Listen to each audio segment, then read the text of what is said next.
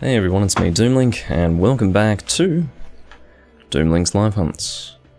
I only have one chat to bring up on my laptop now, so we'll be able to start much faster than usual.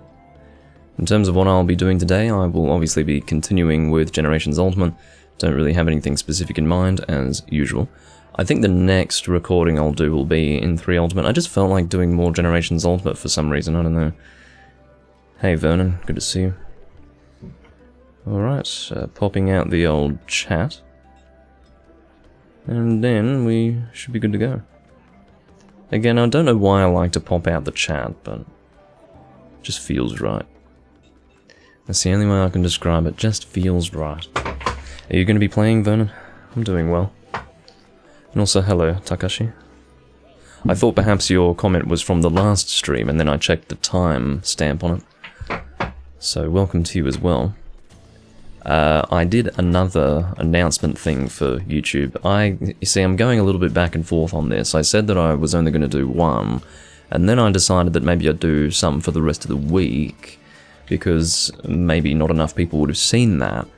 And now I'm thinking maybe I'll just do 3. I don't know about doing them for the rest of the week.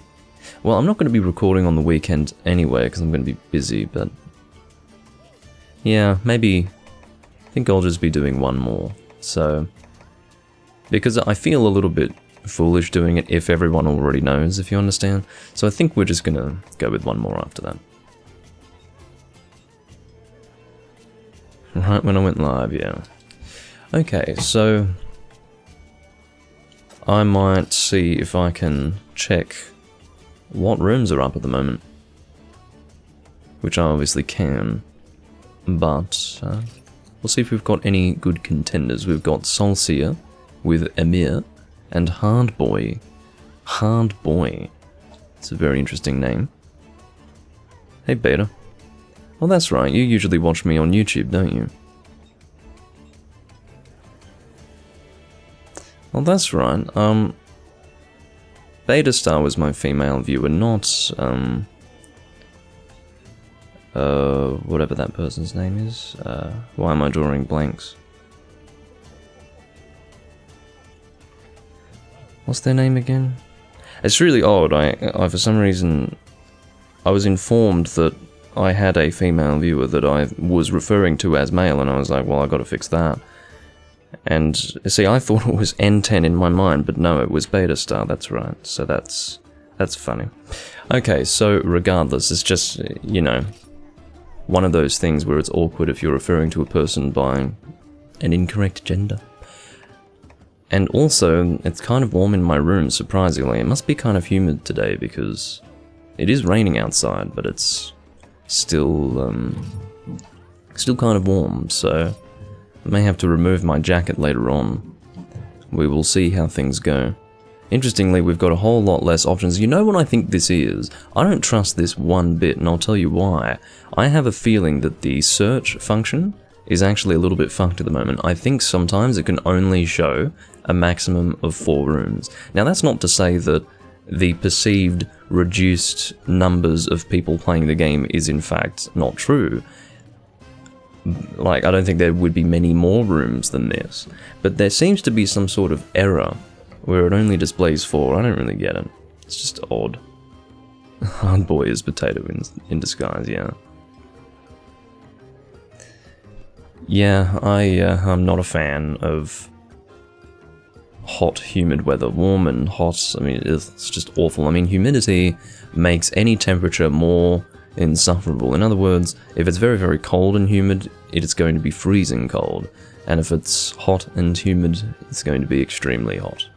And unpleasantly so. But, yeah, that's the only explanation I can think of for a rainy day, and it's still hot in my room for one reason or another. So, are you online, Vernon? You must have come online before I even turned on my Switch or something, or maybe I just missed you coming online. We could join, well, maybe we don't want to join that. Helping Saya. Well, we could hunt with them. You're online and waiting, radio. Well, gooding.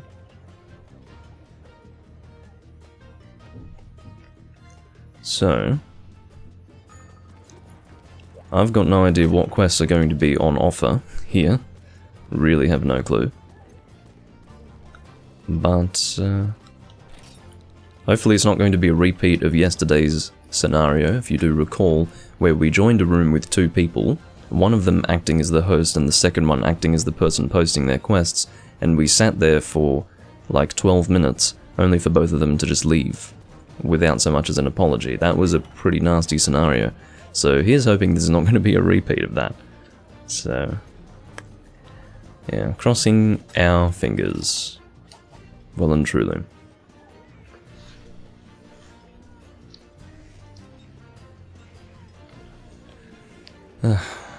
And again, it's probably going to be a laid-back room.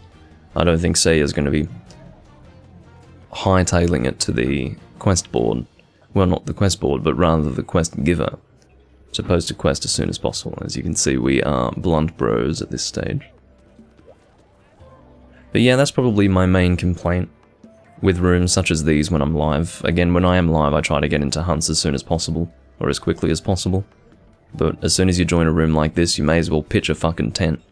And I do mean that literally. Well, figuratively and literally. I don't mean so figuratively that I'm referring to you-know-what. Rather, you know, pitch a tent in the sense you may as well camp out for the night. In other words, have a sleep anyways. Maybe it would have been better to say get into bed. Stay up for fun. Are we doing this again? Are we doing this again? Are people repelled by us, or what?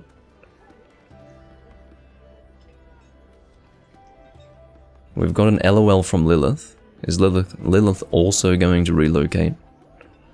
I mean, it is actually... Oh, DC'd. Well, thank God for that. Because I don't think the last one was a DC, and if it was a DC, then the host decided to leave as well. Fuck me. It's just unbelievable. I don't know why this keeps happening. I'm cursed, or something. Something like that.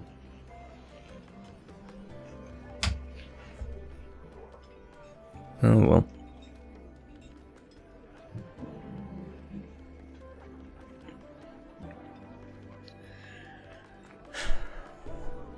Again, patience is rewarded. Eventually. Eventually. Again, I don't ask for this while live, but sometimes you gotta take what you're given, and keeping in mind that if I were to make my own room, there's no guarantee that we wouldn't be sitting there waiting for ages anyway. And ultimately being forced to two-man something. So, you know, you take what you get. Yeah, that's a good question, Vernon. Do you know the first quest? Because then at least we can take some time to set up. In fact, I'm going to check my Meowth Hunters. Because I would like to confirm visually for myself that there is indeed not rare in the tundra for low rank or high rank. Because it's never there. Yeah, so never, ever, ever is it rare in the fucking tundra. See that? You see what I mean? What the fuck is this shit? I don't understand, guys. Can someone explain this to me? How is it that yesterday this exact situation happened? Fortunately, it happened faster this time, but Vernon and I join a room where there is a host and a second person doing their quests. The person doing their quests leaves, and then the host leaves after. I don't know what causes this, and it's pissing me off, because it's a waste of time. Now, it's gotten darker outside, so I'm going to fix my room lighting. Oh, I don't know if that's wind or rain, but anyway.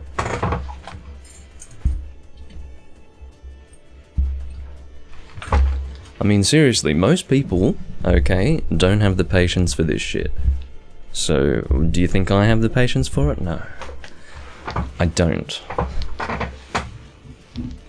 I must be cursed. And again, no apology. Nothing of the sort. Just no regard for us. They don't give a fuck. They don't give a fuck. Anyway. We're not in the best situation here, Vernon, but I will create a room. I'll call it G rank, I guess. If your girlfriend wants to play, that would be a good thing, because then at least we could have a group of 3. I'm happy to do that at this point. Oh, I can't limit it to 13 if that's the case, so let's just... Wait, don't apply the range. There's no range to apply. Yeah, this is not a good start. Again, you missed it, Beta, because the exact same situation as that happened yesterday in the previous stream, except we had to sit there for 15 minutes before it happened. This time, it was within 3 minutes, I think, so... That's certainly better than what we had to deal with yesterday. So technically things are improving. They are improving, but... Alright, no problem. Whenever she's ready, she may join. And, hopefully, in the meantime, we can get a 3rd. We'll see. I guess we'll wait for about 2 minutes, and hope someone joins. No promises, obviously. And I'm not so confident myself that we'll be able to get someone. So, we'll just have to hope that some person joins. I mean, what is that? What are we, chop liver? We're just random people here to help and you're just gonna leave us. Because we don't matter, apparently. I mean, we don't have to help. But admittedly, we get more out of them, I feel. Well, not necessarily more, but it's definitely a two-way relationship there. Like, we want people to hunt with, and they need people to hunt for them, so, yeah. Hey, Autonomic. Hi, Polder. I don't know why you have put 2 full stops before your hi, as if you're awkwardly saying hi. How can a person possibly communicate awkwardly over text? Now, I understand if in person you might communicate awkwardly, but how do you manage that over text? That's a talent. What am I hunting, Rivian? Not sure yet, we're about to find out. We've had a little bit of a delay in starting because we had joined a room and they left, which was lovely. We are doing Najarala. In terms of what I should use, I might go raw, but I used this in the previous recording, so I'll do something a little different. I would do hunting horn, but I would save that for a group of 4, I think. That is an alternative to that high, yes, Takashi. Although I would say that's more putting on a persona rather than just being specifically awkward. Looking for Exchanger as usual. Sometimes I can just go straight past it, there it is, but I would have to get Jinxed Cat for that. I guess we're getting Jinxed Cat. In fact, I'm gonna be that guy. That guy. Who eats the gourmet voucher when everyone else is eaten. Or rather, uses the gourmet voucher when everyone else is eaten. I think I said eat the gourmet voucher. You're not supposed to eat the voucher, you're supposed to use it to get the food. At least as far as I know. I wouldn't recommend that you eat the voucher. If that's all you got, sure. Maybe the chef's on holiday. And so you got this voucher and you're like, well fuck, I'm hungry, so I guess I have to eat the voucher. But outside of that scenario, I wouldn't recommend it.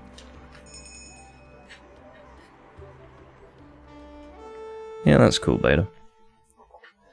I'll try to do some Freedom Unite soon in Doomlink's random hunts, because I like to go back and forth between Portable Third and Freedom Unite when I'm doing random hunts, and I do want to do more random hunts, honestly. So, there you go. I don't actually... Psy entered the hub. There we go, Mega Dash Juice, and... Sorry, Psy. Sorry. The reason why I was happy to depart with 3, usually I'm content to wait for 4. There are 2 reasons why. First, we've already been fucking around in this recording to get into a room, so the sooner we depart the better. And second of all, this is just a single Najarala, so I would rather not have a beatdown here. You hunted a lot of Najarala in 4U today? I actually enjoy Tidal Najarala because I haven't fought him in a long time. Well, I have technically fought him somewhat recently, like a month ago, but that was once, and before that point it had been years, so still kind of an interesting hunt for me. And I enjoy subspecies. I didn't realise that I enjoyed subspecies so much until they disappeared in this game. Then I realised, oh yeah, subspecies are actually kind of nice. It's one of those things that you take for granted until it's gone. Had to deal with that stupid confusion for a while. It's not a big deal because, in the end, I did have dual blades as a weapon type selected. So I can definitely get some use out of Mega Dash Juice here. Without a doubt. And I'm very glad that I do have raw resistance. In other words, high-grade earplugs here. Because every single time I use dual blades and I don't have high-grade earplugs, I'm cursing myself for not having it. So this time around I was like, that's it Doomlink, you're putting high-grade earplugs on this set. And that's what I did. Oh god, that was nasty timing for Bloodwind. Just as Najarala went and heavy flinched away from me. Let's try to get out of here. If you happen to be close by when someone's mounting, you just take the hit, you know. I only just noticed that Najarala sticks out his tongue when he's being mounted. Did you see that? See that? How did I never notice that? Have any of you noticed that? That he sticks out this long, thin tongue? It's very odd. I mean, it just goes to show that sometimes you don't notice things. Keeping in mind, I played plenty of 4 Ultimate and plenty of this game and I never noticed that, so I guess that's just the way things are. There's always something new to learn and notice, even if you're quite familiar with the game in question. It's like how you're watching a movie that you've watched a million times before, and you notice something different that you've never seen before. It's a bit like that. Got another mount there. Oh, I thought we had another mount. Maybe it was cancelled due to the environment.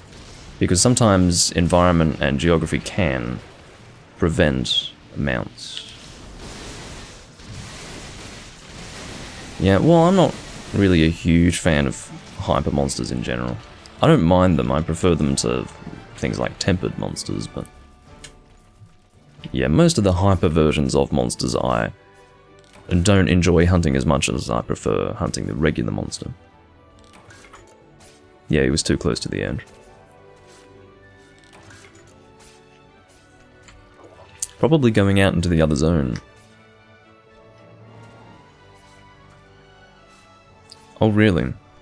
I forgot that we had hunted with Sai yesterday. What was he doing again? Was he the gunner? He was the gunner, wasn't he? The guy who was fucking shooting normal shots way out of critical distance. I think it was him. See, a lot of names I don't necessarily commit to memory. If it's a recognizable and memorable name, I will, but Sai is so generic to me that I wouldn't remember that. But yeah, he was the gunner. Well, look, I don't think he was so bad that he was a detriment to the team, necessarily. We'll see, if he joins again I probably won't kick him, but if he starts dying and doing weird shit like that, yeah, he's out. But I wouldn't prevent him from playing with me on the basis that he can't gun properly. As long as he's not actually failing the hunt for us, then I usually don't mind. Alright, well we can do another 2 hunts or so.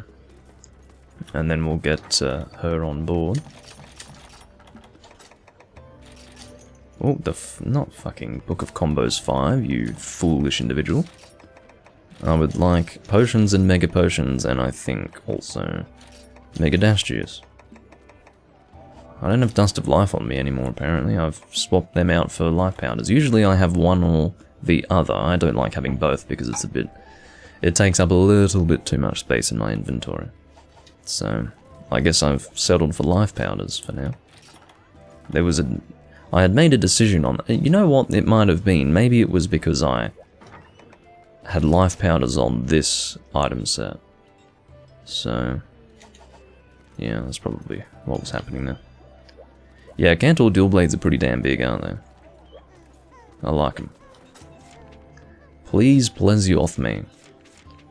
Now, I don't know if this is supposed to be a joke meaning please please me, but please plesioth me doesn't work if it's supposed to be please please me, because it's neither funny nor clever nor all that close to the word please.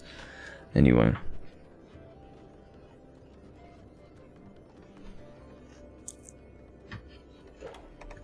What would I like to use for plesioth? Let's use a bow. Haven't been using enough bow lately.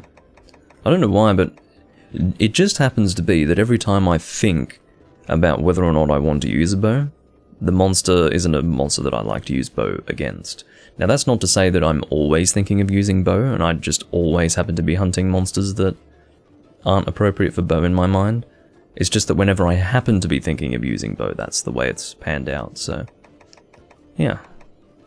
I would like to use pierce, I think. What is my fire pierce bow? Well, I guess I'll go with load up. Excuse the voice.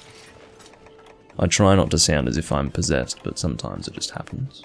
I think it's Clear Sky Eos, isn't it? I think it's non-load up with Clear Sky Eos. That's my memory. It just flashed into my mind. But I think that's... come on. When you have so many bows, unfortunately, this is the crap you have to deal with. It's definitely not that. Clear Sky Eos, here we go. And Pierce level 5 on charge 3. Goodie. That's a partial rhyme. Charge 3 goodie. In fact, that might be a legitimate rhyme. Yeah. Yeah, that's just a rhyme. That's not a partial rhyme. I say partial rhyme to cover my ass, because if I say rhyme, some guy's going to be like, that's not a rhyme, that's a partial rhyme. Meanwhile, I'll be sitting there going, oh, fuck me. Not literally, of course. That's what you would call an aggressive apology. With the implication that it doesn't matter either way. Aha, there's Exchanger and Unlucky Cat. Why do they keep giving me Genius Cat, Unlucky Cat, all this business? I mean, it makes things a little more fun, but... let's do it again. Can't wait for Unlucky Cat. Doomlink is the next Dr. Seuss. Why did Bit just leave? I guess he doesn't want to do plesioth. Shit. You've got so many options, my friend, for runes. So many options, and you choose to just leave. Whatever. Probably didn't want you anyway. So, power level 2 and both elemental coatings. Not looking forward to Unlucky Cat. Not even remotely. But these are the things that I do to myself to get Exchanger. And it's good to 3-man these single G-rank hunts anyway. It's going to go fast enough with Vernon's Pierce Gun. All of Vernon's sets are very high damage output, like on the higher end, either for team support or damage output, so, you know, it would be overkill to do 4 people against a single G-rank. Oh, Cadence has left. You see, normally I do wait. And I don't have to deal with... well, it's not like I have to deal with people being left behind. People generally don't have to deal with being left behind in my rooms, but it's happening today because all of these hunts really are better for 3 people. So, unfortunately, that is happening today. I don't think that's really reaching him. Why are you so far out? God, I can barely hit you over there. Come on to land, my friend. I don't have sonic bombs on me.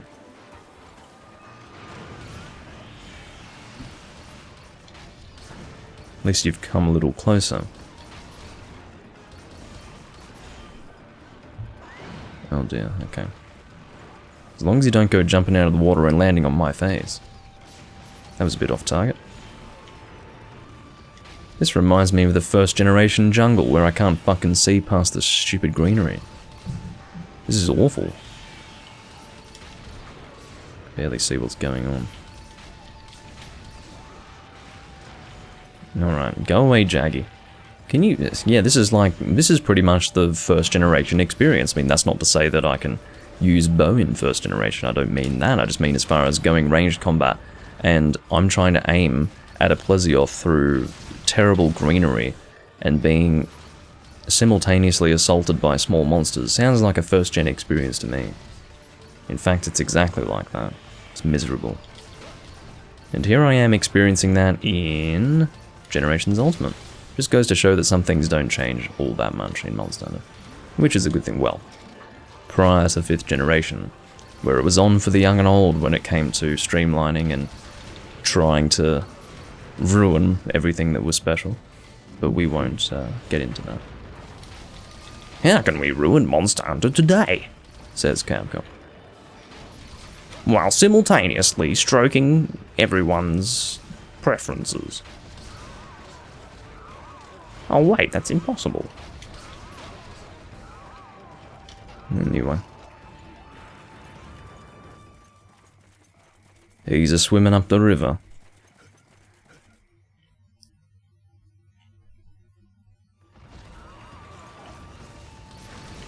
Look out. I don't know why Plesioth isn't doing the, that's the one that I was expecting him to do. He hadn't done that for the whole hunt, where he moves his head from side to side when he shoots his water beam, because that's a little bit rough, that's a difficult one to deal with. I didn't even get to power coatings there. Wow. It's a bit full on. I should have brought, rather than fire, I should have brought thunder, because Plesioth is weaker to thunder. Don't know what I'm doing, but anyway. At least I didn't bring water or ice or something like that.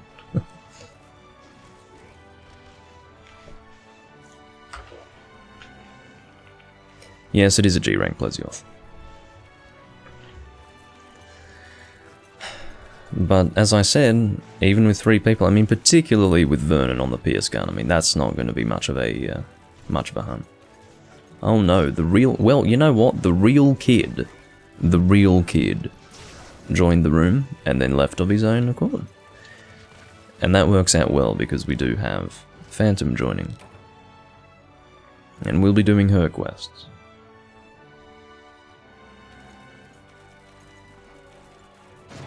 Which is good.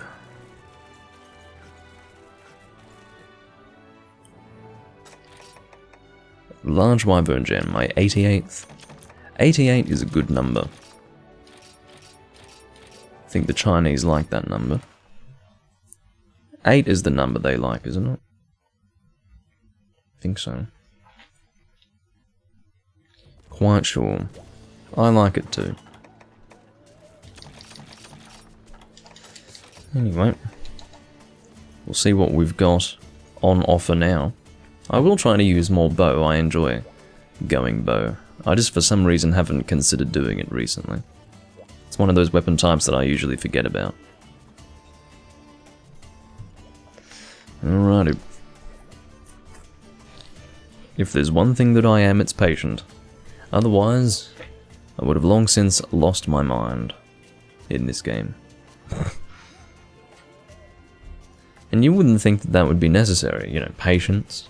Because this is the game community where everyone needs to get into a hunt as quickly as possible. But even then, patience is needed. Anyway, maybe a different sort of patience. Oh great, Pico. That's a great name. Totally not a cursed name in the world of anime. Guess he has to be kicked. Sorry, Pico. Just as the room was loading, let's see. He went and slipped on in. Oh, damn. Well, I didn't actually have to kick Pico in the end. Because that guy was leaving anyway. Anyway. So with that, I think I would like to continue with bow, but we will of course change to a different bow. Let's go with a heavy bow. What's heavy dragon again? Oh, that's right, it's Polestar Tangaroa. That's so funny because I was like, I don't want to go Pierce because I'd be using the Polestar Tangaroa. And I decided on heavy, and then I thought about it and realized, oh, that's right, my heavy dragon bow is also Polestar Tangaroa. So I guess I'm stuck with it. Why didn't I want to use it? Because I seem to always use it. That's why. But it's alright. I can live with that. It's a very nice bow. It's quite unfortunate that I kicked that Pico guy when I didn't need to, because you know, there aren't many rooms to join, so I feel bad for him.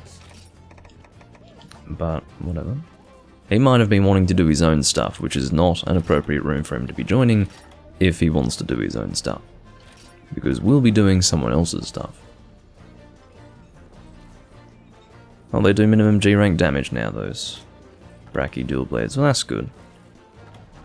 Yeah, I see that. 275. This is definitely an improvement over whatever it was, like 180, 190. So that's always good.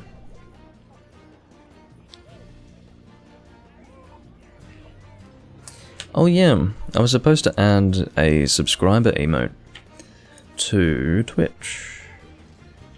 And I also need to get a second one from Tron, because he had a really good eye roll one. Oh, it's Psy again. He was hunter rank 681? Are you sure this is the same guy, Vernon? How could you be at hunter rank 681 and suck so hard at gunning? I don't know, it's not the same guy. Vernon, it's not the same guy.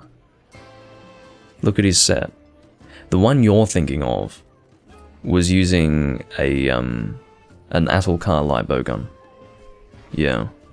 This is a different Psy. Well, there you go. That proves that it was a generic name. There's two people here playing in this small community named Psy, so... Right, he was only hunter rank 61. And I remember that he was using the Atulkar light bowgun with normal add and pierce add and bonus shot, and I think also... God, what was that last skill? It's on the tip of my tongue. Anyway, it was something weird, something not that great. Anyway, let's go and get element level 2 coatings. We still have power level 2 because we didn't use the ones that we got for the last hunt. I'm just going to confirm that I'm using the right bow. This should be heavy level 5 on charge 4. No need for load up because charge 4 is innate with the bow. Wasn't his name Sia? Well, actually, that's probably true. I mean, I was just going based on Vernon's memory, but... yeah, I think the name was Sia. I do recall hunting with someone named Sia, so maybe that's... I don't know. I've got no idea. N10 is saying that it was all lowercase. Look, at this point, I think we are putting too much energy into that person who couldn't gun worth a fuck. Giving him too much attention. But, at the very least, this guy probably knows how to gun, probably. What are we hunting? Raytheon, so I think we want to go this way. I think. No, that doesn't seem right. Where do you start? You do start there, shit. Yeah, had a feeling. Whatever. I hate this fucking map, I really do. I hate it with a burning passion. Whoever designed it is an idiot. And I hope misfortune befalls them. But not really, because you don't want to wish that upon people. But I still don't really like this map at all. The only thing I like about it is the crazy wind as you go further up. I like that wind effect. But outside of that, God, this fucking map can go to hell. Alright. Let's go aim for that head. Well, not fucking arc shot. I'll just have to, you know, get into bed and have a nap while Vernon goes and mounts.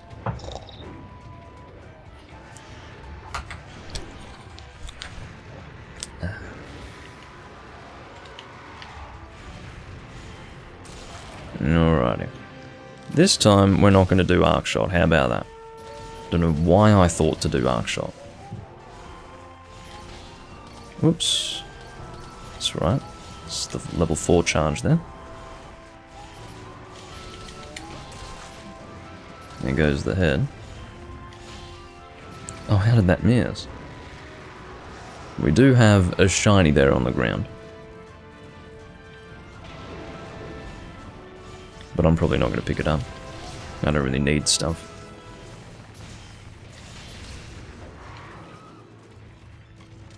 If it feels necessary, I will use a Mega Dash Juice.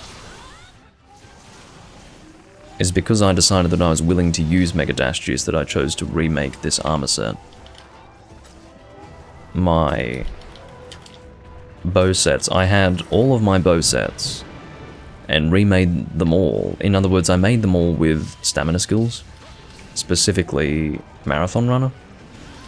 And then I decided not to because I wanted more damage with my bow sets. And in turn I would therefore be reliant on, excuse the background noise.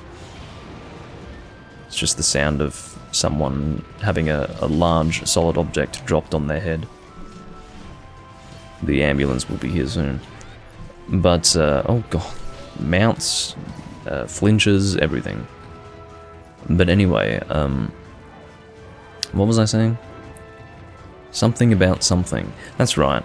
I chose to go for more damage with my bow sets, whilst on top of that being more reliant on Mega Dash Juice. And I made that decision because I got so much free Mega Dash Juice in this game that it was just ridiculous not to use it, so I decided to do that. I've probably got a lot of Dash Extract at this point too, so...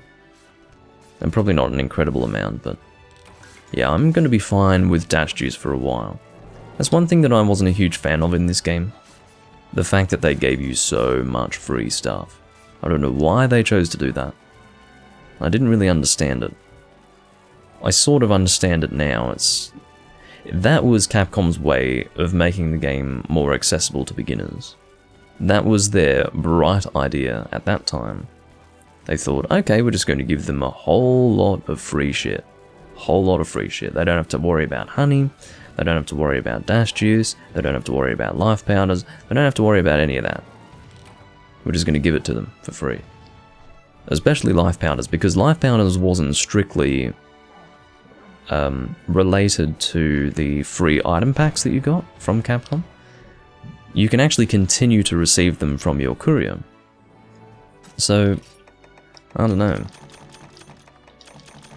I guess Capcom, since 2017, has been wanting to make it easier for beginners, so... it's just their... I suppose their technique, or their approach, rather, at that time, in other words, in this game, was a whole lot less creative. But I guess I prefer the result, don't I? Because I'm playing this and not playing Rise. Anyway. Doing another Plesioth. How did we end up doing another Plesioth? I guess this is a different quest. Yeah, this is the one in the desert. Right. Well. He's only my favourite monster. It's a key quest. Well, I could have guessed that, yeah. What would I like to use? I guess we could, for a change, go Lance, yeah. Against a Plesioth. It's been a while. Not necessarily a bad choice. You know what? I'll go Blunt Lance, because I don't do that often. Got the Holy Protector Lance. I do like this set. It's very good damage. Guard +2, Mind's Eye, Bludgeoner, Repeat Offender, Guard up. And we already have 385 damage with this Lance, without actually receiving the benefit from Bludgeoner. And it's important to note that you can't actually see the increased damage of Bludgeoner until you are in the quest, because it scales off your sharpness, which is an in-game multiplier of damage. You don't receive a sharpness multiplier when you're in the lobby, obviously, so that's the reason why you can't see the full potential of Bludgeoner outside of a hunt. Look out. What am I doing?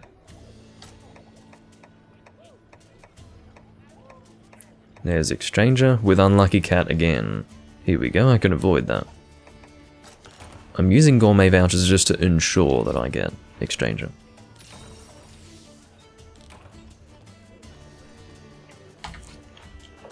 Am I good to go? I am. But yeah, the Holy Protector Lance is again one of those weapons that you probably wouldn't use unless Bludgeoner existed, because it has green sharpness. I mean, yeah, the damage is great, but if it has green sharpness and you're playing a game where Bludgeoner doesn't exist, you don't really have a reason to use it anymore. It's just a pointless weapon that you probably wouldn't want to upgrade, but that's the thing that I like about Bludgeoner. It makes weapons that would otherwise not be viable. Are you starting here or back there? I think you were starting back there. Yeah.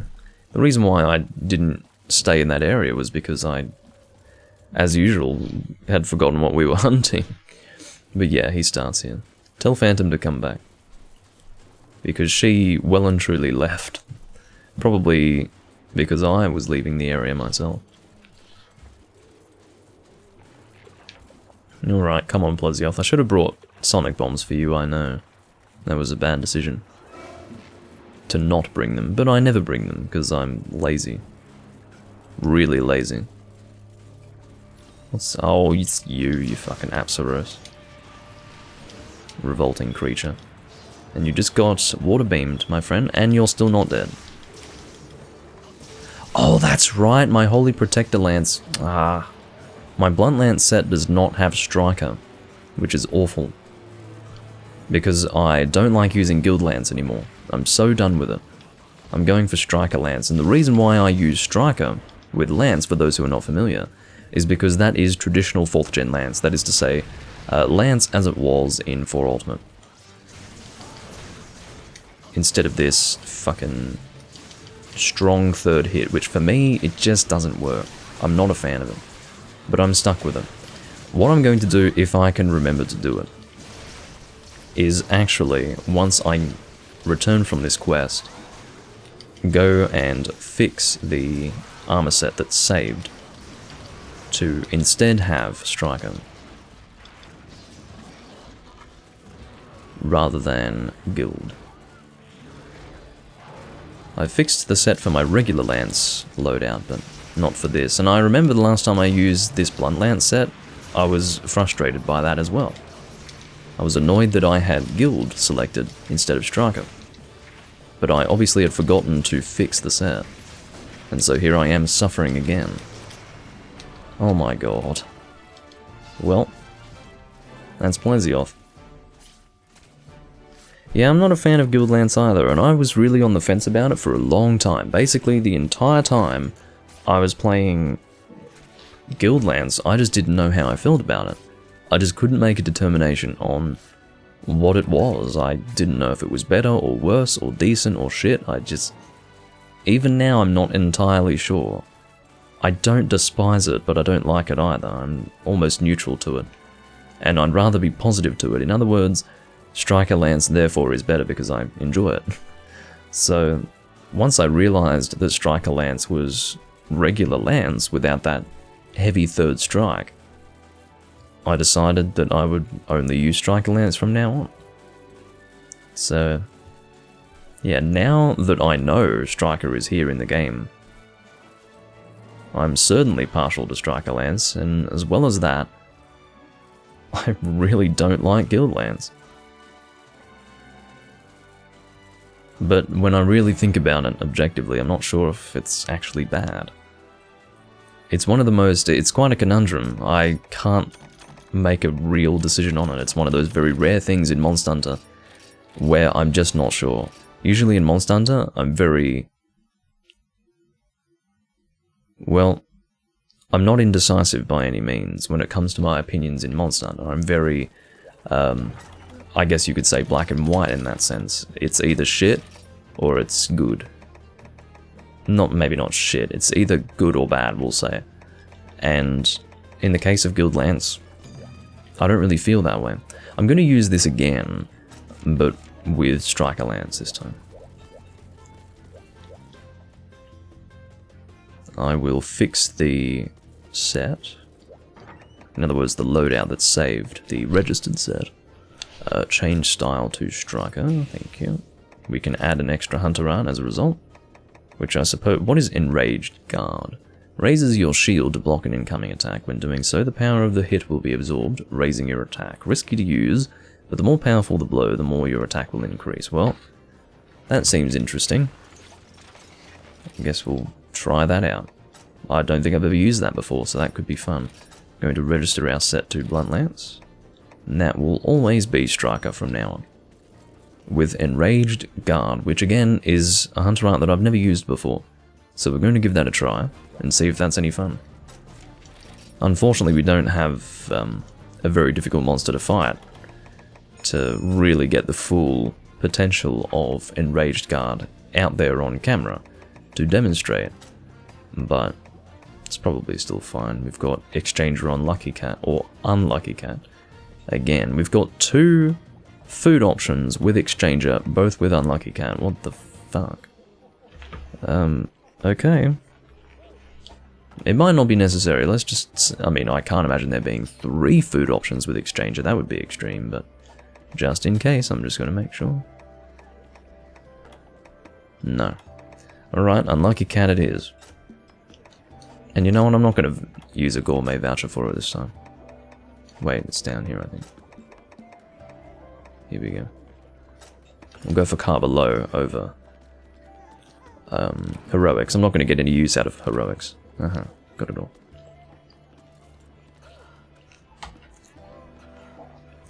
What's my opinion on Monster Hunter World and the new Monster Hunter Rise? My opinion, Mad Dog, is that it's bad. Both of them are bad. And that's where my opinions stop. Because I don't like getting into it. What is Sai doing? He's actually... Oh, what? What happened there? Was I taking too long? I don't know. We can 3-man anyway, it's just a Congalala. He probably realised that we were just doing key quests, so maybe he's not interested in that. Apparently Sai got impatient. Well, if he did, then he can go and die. Or something. Because it's not like I was taking ages.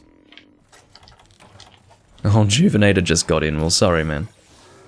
It's only a Congalala. We will return soon. He was quite quick to get into that slot, though.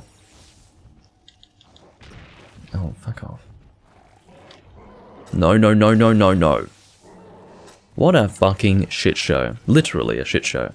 I'm getting farted on when I have no stamina. And I did not bring deodorants, because I never bring deodorants for this bloody hunt. What a joke. Okay, I guess I have to very, very slowly make my way to the monster. Awesome. Thanks, Conga. Piece of monkey shit. Ugh. Not a fan at all. Just keep in mind, Juvenator, that we are going to be doing Phantoms quests. So as long as you're happy to just do Phantoms quests, you can stick around. I'm really annoyed about this. Oh. No need to be annoyed anymore. Because my smelliness has passed. Oh, that was a bit odd. Oh, it's very weird to have 3 Hunter Arts. Because I never have 3 Hunter Arts, this is quite distracting on my screen. Oh, that's right, I'm so used to having Guild Lands with this setup. Feels good to be back, though. Might have to keep away from that head if we've got a dual blade demon dancer. Of course, anyone who uses Lance can attest to the fact that you basically get flinched by everything. There's no weapon type that won't flinch you if you're going Lance, so... It's good, though. It really does balance out the Lance, and the reason why is because Lance is considered by some, almost incorrectly, to be a weapon type that will keep them safe, because it's got a big shield, right? But the funny thing is, Lance will not always keep you safe. There are certain hunts and certain situations in almost any hunt where the Lance is not really going to help you, even though it's got a shield on it. But I don't really want to get into that necessarily. My point is that while it can be considered a weapon that you can hide behind in terms of its shield, you do have certain things that balance it out. In other words, getting flinched by your teammates very easily. The only thing that actually gives you what they refer to as God armor, in other words, resistance to flinch, is... Oh, fuck off. What a great time to get farted on, right? The only thing that really gives you flinch resistance is the third strike of Guild Lance, which was one of the aspects that kind of made Guild Lance alright, but I still don't really like it. Hold on, Enraged Guard, what's... Oh, it's B. I didn't know what the fuck to press, so I just took the hit like an idiot. Oh my god. Alright, I'm trying to use Enraged Guard for the first time. Yeah, he is a bit red, isn't he? And that's a great example of me reading the fucking chat instead of playing the game and taking hits when I really shouldn't be taking hits, because I'm almost out of health. I mean, it is a little bit foolish to not bring deodorants, but I never do, so whatever. I consider it a healthy challenge. It's not like I'm going to die anyway, but I'd like to use Enraged Guard. How did that fucking miss? Are you kidding me? Maybe it did make contact and I just didn't see, but that was garbage. Drinking potions because I've got the time. I'd rather not waste my mega potions.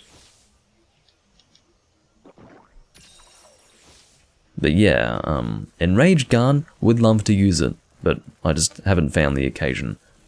When I was able to use it properly, I didn't know what to press because I'm not used to having a third Hunter Art, so I didn't know to press B this time. Oh my gosh. Having to chase this guy. But yeah, he is quite red, isn't he? Oh, well, I guess I won't be using Enraged Guard. Well, fuck me, right?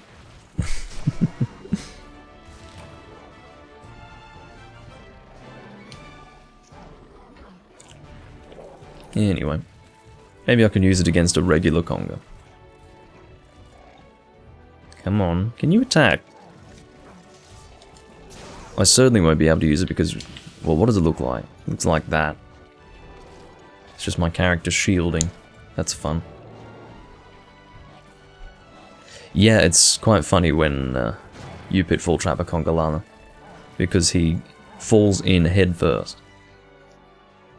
It's actually quite terrible because I don't know if it happens in this game, but in 4 Ultimate at least, and maybe specifically with Emerald Conga Llama, I really don't know, but it might even also be in Freedom Unite. There are certain conditions and certain Conga Llamas that you can fight, where if you pitfall trap a Conga Llama and his arse is sticking in the air, he can actually fart while in the trap, and that causes problems, as you can imagine, for both damage and the negative status ailment. Alright, let's look for...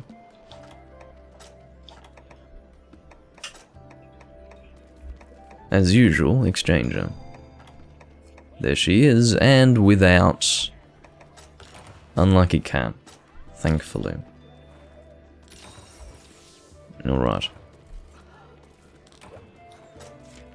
You're running full Valstrax, are you? Well, you know what? Enraged Guard can fuck off. I don't care about it anymore. I've lost interest, I think. Probably. Anyway. What would I like to use for Nursilla? You know, Nursilla is one of those monsters where I almost don't like using any weapon type against her. But I will use something. Such as Longsword. Let's use my normal fire longsword. In other words, the one that I usually go to, as opposed to the Molten Vulgar, which I've taken to using recently because I didn't use it for the longest time. The story attached to that is that before this game came out, and the game had been announced to be releasing in English, I took some time to upgrade weapons in Generations that would upgrade into good endgame weapons in the G-rank version. In other words, in Generations Ultimate. And my choice for Fire Longsword was actually the Levazioth Longsword. I think because I had already made the very first level of it in Generations. And I upgraded that all the way to the highest level in Generations, in other words, the highest high rank level, the small gold crown. And I never ended up actually using that in G rank here when this game came out. I instead went with this longsword here. But at some point, fairly recently, I remembered that actually I did have that high rank upgraded Levazioth longsword, and I decided to fully upgrade it because I had plenty of materials to do so. I think it was only a single upgrade that I needed also to take it straight to the max upgrade, and if it wasn't 1, it was 2. It was fairly easy. And then once I had that, I decided that I would use it because it would be a little different to what I was used to. And it's still a pretty good weapon, I don't think it's a bad choice. It didn't necessarily suit my preferences. I felt that this would be better damage overall.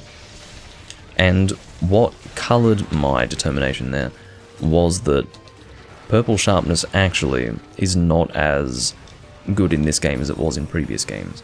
Otherwise, I probably would have gone with the Molten Vulgar, because with sharpness +1 in conjunction with the Molten Vulgar is, or what you get is lots of purple sharpness, whereas with this, you only get a bit of white sharpness, as you can see. That's the way this weapon's balanced. You've got high raw, high element, but not much sharpness. But it's enough white for me to be satisfied. But having said that, if we were dealing with a game that came before Generations Ultimate, oh Jesus, that was great. But yeah, if we were dealing with a game where you had the previous effectiveness of purple sharpness, it probably wouldn't be quite as good as the Molten Vulgar. Because again, that used to be a huge boost in damage, but now it's not quite as significant. Really off target here. Can barely see what's going on in this hunt. This is almost a non-hunt, actually. In case you hadn't noticed.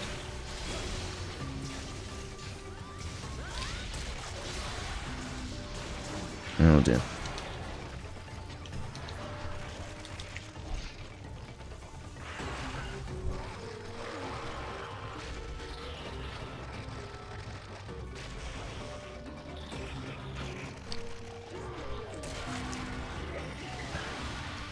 Yeah, I have a distinct feeling that this monster is going to last about 10 more seconds.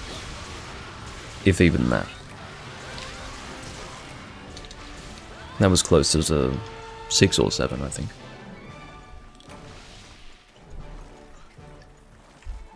She looks a little bit beaten up. Missing a leg. Not doing too well. Not doing too well at all. I don't know where the leg goes. It's not like it actually falls off and is carvable. That'd be good, wouldn't it? That would make sense.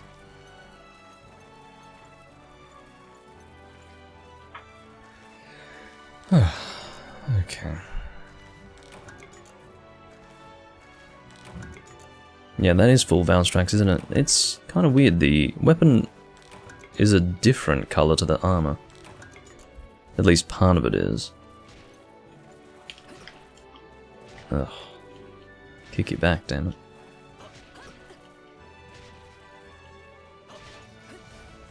Oh, now you're whipping out the weapon, jeez. That's a bit aggressive.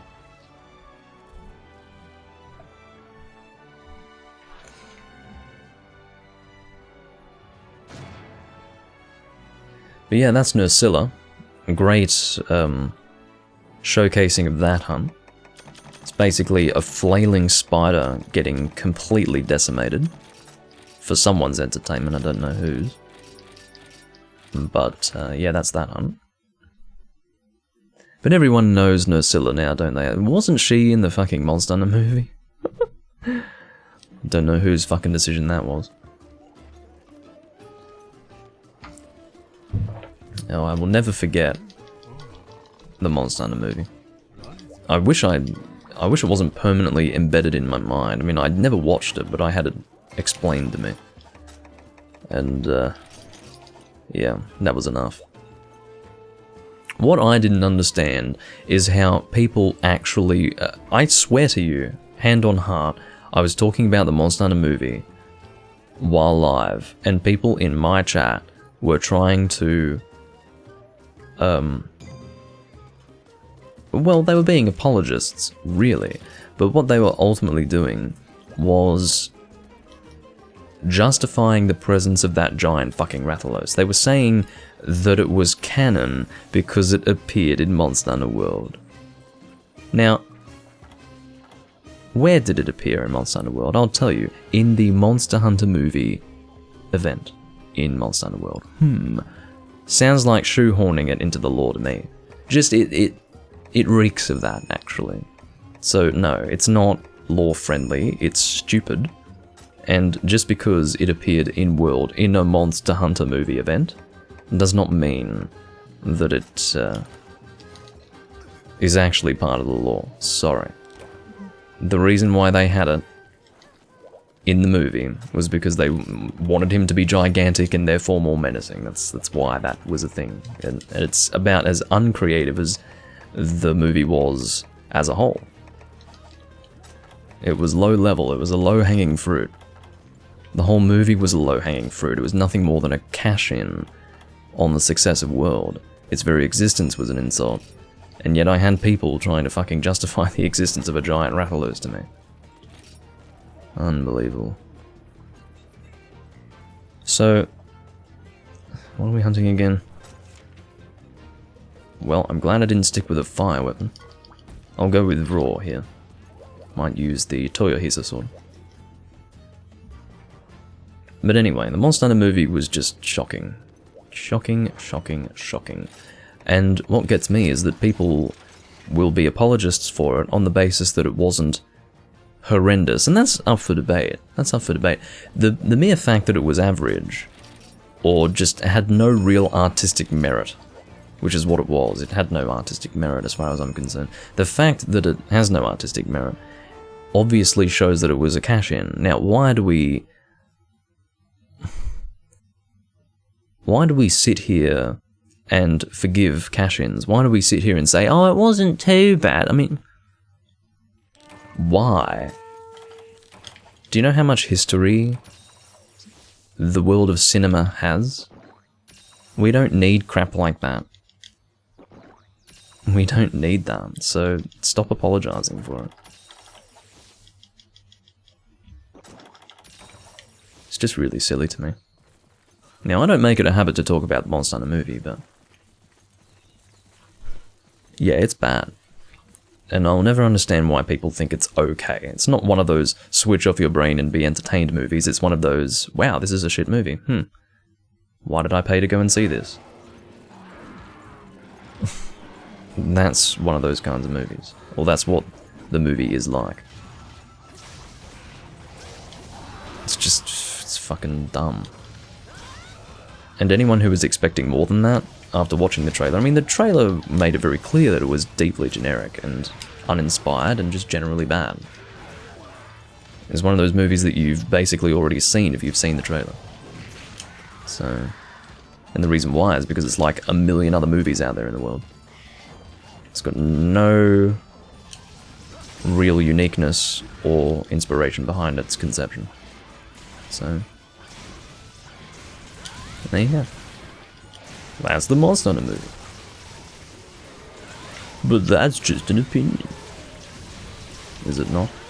Well, you're not going to last very long, Mr. McCow. Couldn't even finish the sentence.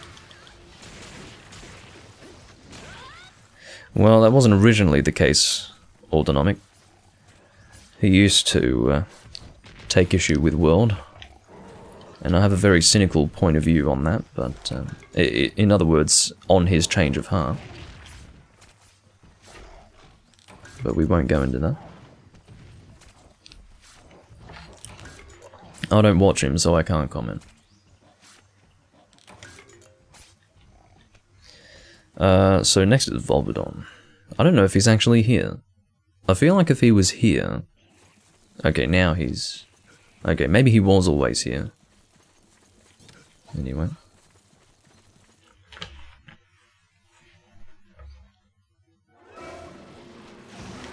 Oh, already mounting.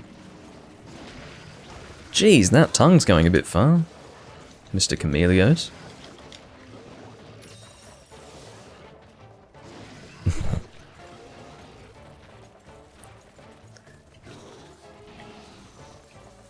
Yes, that's a good name for him, Beta.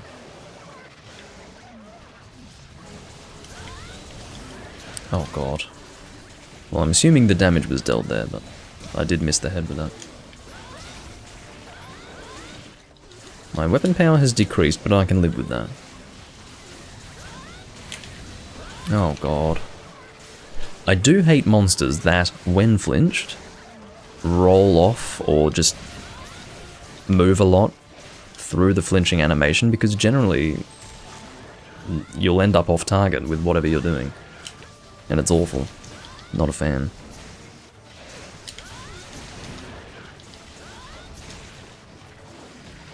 Oh, that tongue is awful.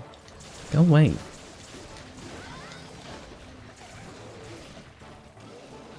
May as well gather. You are one of the worst monsters to mount for the team. You really are.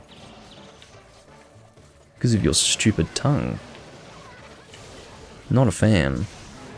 Oh god, you see, now that's the one issue with that set, then, is the fact that we can be sitting here waiting for this thing to stop being mounted, and then in the first instance of it lying on the ground after a mount, it just gets paralyzed anyway, you know. That's the one issue with that set, and I've seen that time and time again, and it's kind of, seems like a waste of time, really. For us to all wait for the mount to conclude only for the paralysis to immediately take effect. But anyway. It is a lockdown set. And works in that regard, but I've always felt like that was a bit of a waste.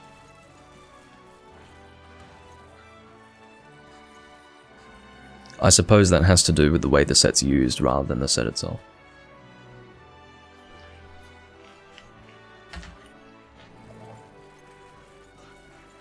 But admittedly, aerial is aerial. Your damage is through aerial attacks, so you will mount in the process.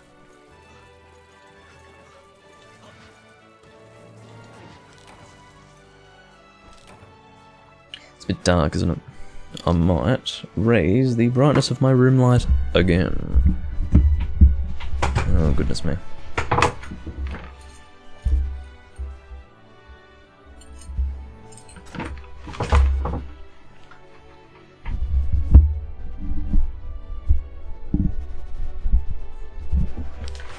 Yeah, that Volvidon was not in any way cooperative.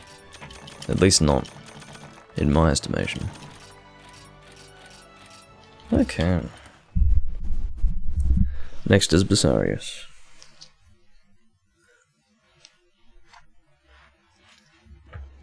That does sound fun, Beta. Alrighty.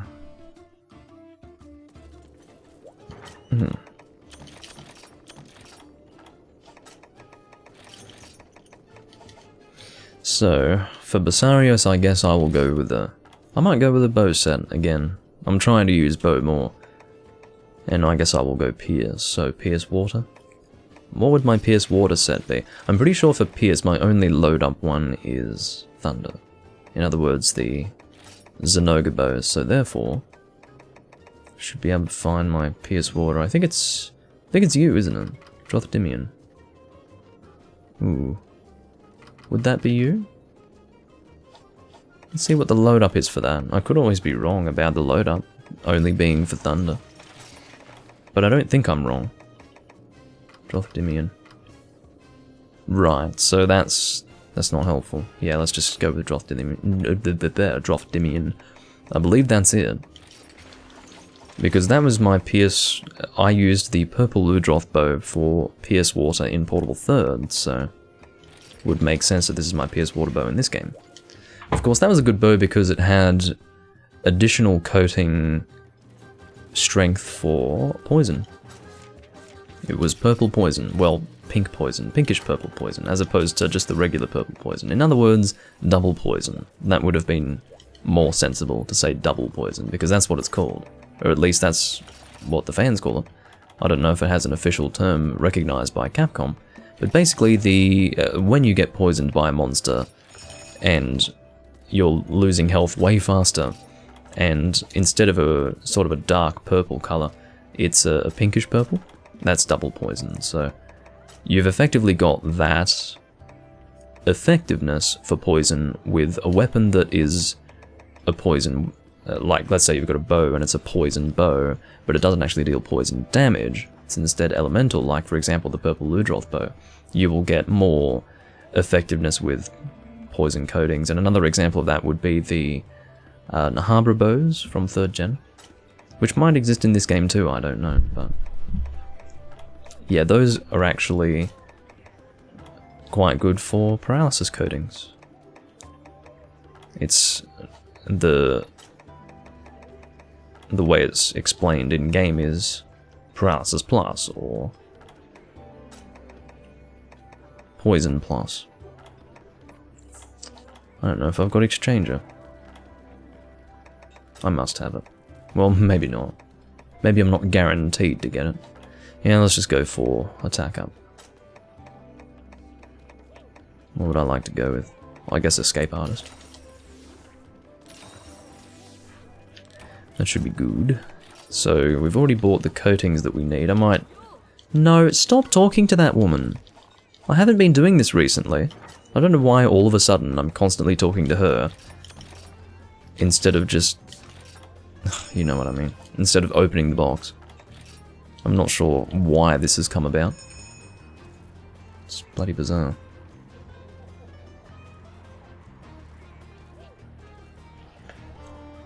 Off we go.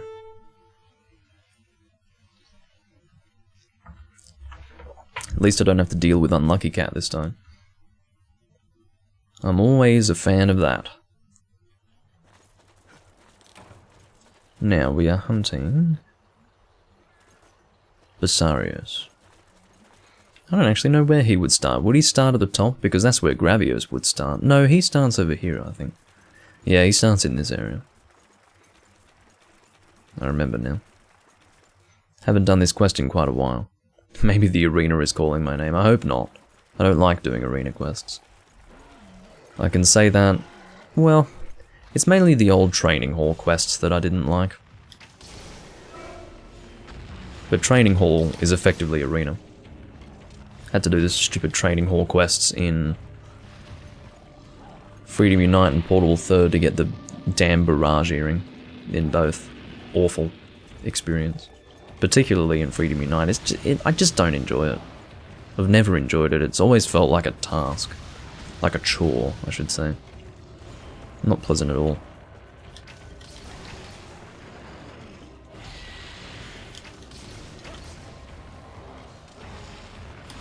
Nope. Yeah, stamina. Oh, I don't have any coatings equipped. I hear that that helps. It's just something I heard. Anyway.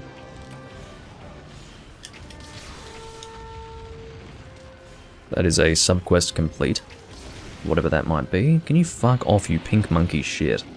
I mean, I guess I could thank you for that. But still. You are an annoyance.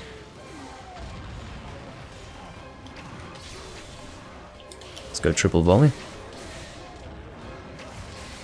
Very good. I don't know if distance from the monster in any way affects triple volley. In other words, I don't know if there is a critical distance factor involved. I don't think there is. Because I think generally you can determine critical distance... Well, maybe not. No, maybe with arrows you can't really get a visual indication for critical distance. I think there would only be... Oh, that's right. In 4th gen they actually made it so that if you are dealing critical damage, your screen shakes a little bit. That's right. And that's something I don't really notice often. I don't notice that very often at all. One thing I'm going to try to do, if I can get in the habit of doing it, is thank people for follows, and I'm Biggie just followed me, so thank you for that. The reason why I don't have that shit appearing on the screen as I'm live is because I don't like anything to cover the game. I don't like that at all. That's why you don't have the chat on screen, that's why you don't have that stuff, you don't have other writing on the screen, you know, it's just me and the game, that's the way I like it, so... Therefore, I'd like to still... Well, that's not to say that I don't want to appreciate people who follow me, you see, so... Therefore, I need to get in the habit of thanking people for that. Because that's what I'd like to do, so thank you, Biggie, for the follow.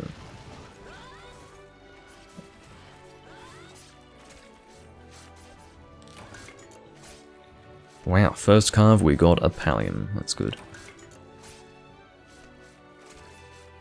Next is Lao, great. I have to hold in my lunch.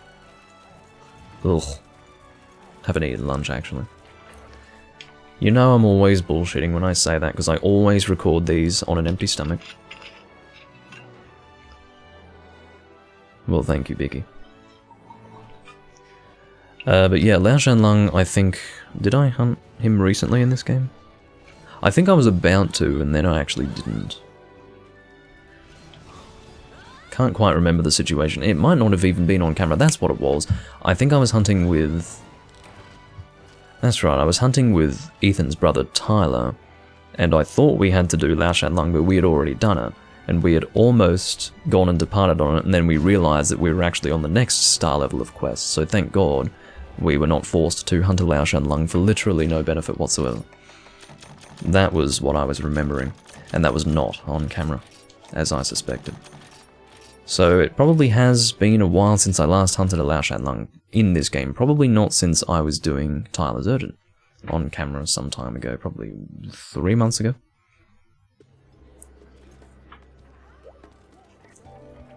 Well, that's right, Autonomic. I just don't like any of that clutter. Admittedly, you could technically say that me being on screen is clutter because some people prefer to have a border around the game and then have their webcam presence outside the border of the game just so that the webcam view is not covering anything in-game. But I make that sacrifice, and then that's the only sacrifice I make. I have a green screen, at least. I'm not some rectangle that's covering a lot more of the game than is necessary. You know, I'm not here putting my room on display for you guys. Hello, do you want to see my pink light behind me? Oh, this is my plant. You know, I mean, we're not doing any of that. It's just me in the game. That's the way I like it. Alright, what would I like to use for Lao Shanlung? I seem to always use... whatever it is. Polestar Tangaroa with my Pierce bow set. I am sick of doing that. Because I do that every time. There's a reason why I do that. It's because I don't have to... Okay, I don't have to worry about wind press from Lao Shanlung while using a Blade Master weapon. And I don't have to worry about running out of ammo while ranged, because I'm both ranged and non-ammo reliant. So it's good in that sense, but... And also I go Pierce because... You would pierce through a large monster, wouldn't you? And as well as that... Polestar Tangaroa is my Dragon Pierce weapon. And if I wanted to go heavy, I would also be using the Polestar Tangaroa. So what I could possibly do is go spread instead. You know what? I do want to stick with bow, but I will use a different bow setup. That's what we're going to do. Juvenator's running from Lao. You know what? He's making the correct decision. If it's time for him to sleep, then it's better he goes now, because otherwise he'll be falling asleep during the hunt. So, what is my dragon spread bow? I think it's... Fatalis bow. Non-load up. Yes, this should be it. Haven't used this in a little while. Jeez. When was the last time I whipped this out? I don't think I've... It's probably been at least...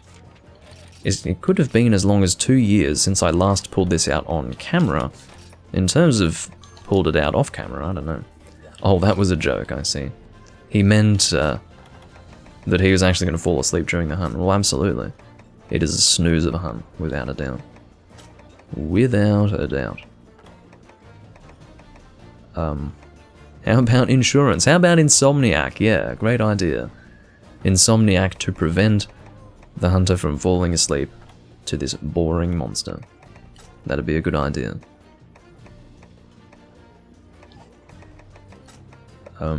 Again, looking for Exchanger. Well, I could just get Ultra Lucky Cat and Lucky Cat, which do not scale, by the way. Or stack, is what I mean to say, not scale.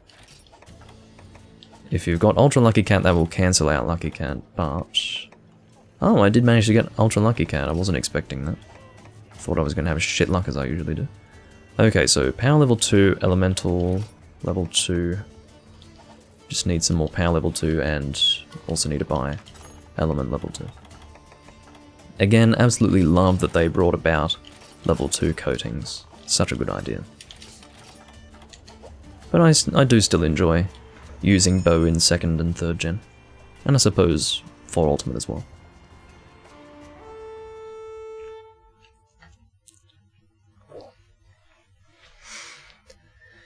Well, Beta, I don't bring energy drinks either. Sometimes I do. Oh, what? Oh, right. We get the capture taken. I didn't mean to do that. That was me trying to press start to skip. Lao Shan Lang. What an epic hunt. Not. Again, I use a PS4 controller, so I've got this giant fucking touchscreen thing here that takes a screen capture when I touch it. Well, not touch it, but rather press it in. I'm always taking accidental captures. Every now and again I have to go through my list of game captures and just delete them all, because they're all unintended. I'd like to have game captures. It's nice to have the feature there when there might be something worth taking a screenshot of. Of course I'm recording right now, so that's not helpful, but if I'm not recording then it's nice to have. But instead, I'm just taking accidental screen captures constantly, so if anything it's a menace. But, anyway. Or a nuisance, we'll say.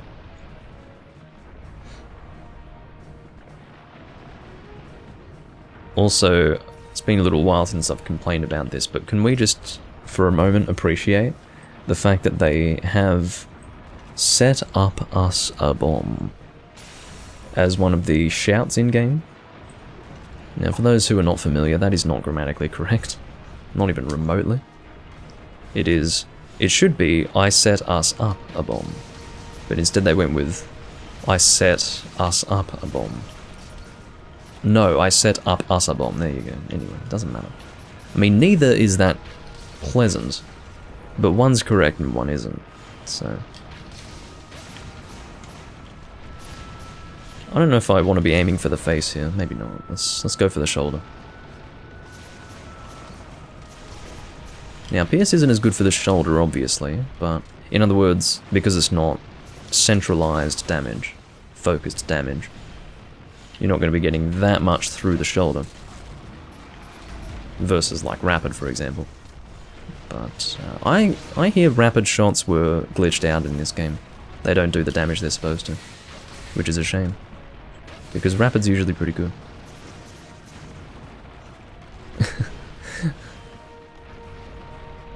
Well, exactly.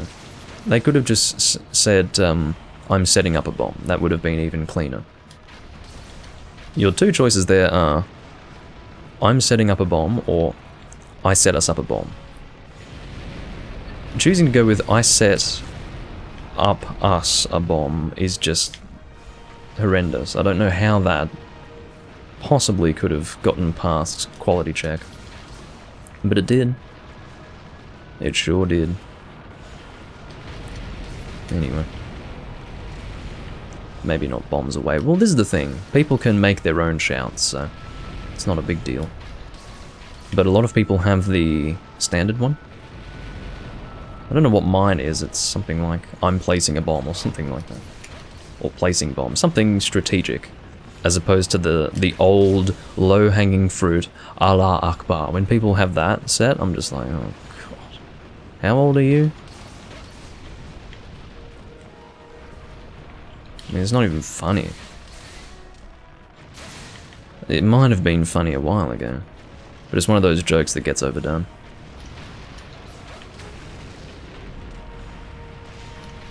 But yes, low-hanging fruit would be the way in which I would describe that.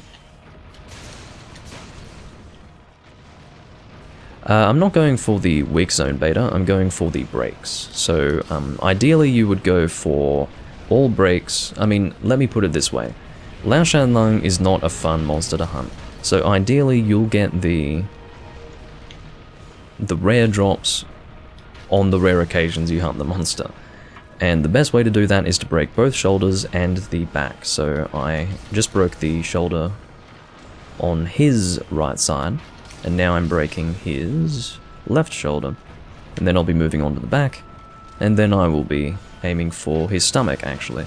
The jaw isn't as good for me because, well, maybe it is okay for piercing. It might be better for piercing, but I generally go for the stomach.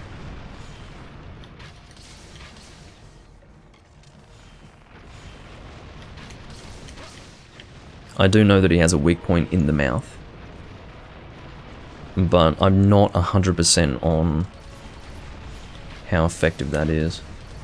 I mean, maybe for Pierce it's best to do that. Maybe I will do that.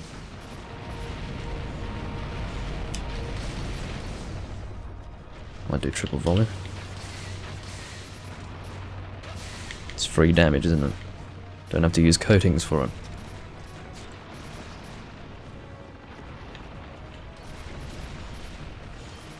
You say putting bomb. Well, not incorrect, technically.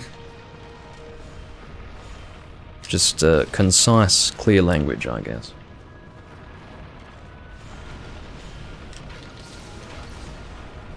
I like the, I suppose, the chat box being used for strategic purposes in Hunt, which is why I don't like those stupid anime shouts. I mean, if people want to do that, fine, but I don't appreciate it personally.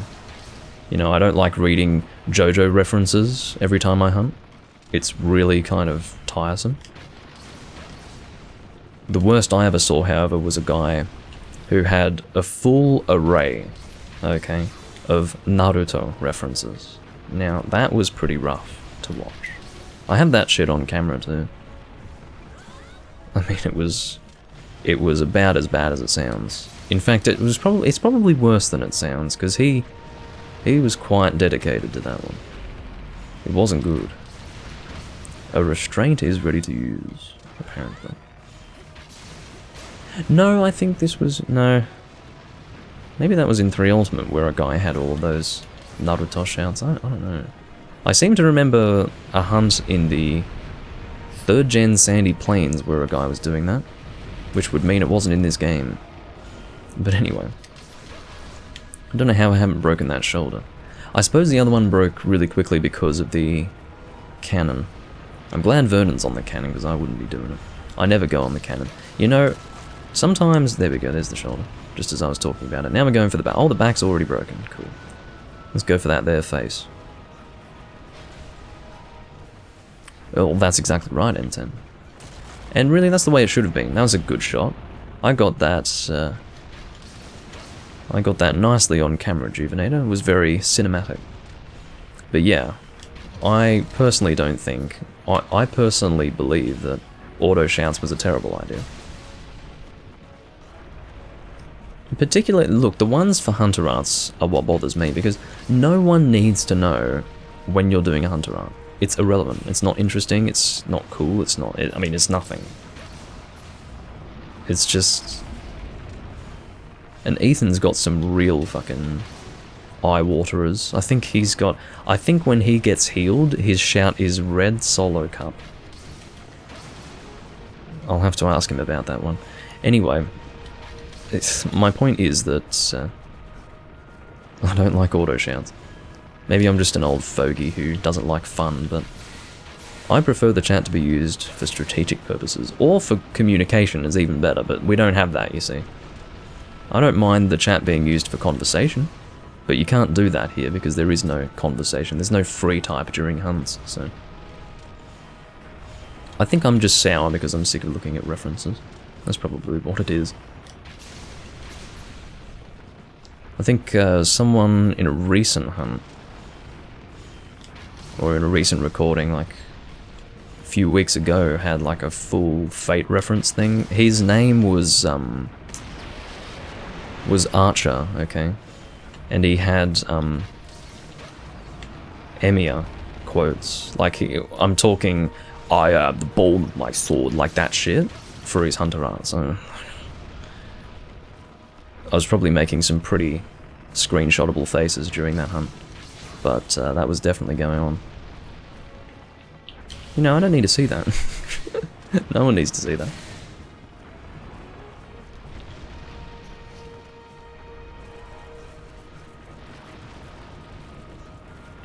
Alright then. Yeah, potato. Yeah, I haven't put it in yet. I forgot to do that. Loom Dink will be coming.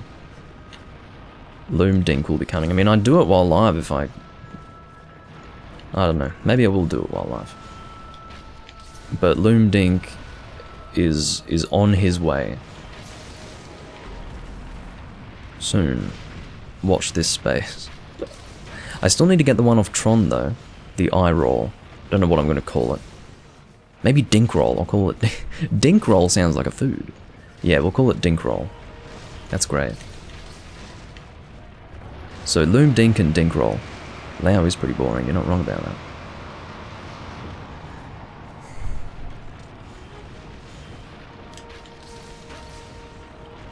Yeah, well, I actually didn't see that beta. If he were smart, he would have had that one, but he didn't. It was all serious. It wasn't like jokes. This was not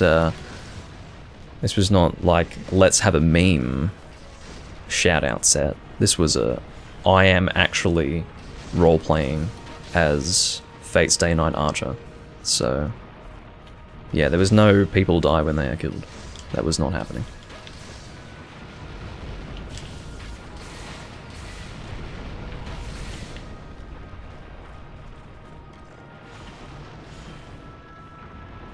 Well, I guess that's what it comes down to, Mad Dog. But, you know, I mean, I complain about these things. People will probably take me too seriously when I complain about this. They're probably like, oh god, you're so joyless, Doomlink, let them live, etc, etc. I don't really care that much, I like to talk, okay? And, I just generally don't like that, so I will voice the fact that I don't like it, and we'll move on. Because, some people just don't like complainers, and I'm a bit of a complainer. Forgive me. Welcome back. I mean, really, this is the best hunt to go and take a bathroom break on. It's not like you're missing out on much.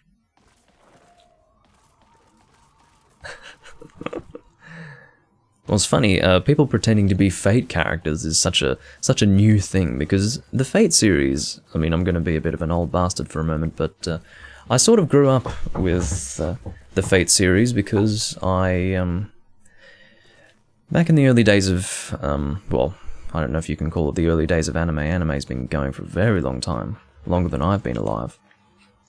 But in the mid-2000s, I used to involve myself with fan art communities of Japanese artists, specifically.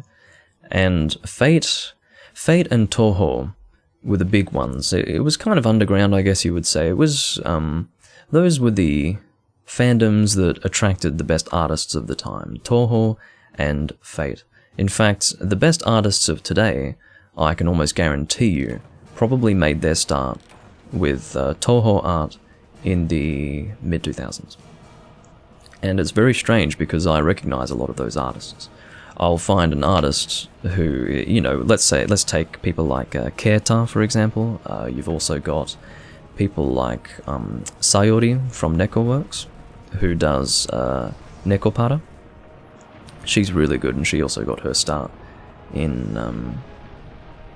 mid-2000s Toho artwork. And a point is that these things started off as a niche.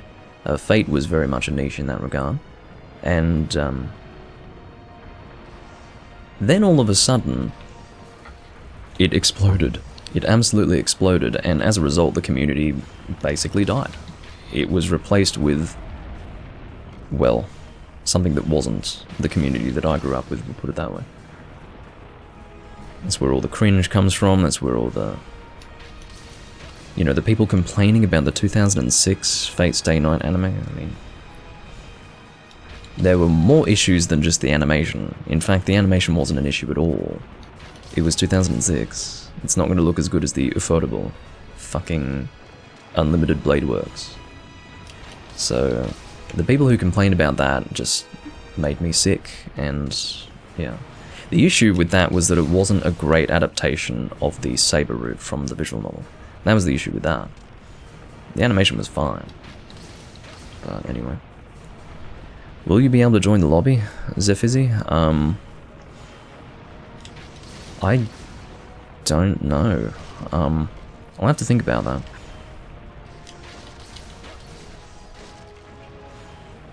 It's just that I feel bad asking... Actually, yeah, I feel bad asking for anyone to rotate out.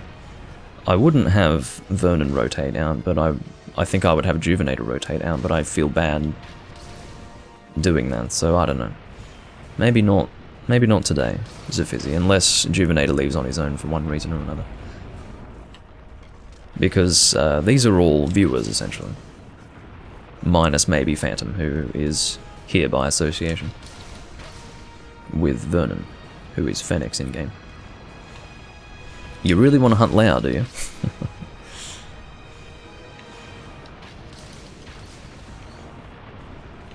Oh, well, Sephiroth is... Sephiroth's the old goodie. The one where... Well, he was the character that everyone named themselves after. In the 2000s. That was awful. There were a lot of Sephiroth people on the internet.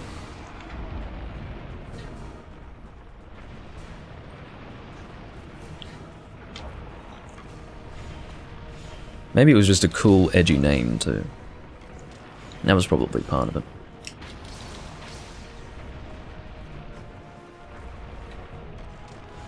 But I try not to talk about the anime community these days because it's changed so drastically from what I know and love. It's just one of those situations where, unfortunately, almost everything that I've ever appreciated on a community level has died. The Souls community died. The Monster Hunter community died, for me. Not for everyone, but for me personally, yes. The Zelda community kind of went downhill. The anime community just bombed, totally. Bombed into the ground. So I'm not community-based anymore. I'm me-based, which sounds a bit self-absorbed, and I don't like it to sound that way, but... I enjoy what I enjoy, and then I play games for the camera, and then that's it. And I talk sometimes, so... Or I talk a lot. So yeah, I don't bother with communities anymore.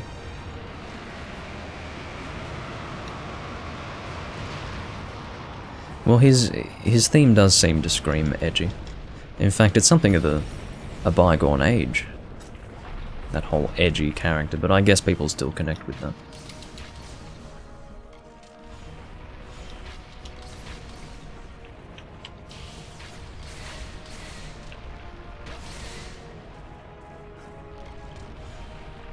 Just aiming for the hand here to get maximum piercings. Actually, you know what, I can probably just aim for the baby maker. I guess it falls on me. Oh no, Juvenator's on the Dragonator. I thought it was falling on me to go for the Dragonator. Well, I don't know these characters, Potato. I mean, I don't even know Sephiroth that well. I just know him by name because everyone used to call themselves Sephiroth.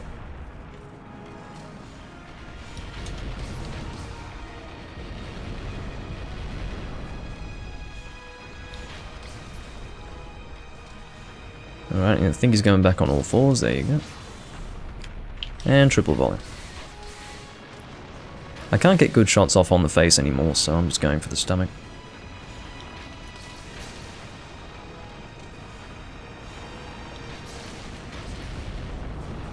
Hold on, don't...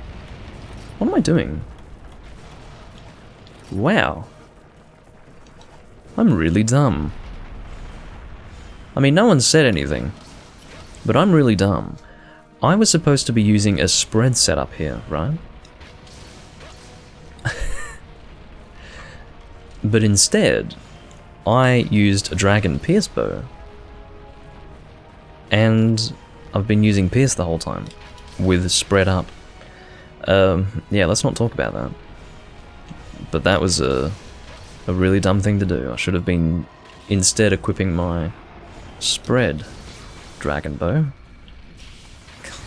I mean, it's a bit sad that it took me this long to realize, but it certainly did. No one else ever realizes these ridiculous mistakes that I make. But, whatever. It's only a Lao Shan Lung. I mean, it's not the difficult one. This is the regular one. This is the urgent quest. There's a harder one that really does require everyone to be, maybe not min-maxed, but at the very least at the upper tier of damage output. And I don't know if I'm quite there with this setup. But anyway. That's a really dumb thing to do.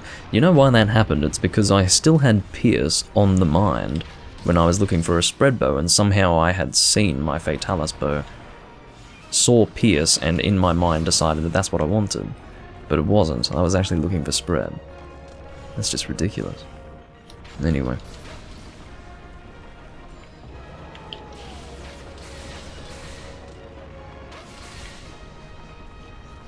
I still only have Triple Volley 2 actually. I wonder where I get Triple Volley 3 from. Must be one of those hunter ass that's considered quite good, so they don't actually give it to you unless you do a particularly difficult quest. That would be my guess. Good hunt though. Sub 20, that's what I like to see. I absolutely hate the thing that they decided to do in this game where they don't let you walk inside the body of a monster until its death animation has concluded. I hate that. Because I can't get in position for carbs that way.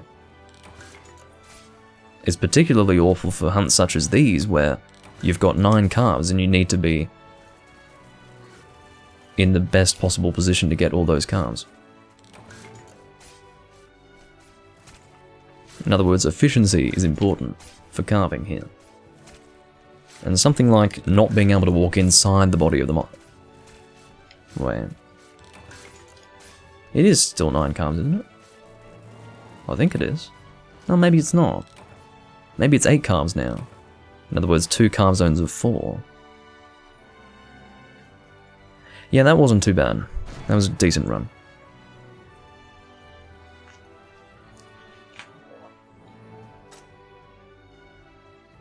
Well, that's cool. I thought it was 3 carb zones of 3 carbs. It's just, what confuses me about that is that they retained the 9 carbs for Fatalis, but they didn't for Lao Shan Lung. Which is ridiculous because Fatalis is much smaller, as we know. Well, that was a bit of a silly run for me personally, but at least the result was positive. I guess I was still doing reasonable damage, despite the fact that I didn't have Pierce up. Alright, so now we're on Hunt Rank 12, I'm guessing. What have we got next, Vernon, so I can get ready?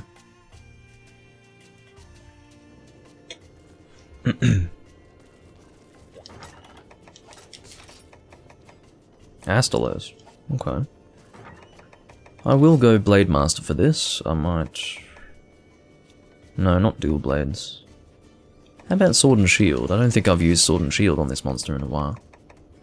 What is my Ice Sword and Shield? It is Icy Axar, which I've always read as Icy Azkar because I find Axar to be awkward. You know what, Beta? Let's do that. I'm actually going to use a hammer. Let's do that. I think I used hammer on Astalos somewhat recently. I have a memory of having done that, but I would like to use it again. The reason why I'm quite eager to do that is because hammer is another one of those weapon types that I don't really consider using all that often.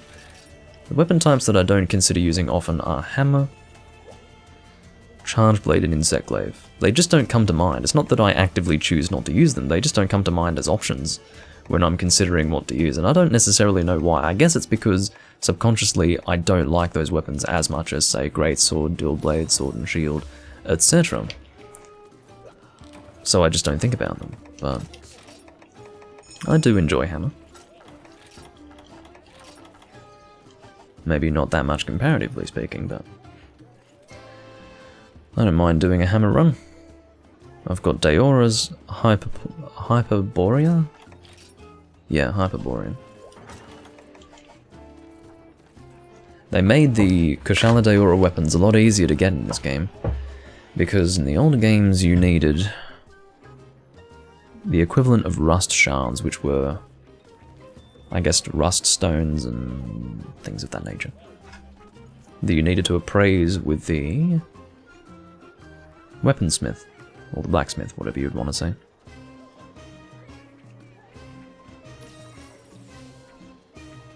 And guess how you got all those rust stones in Freedom Unite? Ha ha ha ha ha, Lao Shan Lang. With the Elder. High rank Lao Shan Rung, not Lao Shan Rung, yes. Sounding very Japanese. Not the Elder, but actually I think the... Maybe it is the Elder. I was thinking it could have been the high rank cat quest giver. What's his name again? It's not Felcode, is it? Could be. Anyway. Or is it Nekot? Who's Nekot again? Maybe it's Nekot, yeah.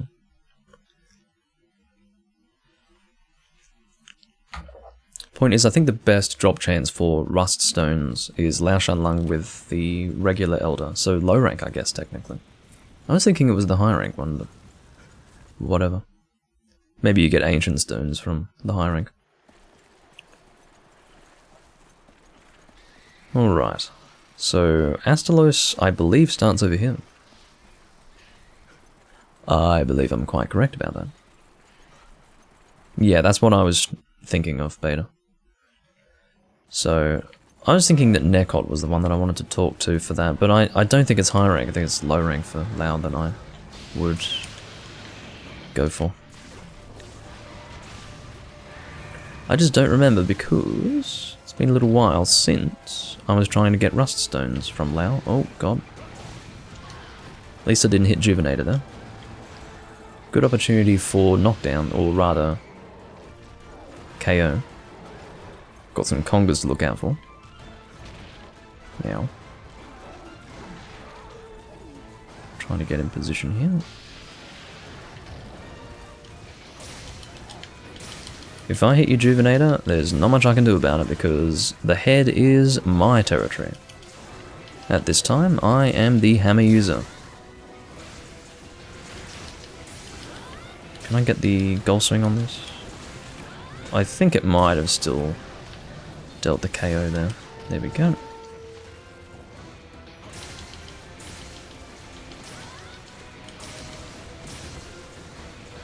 Now, I've talked about this before, but hammer is not really my thing anymore, because I'm a bit too casual for hammer now. But every now and again I can live with them. Well, certainly a lockdown set like Vernon's is helpful for a hammer build. It's kind of a hammer's best friend, to be honest.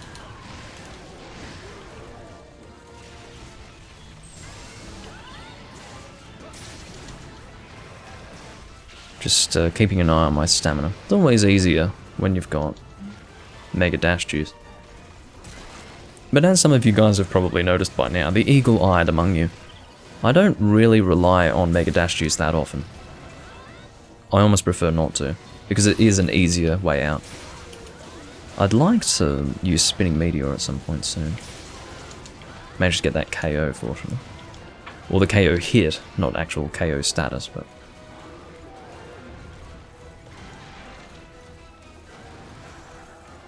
Might do Spinning Meteor for this knockdown. Hopefully we don't get a fucking paralysis immediately after the knockdown.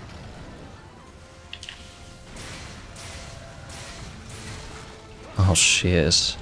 That is so annoying. I mean, that's the second worst scenario. Because, in fact, that's worse than the paralysis, because what that did was completely remove the head from my area of effect. And so I missed the final hit of Spinning Meteor, which is the most damaging hit, obviously. Because you're basically given a reward for getting the full combo off, which is increased damage on the final hit.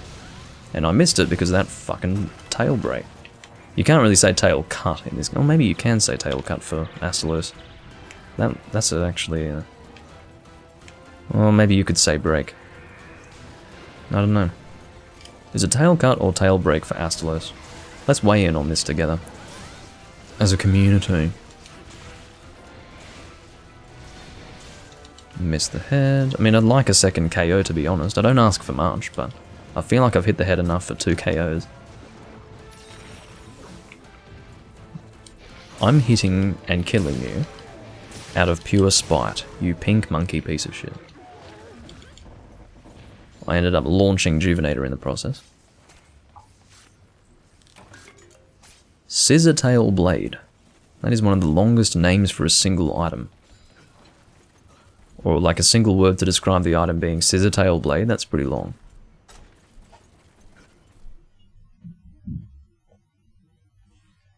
Getting a little bit more natural light now versus before. Oh, don't limp out again. Can't reach that head. Because he's in the damn wall. Ah, there you go. That's an opportunity and a half. Get the... Oh, no. Shit! That's mounting for you. Fuck my opportunities. Well, I suppose I'll get another opportunity by way of the mount knockdown. KO number 2, please. It's about time. No, he's dead. Well, that's alright. Pretty quick hunt. You'd say it's a cut? Fair enough. Beta Star says break, N10 says cut. It is an intense debate to be had.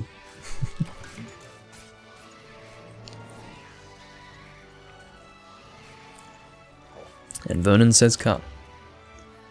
2 votes for cut, and 2 votes for break, because I also go for break, personally. Because it's part of the tail. See, like the main tail here, you know, there is definitely a case for cut. There's definitely a case for cut. Oh, that's harm. Because you can see most of the tail is still there. It's only part of the tail, so it depends on how you look at it. Do you look at it as part of the tail being cut off, or do you look at it as part of the tail breaking off? Break implying that part of the whole has been separated. Or are you like really anally looking at it as a cutting motion that resulted in part of the tail breaking off? I mean, it really could be either. I would almost say that both are equally appropriate.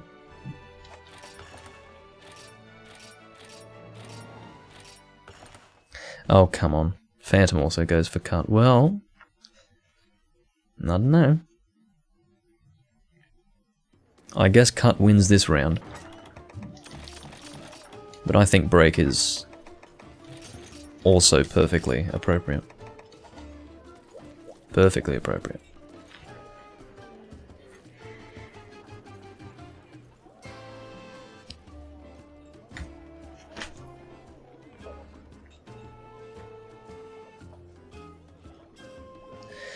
You're looking at in that sense, I see. Well, that makes sense. I didn't really consider it in game terminology sense, but that is true. If it were a break, then both cutting and impact damage would be able to break it off. So for example, the Durambro's tail is a break, whereas the Astalos tail is a cut. That's true. You raise a good point, and I agree with you.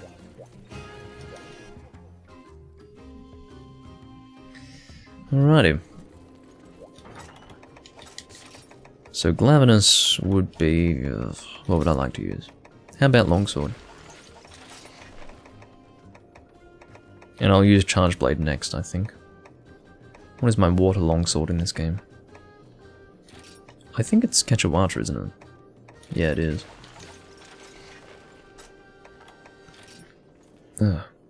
Incurvasera Telos. That's a pretty cool name, Incurvasera.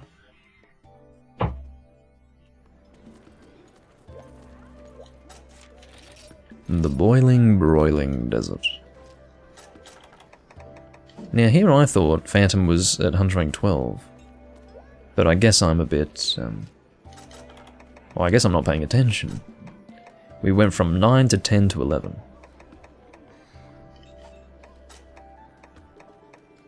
12 is later. Okay.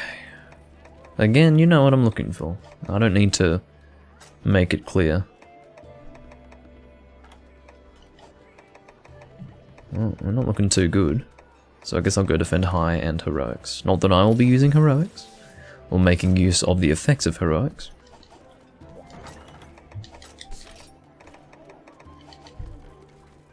You know, in a game where you have Valor, you'd think more people would use heroics and adrenaline, right? Well, no. I think the reason why is because the collective...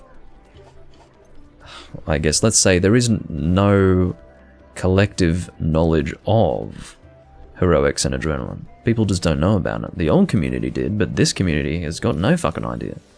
You never see people use heroics and adrenaline. Valor, and Adept for that matter, are perfect for adrenaline and heroics because there is less risk involved, and yet still no one uses it. No thank you, Potato. No thank you. I'm just going to put a hard no on that one. Hard fucking no.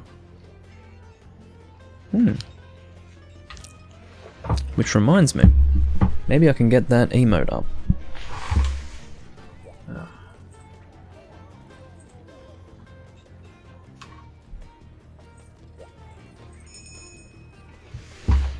Here we go. Tier 1 can be, well, Look, I'm going to swap this in the future. Tier 1 for now is going to be Loom Dink. Tier 1 emote will change to Dink Roll. Once I get Dink Roll, I don't have Dink Roll at this time. I'm waiting on Tron for that. When I do have Dink Roll, Tier 2 will be Loom Dink. So, that's the way we're doing it. And I wouldn't necessarily choose to have it that way, it's just I've only got one for each tier, so that's the idea. So I'm just going to find Loom Dink, wherever that might be. In my images folder, there she is. Okay. Beautiful. And I need to input a name for it. Juvenator is walking in a circle. I guess I can depart. Hold on. Loom Dink. There we go.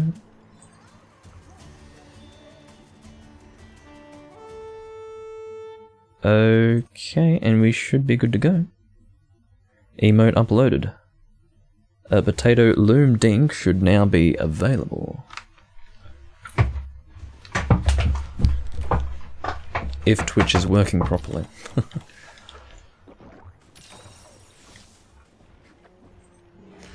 Alright.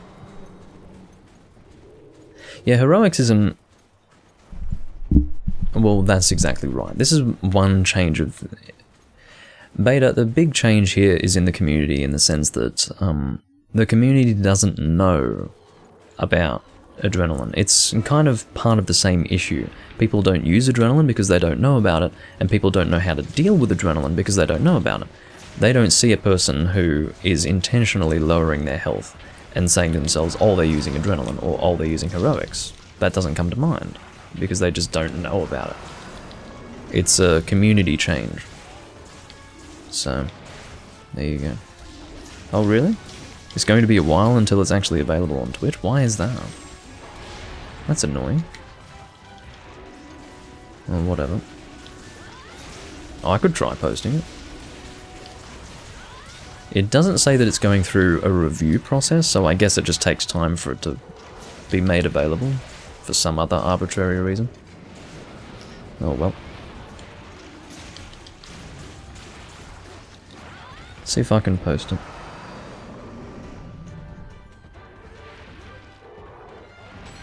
Nah. Is it really not there? For me? No, it's not. Well, whatever. Doomlink is not there for me.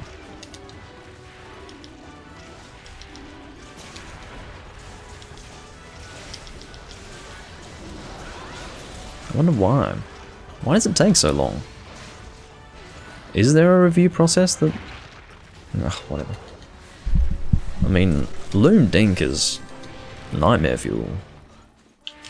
It might scare children, so maybe it won't be approved. No, it is a mature stream, so I think it will be allowed, probably.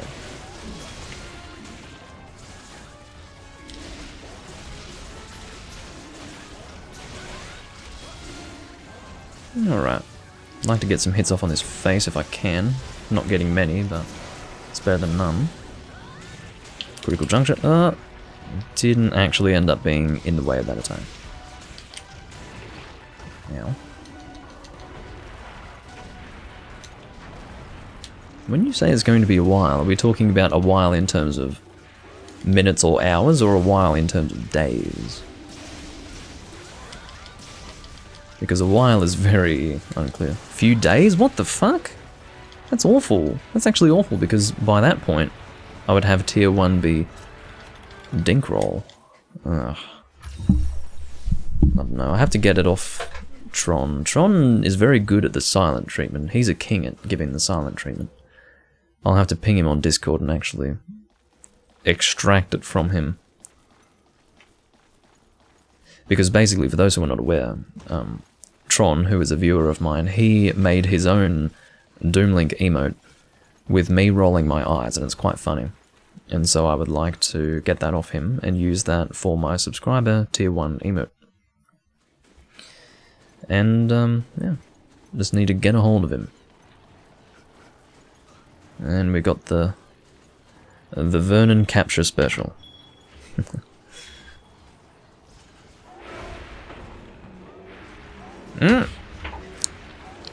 Or not. Or not. That'd be a world first. Alright.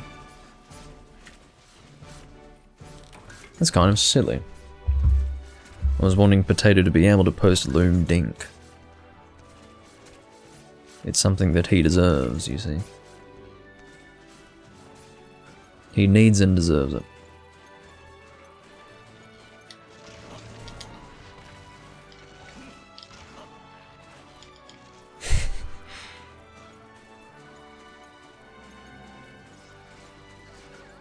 One thing I'm always grossed out by is his mouth. Actually, his mouth is fine when it's open. When he's sleeping and his mouth is closed, it's really weird because it's not fully closed. You can see some of his teeth through the front of his mouth, and it's not nice to look at.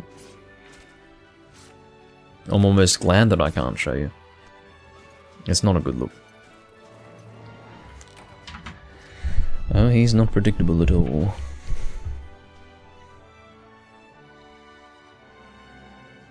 He definitely didn't capture because I said something. Otherwise he would have dropped bombs. Definitely. Because a trap wake up, incidentally, is not much of a wake up. Unless you're going for a capture.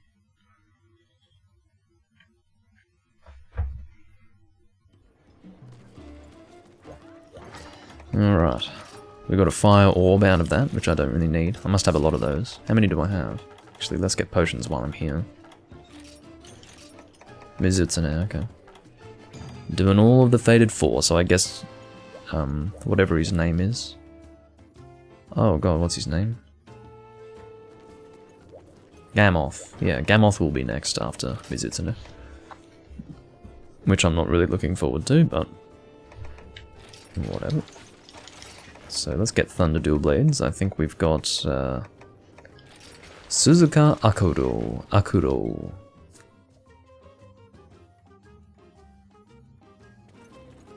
Yeah, water is next, this is true. Mizu meaning water. Okay. Again, we are on the lookout for Exchanger, and we have found it. God, that's going to be good. Get another gourmet voucher. I can afford them because I've got 200 of them, so yeah, I don't mind too much. I don't mind too much at all. Now, feel free to depart. I am going to go to the bathroom. I'll be back in a moment.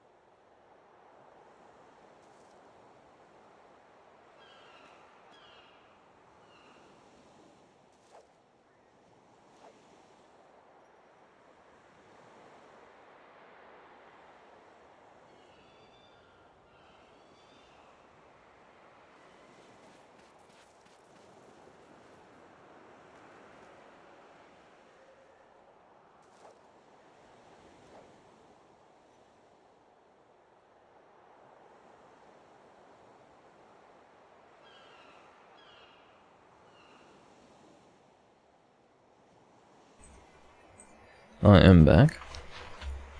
And what a good place to start. Yeah, top-notch hunting indeed. Oh, don't worry. I will be hunting soon. Well, oh, I guess this is the faster way to go, yeah. Let's not go the opposite way. But, I was just thinking, the funniest troll ever. I wish Capcom would have done this. They obviously wouldn't do it, because, I mean, Capcom can make some pretty dumb decisions, but they're not this dumb. But you know how you can drop a deodorant on a fellow teammate and heal them of smelliness? Wouldn't it be hilarious if you could drop a Farcaster on a teammate and send both of you to camp? That'd be hilarious, because that would be a perfect troll. You just join someone's room and the hunt's going great, and you just Farcast some guy. I would love that. I mean, I wouldn't love that, but what a good troll. It's one of those things that's great in concept, but maybe not so great in practice. Yeah, fortunately Capcom was never so stupid that they would allow a Farcaster to work for more than one person.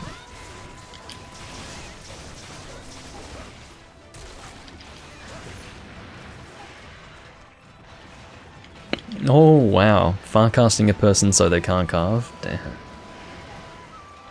That's right. I'll be aiming for the front claws for the elemental weak point. Actually, let's aim for the face while I'm here. Sometimes DPS wins over hitting the weak point. Oh god. Get out of there. You're bubbled.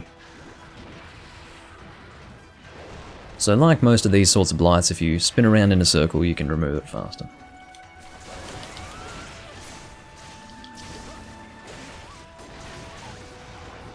I do love the Mizutsune music too. This is such a portable third monster, despite the fact that he didn't exist in portable third. I mean, it's incredible. I don't know why they didn't come out with Mizutsune in portable third. It's so strange to me. It almost feels like a monster that could have been devised for portable third, but just didn't end up being made. That's what Mizutsune is to me.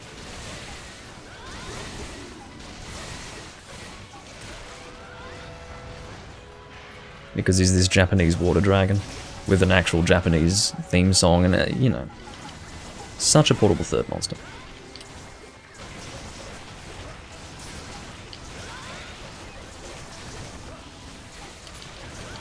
Oh no. It's a bit dangerous.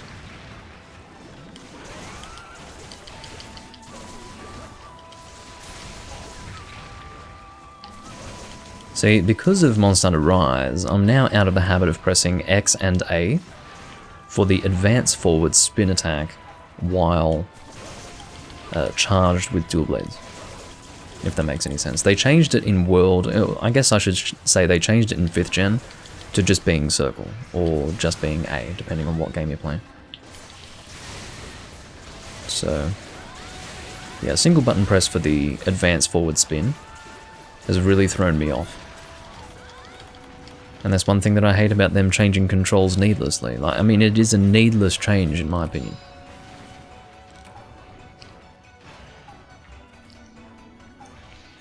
Mizutsune underwater. I don't know if Mizutsune is amphibious. I don't think he is. I don't think he would work underwater because he doesn't have, if you look at his feet, they are for land movement exclusively. He doesn't have webbed feet or webbed hands or anything like that. I don't think he would do very well underwater at all.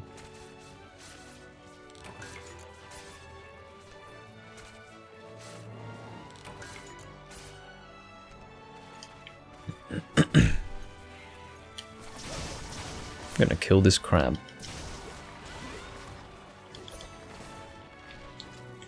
And I'm gonna crouch carve him.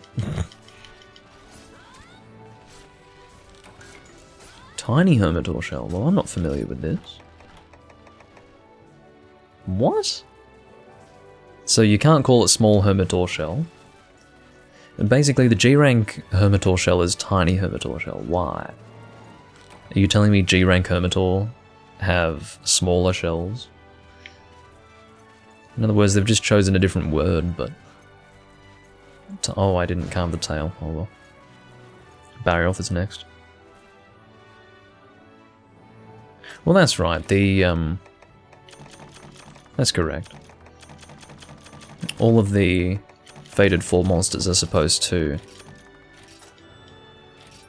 fit with whatever village they're connected to in-game. Hey, I've hit 777. Remember when I said that I would buy a lottery ticket when I hit 777? Well, I said that, but I very quickly said that I wouldn't. And yes, I will not be doing that. In other words, 777 is the lucky number. It is the luckiest of lucky numbers, as we all know. 777. The Lost Expedition. I'll use Sword and Shield for you. Well, I guess the Chinese would disagree. They would say 888 would be luckier, wouldn't they? They've got a thing for 8. So my lucky numbers have not ceased. My luck will not have dried up once I hit 778. Because 888 will still be on the horizon, you see.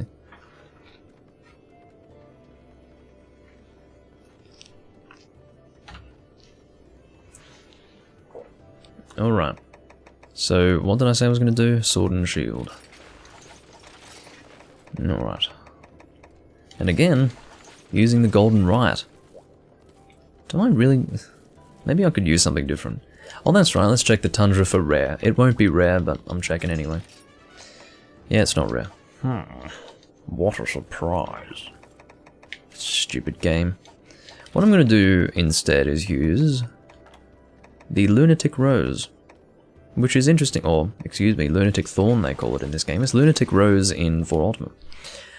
Which is funny because these are both, if you can imagine, Gold Raytheon Swords and Shields. Or Sword and Shields, there we go. But they're quite different, because this one's poison based. Looking for exchanger.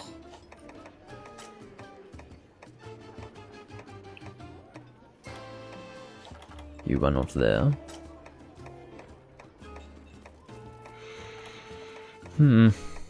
Last chance to show yourself. Bastard. Alright, defender high. Which I'm gonna need. Defense up large and defender high is certainly needed for a set that has less than 700 attack. Excuse me, 700 defense. But yeah.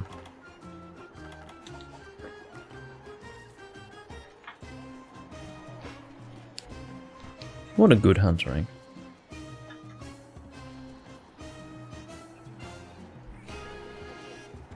In terms of how long I will be live today, I'm not too sure. We'll have to see how I feel. I could go for 3 hours. I don't think I'll be doing 4. 4's a bit much. A little bit much.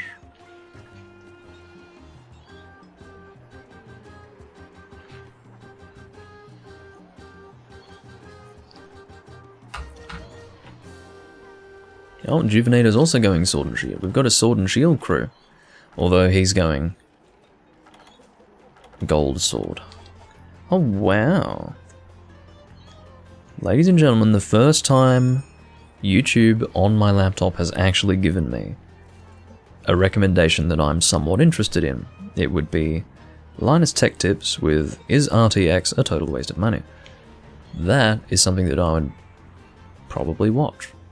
I don't know, probably not. I haven't watched LTT in a long time. You know, I first watched Linus when he was still with NCIX Tech Tips, back in 2007.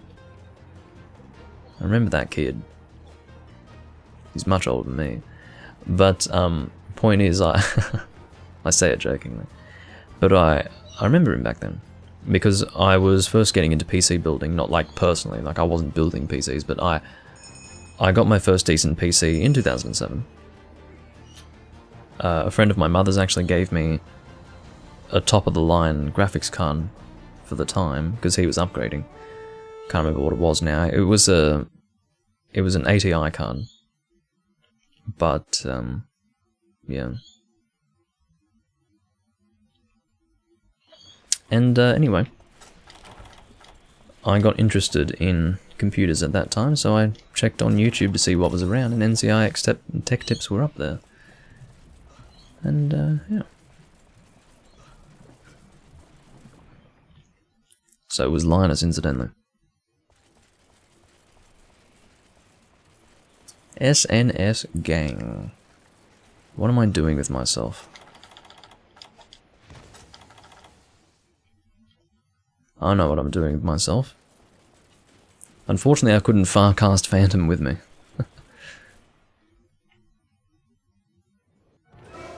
Oh dear. I really do hate the "you've been discovered" flinch. It's awful. But it depends on the hum. Ow.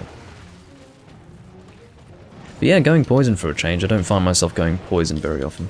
You guys know that I'm an absolute sucker for element. I'm obsessed with elemental damage.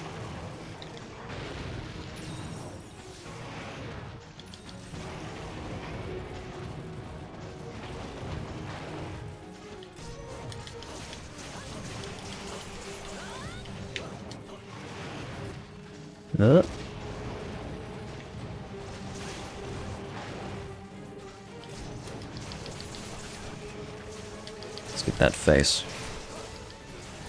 While the opportunity presents itself. Again, I will be taking a decent amount of damage because this isn't great for defense, this particular set. As I've said before, I only use this Sword and Shield set against, like, single G-rank monsters, for example. I would never use this against a Hyper. Because I've gone for damage over defense quite aggressively. Oh shit. What just hit me there? Oh, it must be round force 3. Must be round force 3. Juvenator's got round force 3, everyone. Watching my streams made you obsessed with elemental damage, I see. well, it's what I do.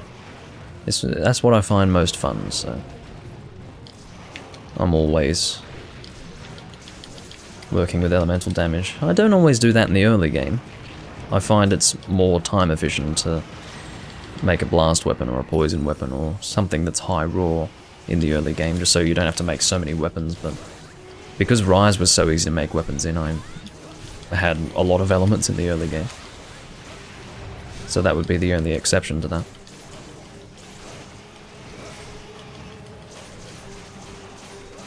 I had all elements except for Dragon, actually.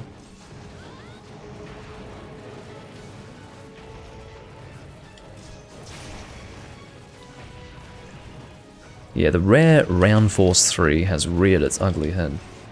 Rare in the sense that everyone realizes pretty quickly not to use it online.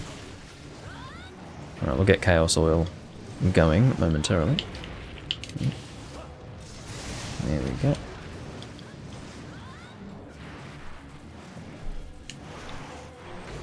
You only used to use those 3, well, it's not as fun. It's just not as fun. I mean, technically it's more work to always be elementally effective, but for me, you get more out of the experience to know that you are elementally effective against this specific monster and to know that you have actually taken time to ready yourself for the hunt. In other words, it's just got more meaning and value, at least in my opinion. I have nothing against people who only use raw stuff, but for me it's just not as fun. And sadly, a really good raw setup usually ends up being best, if we're looking at meta.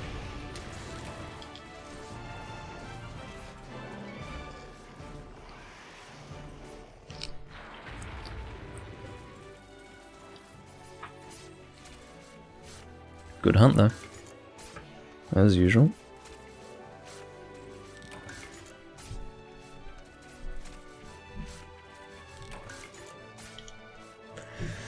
Okay, what is our next hunt? Is it finally Gammoth? Because we've done all the Fated 4 monsters except for Gammoth, so I can only assume that he will follow shortly. Juvenator is apologising for Round Force 3.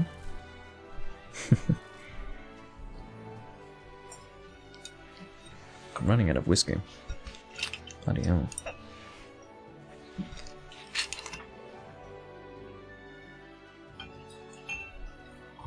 Oh, I'm not very happy about that. Quest complete. Gammoth is next. Goody. Goody.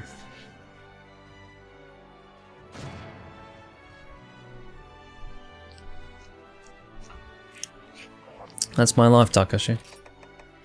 Always running out of whiskey. Suppose I'll have to... oh, no, I probably won't get a bottle of gin next. I'm being a cheapskate on my spirits at the moment. And I will have you know that the bottles of gin that I could be getting, or rather the bottles of whiskey that I'm getting, are between $3 and $5 cheaper. So, yeah, not getting the gin at the moment.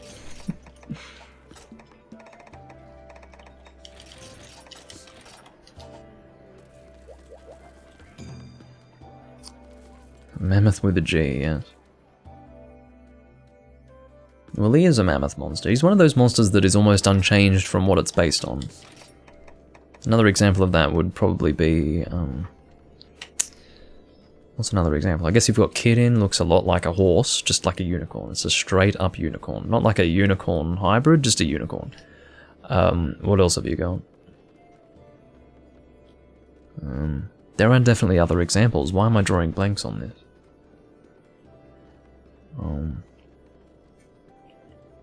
Well, I guess Rathalos and Raytheon are very standard dragon monsters. Very standard.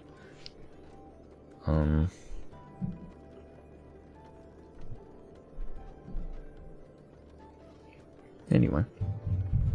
Well, Congalala... no, not quite what I was imagining. He's not...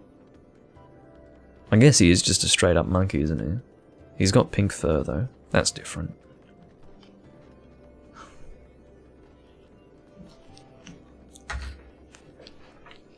Well, gorilla. Yeah, I say monkey, but Ape would be the appropriate term. I will use Charge Blade because I said that I would.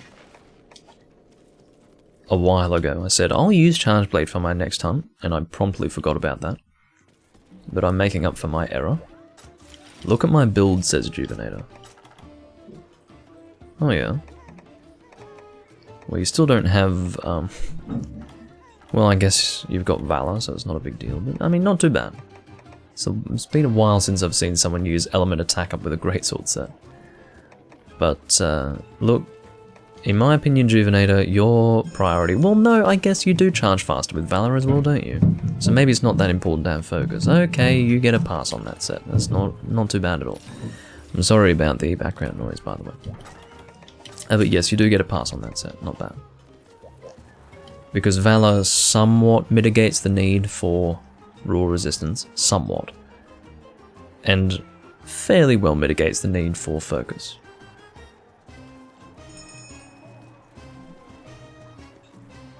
Yeah, Bulldrome's an example. That's an example that I was thinking of. He's just a boar. He's just a boar. Both spellings of boar, by the way. B-O-A-R and B-O-R-E. I hate Bulldrome.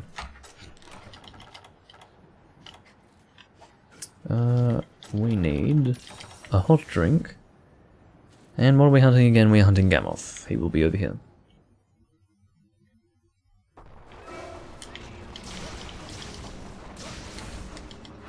Why didn't you fucking roll or dodge?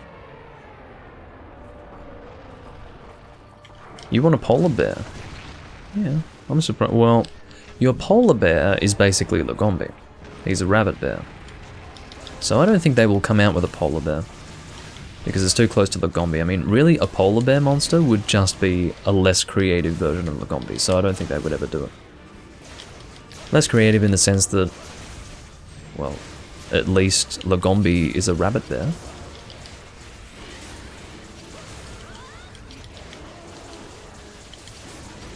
If you know what I mean.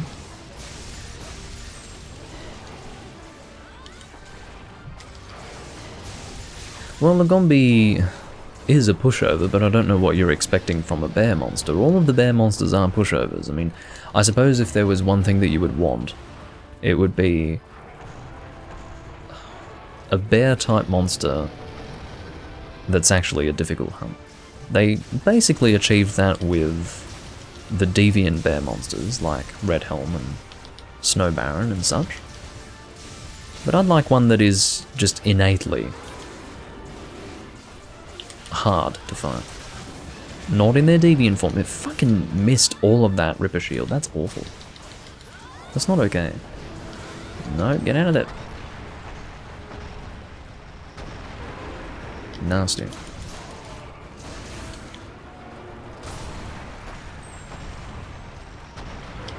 Stupid Tremor.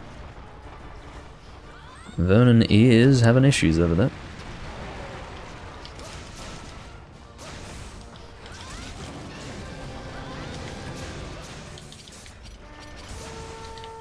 Oh. I might use Energy Blade, why not? Let's Energy Blade that face. Yeah. Very satisfying.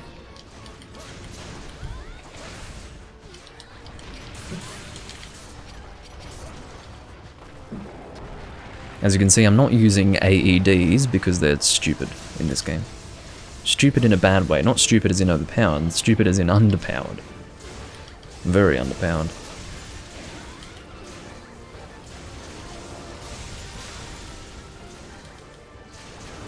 And I'll use Ripper Shield here. Oh, I should have used my last file there. Whatever.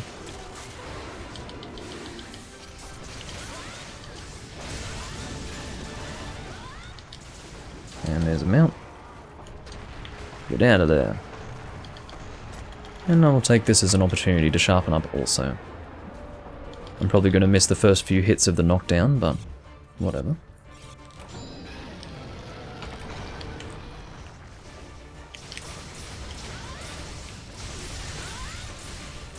I'll be helping out with a KO, actually. Oh, well, he's dead. No KO for us. Yeah, so how it works, autonomic, and I'll show you what I mean. Check this visual effect. Compare this to the later games. Now that visual effect right there is the same regardless of how many files you had. In this case, I only had 2 files, so that might not be as good of an example, but if I were to do that with all of my files, it would be the exact same visual effect. Now that's not just visual, that also is a reflection of the damage dealt. In other words, there is a glitch with Charge Blade in this game, where you will only ever deal a single file's worth of damage when doing an AED. So you just shouldn't do AEDs. The only reason for you to use an AED is if you are almost out of red shield, and you don't mind wasting your files, or you only have 1 file left. That's the only reason why you'd ever use AEDs in this game. Now, I always thought that was just a visual effect and not reflective of the damage dealt. But it is actually perfectly reflective of the damage dealt. Now, why that happened, I've got no idea. I don't know if that was intentional, or if that was a mistake or bug on the part of Capcom. But it's pretty sad. So there you go. That is Charge Blade in this game. AEDs are not really good. In fact, they're pretty shit.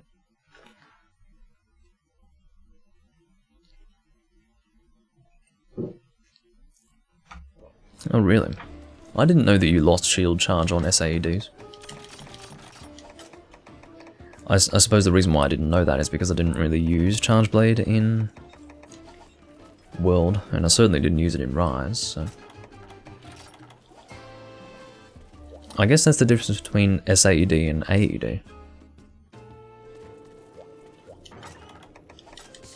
But yeah, the best way to compare it would be compare the 4 Ultimate AED to the Generations Ultimate AED.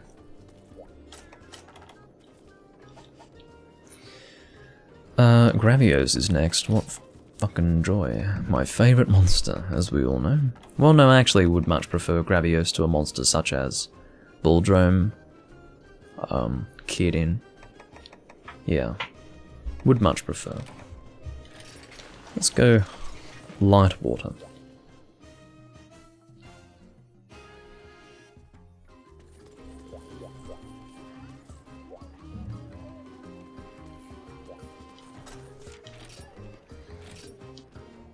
Right. Well, having said that, Beta, I think certain aspects to... you say that Charge Blade got nerfed in that regard, as far as not being able to go into an AED from the shield thrust, but I believe it's easier to get your guard points in this game versus for Ultimate. So they've kind of kept it balanced in that way. So while one aspect is made harder, another aspect is made easier. So now I don't bother whatsoever with guard points, because guard points for me, maybe because I suck with the weapon, but guard points for me distract from what I'm doing with the weapon, so I don't try to get guard points. But yeah, from what I've heard, it is harder to get guard points in 4 Ultimate versus Generations Ultimate. So I'm probably not going to need it. In fact, I'm definitely not going to need it, but just for good measure, I will bring some water shots. The reason why I won't need them is because I get so much internal ammo with this light bowgun that I'm not going to even get to regular water shots.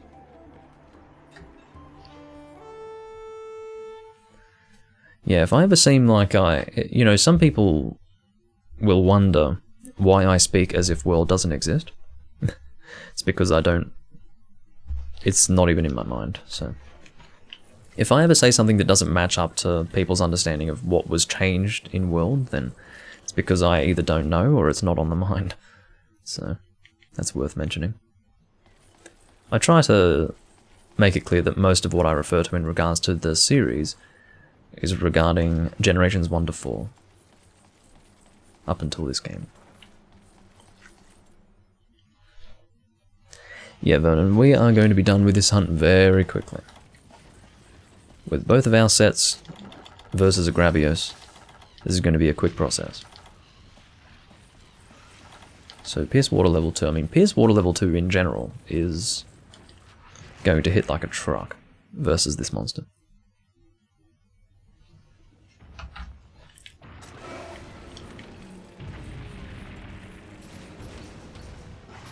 And I've said it before and I'll say it again. I absolutely love what they did with internal ammo and just elemental ammunition in general. Internal ammo in context with elemental gunning, but also elemental ammo in general. Really good. Really, really good. It makes elemental gunning so much more viable and so much more fun, because you don't just have one shot type to use. Got varying levels. I'm going down here because I knew that I'd go under the laser beam that way. Would you call that a fire beam or a laser beam? I don't know. It deals fire, elemental damage, so I guess you'd say fire beam, wouldn't you? But it looks a lot like a laser beam to me.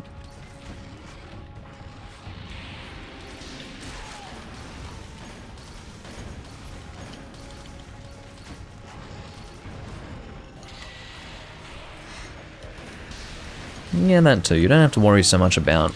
In fact, I, personally, have not had to bother with combining for elemental shots in this game at all. Because... And it is worth mentioning, Beta Star, that you use flashbugs rather than thunderbugs. Although... Was it thunderbugs in 2nd gen? It might have been thunderbugs in 1st gen too. I don't remember. It was changed to flashbugs in one of the games. It's probably Try that changed that? Potato, I'm not playing Apex Legends. I don't know how... I mean, I'm assuming you're joking. I'm assuming this is one big joke to you, but I will not play Apex Legends. That would be so beneath my dignity. Am I going to do more Freedom Unite in the near future? Not live, but I will try to do that in Doomlink's random hunts for sure. I love Freedom Unite. I love playing that game, and I love recording it. It's just that it's not as easy to play live for a number of reasons, and I just don't happen to do as much random hunts these days because I spend most of my time recording in a live setting. So there you go. Freedom Unite on iOS. Yeah, you can't... If Potato's here, and you mention Freedom Unite, he will never fail to mention Freedom Unite on iOS because that is such a memeable thing for him that he just can't help himself. He wants me to play Freedom Unite on iOS, as if that would be in any way a good idea. I'd rather play Poka Poka Idol Village, honestly. In fact, I'd rather play... If I'm going to play an iOS game, I'd play Monster Hunter Massive Hunting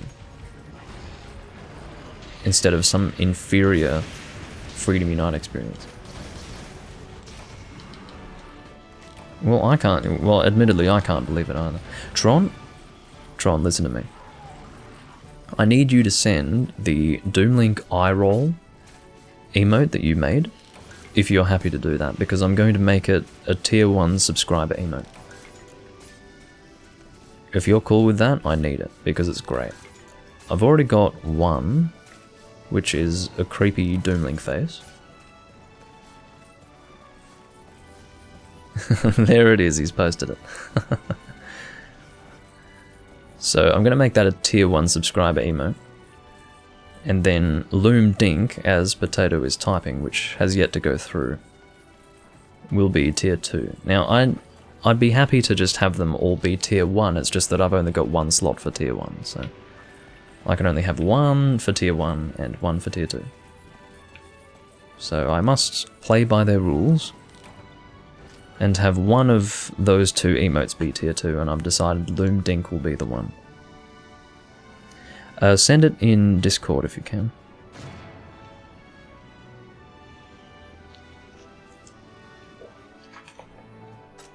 You can either send it in the chat or PM it to me. Or DM, as they say on Discord.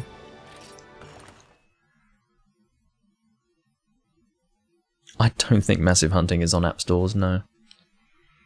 I really don't think so. You are on the Discord, Tron, don't be silly. You joined the Discord many months ago. I can see you in the user list right now, my friend. Oh my god, I'm not in the Discord. Can't believe it. How did you forget? Anyway.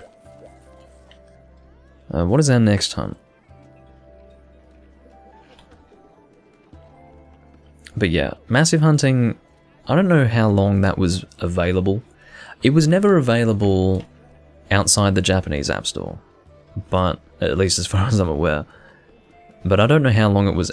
You know, it probably is still available on the Japanese App Store. I don't think they would ever remove it, necessarily. Oh, Valstrax, right, so, sorry. I was reading Val, but I wasn't making the connection. Cool. And yes, Valfalk is how I would prefer to read that. Yeah, thanks for hunting, Juvenator, and I hope to see you again soon. Okay. So, Valstrax... Ideally, you would go with an elemental weapon, but you've got a lot of choices here.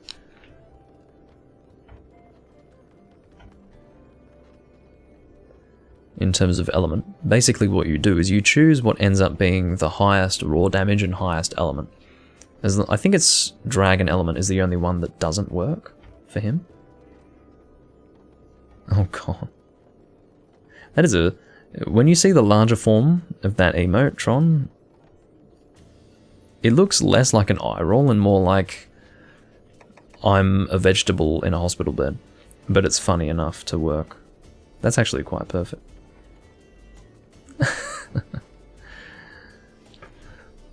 Alright, so that's going to be the new tier. Well, once it goes through. I don't know why Twitch takes so long to get the subscriber emotes actually organized. You upload them and then it takes Twitch forever to actually have them go through. But once they do go through, we'll have 2 subscriber emotes. Valstrax, I might go Lance, and I'll choose my best elemental Lance. I think it is actually the Lash and Lung, so 320, 34. That's almost as good.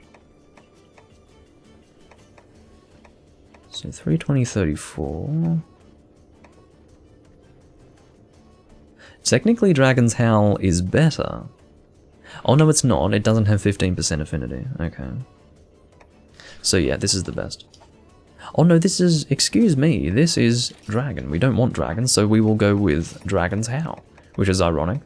We don't want a Dragon weapon, so we'll equip Dragon's Howl.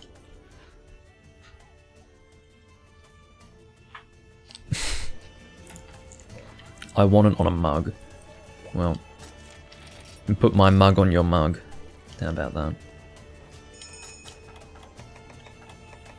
It would have been a sarcastic eye roll too. I would have made a really dumb joke and done a sarcastic eye roll with my tongue sticking out. I can't remember when that was. It was probably during a Wind Waker recording.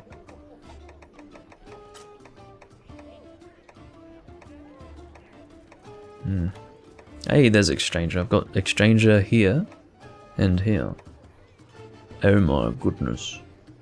Yeah, let's take this one. I will use a gourmet voucher. Hold on. Here we go. Beautiful. That's what I like to see. Goody goody. And I will actually go and purchase some drinks. Just to keep myself topped up. Excellent. Oh, 30% of World of Warcraft's player base quit the game between the release of the previous expansion and now. Wow. Now, 30% of World of Warcraft's player base is a lot of fucking people. A lot of fucking people. That's insane.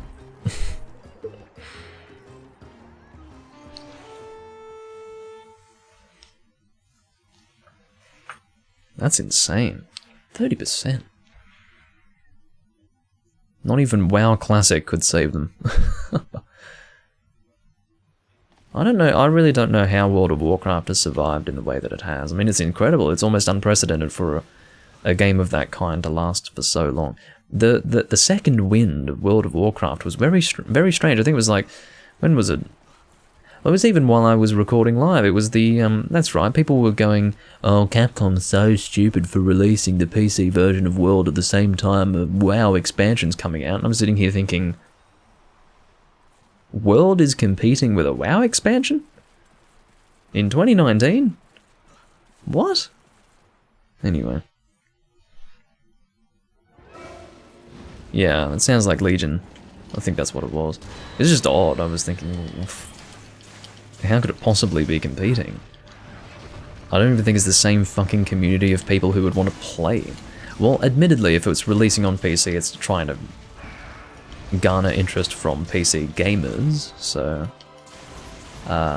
unsurprisingly, it would probably be a bad idea if all the PC gamers are jumping on Legion, but I don't know. It was just so strange to me. Very strange. I remember when Wrath of the Lich King came out, I wanted to pick up World of Warcraft, but didn't eventuate. And probably for good reason. Probably for good reason. Or at the very least, the result was good. Because I think World of Warcraft is one of those games that just sucks your life away and then you get nothing in return. It's one of those games, you know. You don't get that with Monster Hunter. Monster Hunter absolutely sucks your life away, I will admit. But you do get something in return. Provided you don't lose your fucking progress, like your character. Everyone on Hunsterverse seems to just endlessly lose their characters. I don't know how they do it, but... yeah. Provided you don't lose your progress, Monster Hunter doesn't suck your life away. It's a great investment of time. Because it's so replayable. But World of Warcraft? Fucking hell. No way. No way. Oh dear. Legion was the last good expansion. Well, it seemed rather polarizing. I think some people really hated it and some people really liked it. But, I don't know. I was partially interested in what was going on with it at the time.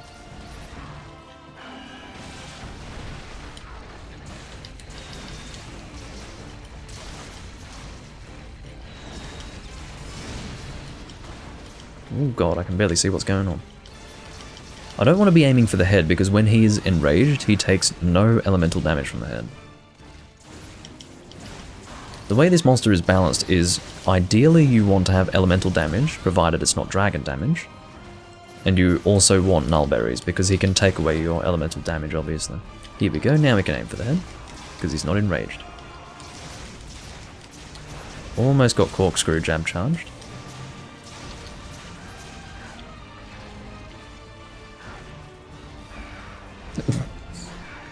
Worst online wanker is apparently an alternative acronym. Worst online wanker.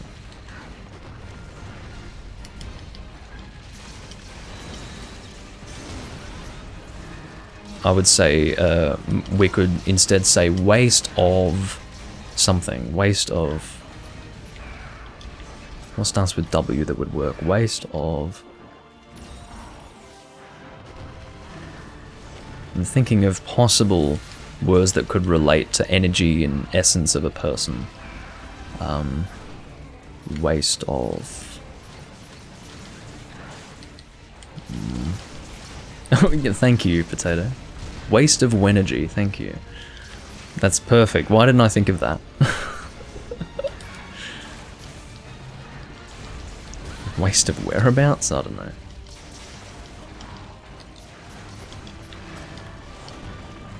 I'm not striking anything at the moment.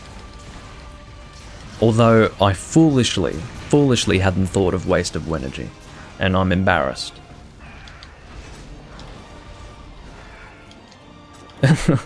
Waste of brain cells.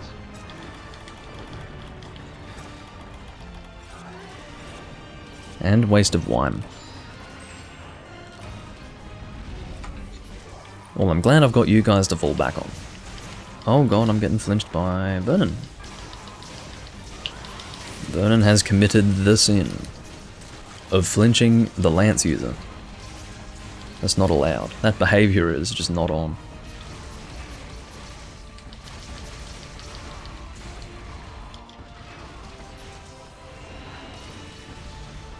I think he can actually deal dragon damage to you. by blasting off. In other words, he can leave the area, and in the process of leaving the area, he can actually dragon blight you, which is pretty cool. Rocket Dragon. You know what? Waste of Wife works. Waste of Wife. You know the funny thing, the one streamer that I watch, and I'm considering auto-hosting him, possibly. He's not quite like me, and he doesn't record what I record, but Zarek Zahakron, he met his wife on World of Warcraft. Zarek Zahakron was a beta tester of World of Warcraft, and I'm pretty sure he met his wife on World of Warcraft. So actually for him, it's not a waste of wife, but I'd say for a lot of people, yes. World of Warcraft would be a waste of life, yes.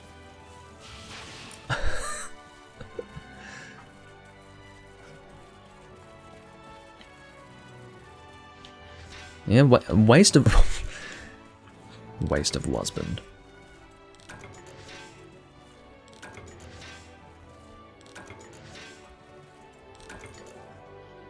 Well, I can believe that, Potato. Sounds more like a waste of husband indeed. Well, that's what World of Warcraft was. It was so all-encompassing that, I mean, people lived for it. This is the problem. Let's look at all these people who have stopped playing World of Warcraft. A lot of these people likely dedicated so much of their lives to this game. What's bothersome to me is that these people will look back on that time and question what they have now that has justified the time spent. Like, what is the result of all the time they've spent? That's one thing that I have always focused on when it comes to playing games. What am I going to get out of putting all this time into this game? Which is probably not a sensible way to look at it, but I think it is. I think for some people that takes the fun out of it. It's like, well, you can't look at it as a time investment, Doomlink, you're just here to have fun. But I think you have to look at it that way because it's your life. I mean, this is your life you're spending. For me, I find playing Monster Hunter to be a good time investment because I build up my character, which I can use for recording videos. That's my time investment. So that's how I justify it in my mind. I think you always have to find value in the time that you spend. And again, I imagine all these people who no longer play World of Warcraft, who could have, you know, they could have ruined their lives. You know, so many people dropped out of college and had so many opportunities that they gave up for World of Warcraft, who now, almost 20 years down the line, would look back and go, well, shit. I guess we'll say 15 years down the line, they look back and go, well, fuck.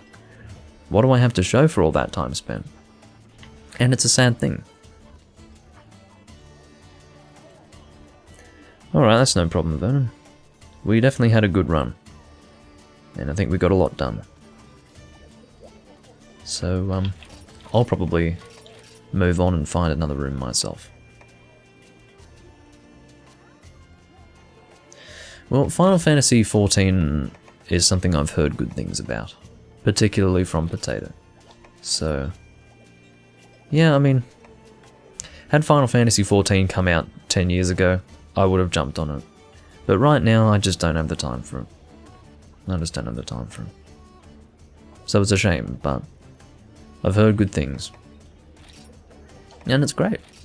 Finally, a massively multiplayer online game that's not shit. Or is not a waste of time. Thanks, Vernon.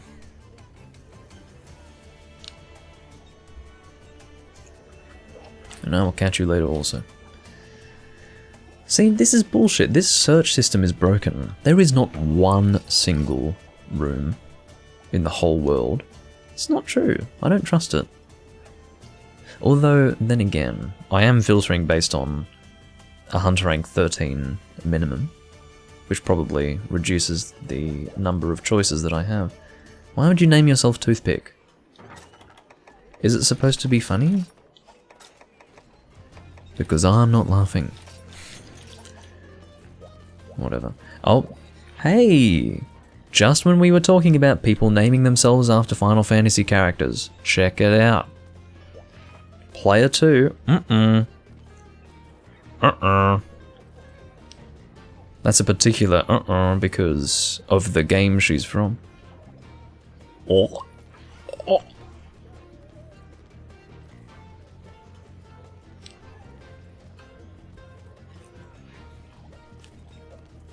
I'm not, no, look, I generally don't walk into rooms and just lay waste to all the people that I'm playing with based on their names, but Toothpick and Lightning? I mean, people could always say Lord Zor, nice name. Sounds pretty edgy to me. Edge Lord, loser. Fine. That's fine. But at least my name's not Toothpick.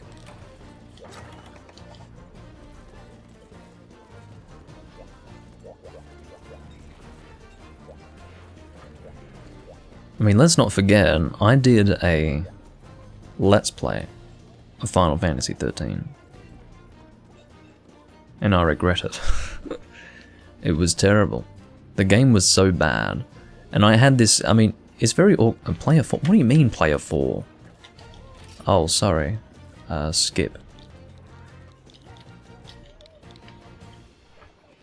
I didn't see that I was told to post the first time. Sorry. So I guess we're skipping to Lightning because Toothpick probably doesn't want to post. I actually genuinely had not seen player 1 yet. Toothpick will skip, I'm telling you. Yep, straight to Lightning. So, Lightning and the Real J. The Real J. You know what? The Real J has a very similar name to some guy who I ran across earlier on in this recording. His name was like the Real Kid, or the Real Boy, something like, I think it was the Real Kid. So we've got the Real J and the Real Kid. We've got two people named... What is it again? Two people with a very similar name. Anyway. Even Brachydios need a holiday. Are you fucking kidding me? This is the on-site items only, isn't it? Well, maybe it's not. It doesn't say it in the quest info.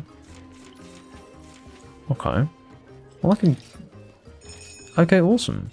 Now, I'm actually going to change weapons. I just wanted to join to make sure that it wasn't the... Oh, Toothpick! What's your problem? Why are you even here?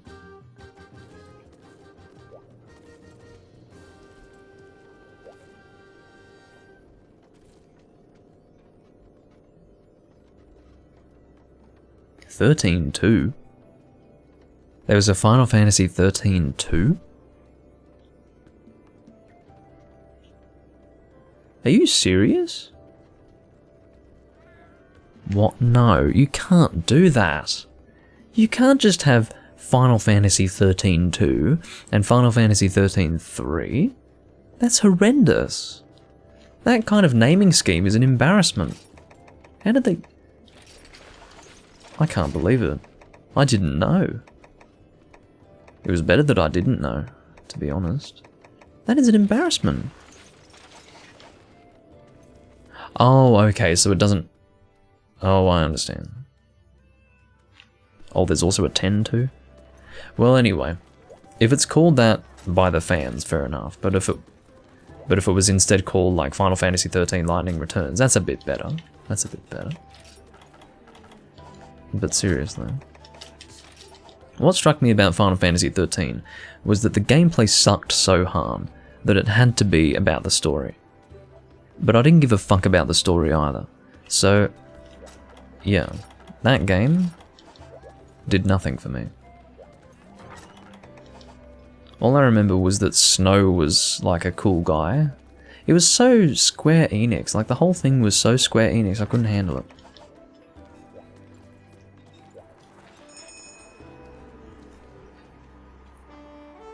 Just so archetypal and, well, I don't know.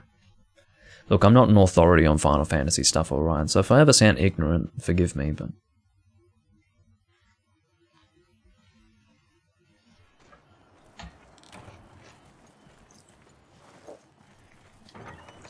Look, what I do plan to do is properly go through all the Final Fantasy games. I'll go to the original Final Fantasy and go through all of them. I think my first one was...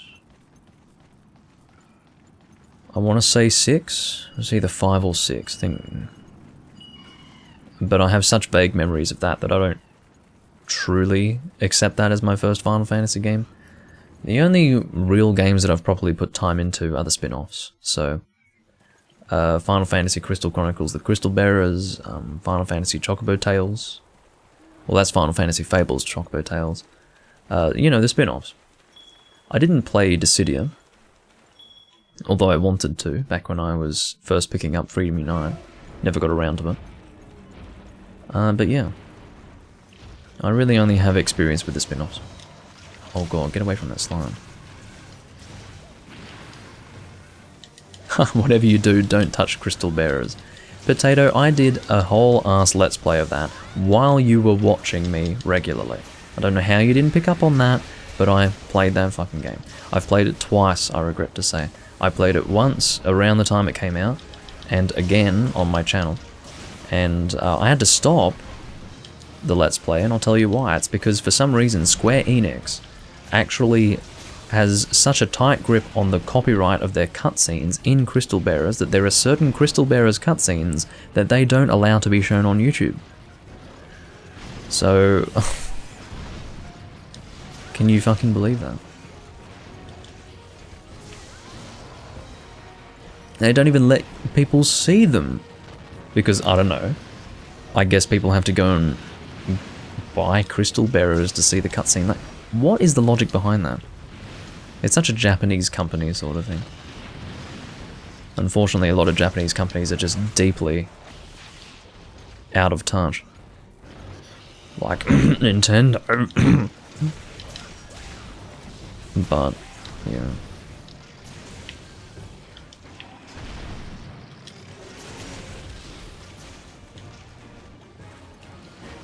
Trying to get away from Mr. Head Thrust Man. He's not really a man, but he's definitely head thrusting, which could be interpreted differently. I do realise this. Put that on a shirt. Godly Kirk is dead.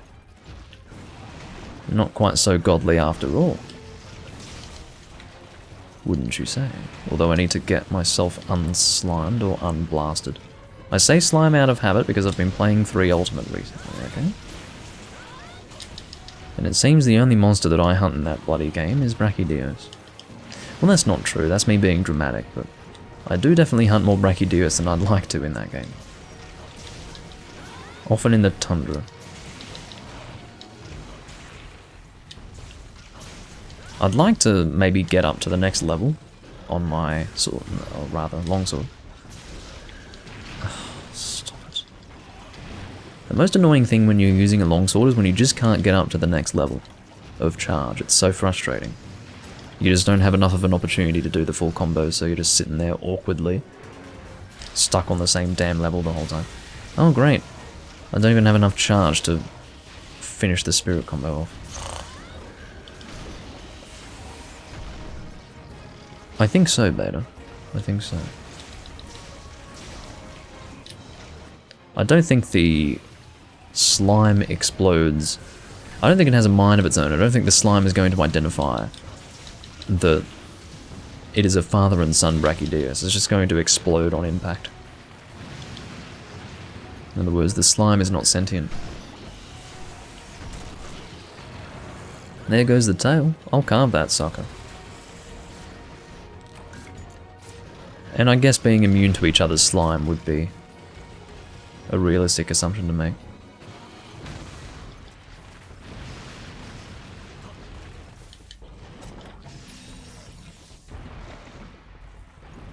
Godly Kirk is dropping the trap. I mean, this is like a room of misfits. You've got Godly Kirk, Lightning, and the real J, as opposed to the fake J. I don't know who the fake J is. I should ask him. I should say, well, if you're the real J, then who's the pretender? Who's the imposter?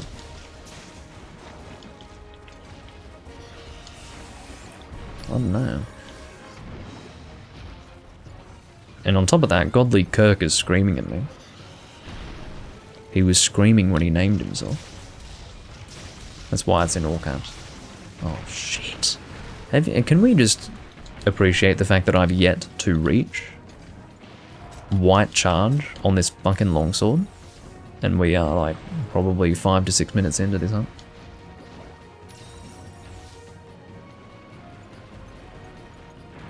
I've not been told that. Adversarial beans? Adversarial beans. You know, I would say about 80 to 95% of Twitch names that I see for the first time, I have to actually sit there and read them for a while. They are never quick glance, oh, I know how to refer to that, oh, I know how to pronounce that. It's always, I have to sit there like a dickhead and work out how to say the name. Always. Like, why are Twitch names like this? Why can't we just have easy to read names like Potato Knowledge? I can read that. I don't know.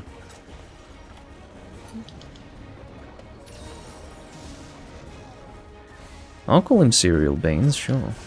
The adver fucking shook me up there. I'll just call him Beans, how about that? But no, I haven't been told that I sound like that voice actor.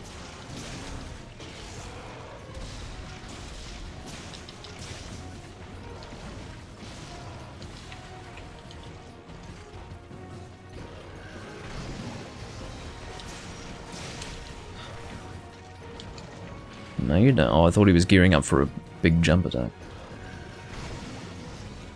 Every channel I watch says that. Well, name yourself Beans and do everyone a favour. No, I'm sure Beans is taken by someone. I don't think Cereal Beans would be taken. Although, I suppose a lot of Twitch accounts exist now, don't they? No, you don't.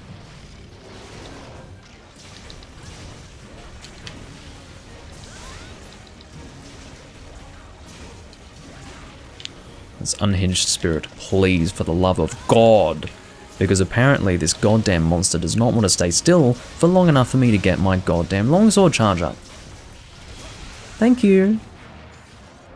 It only took me until he was fucking limping for me to get the damn charge up once. I don't ask for much in this world. I really don't. Are you asking if it's possible to stream 3DS games? The answer is yeah, but I wouldn't do it unless I had an emulator.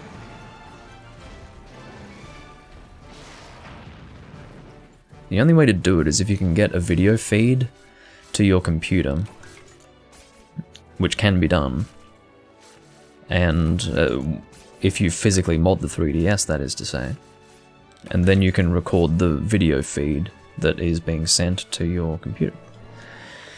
But that is a terrible idea, and I will tell you why.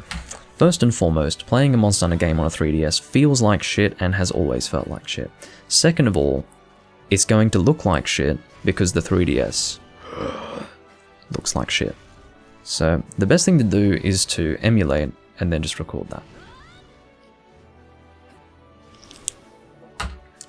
3DS Monster Hunter was a mistake. And the only people who disagree with me on that point are the people who started in the 3DS games. They got used to it.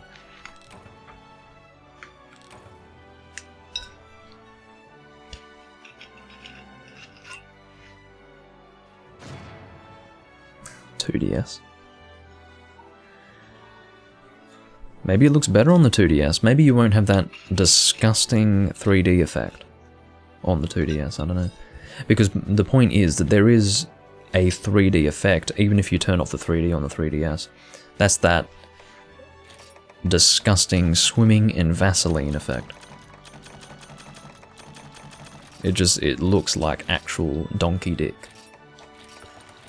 Which apparently passed for second decade of the 21st century fucking graphics.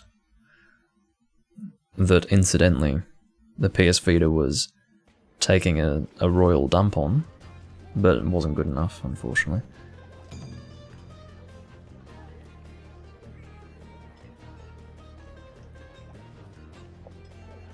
Well, that's right, Beans. I also got a new 3DS XL, and it is not ergonomic at all. It actually hurts my hands.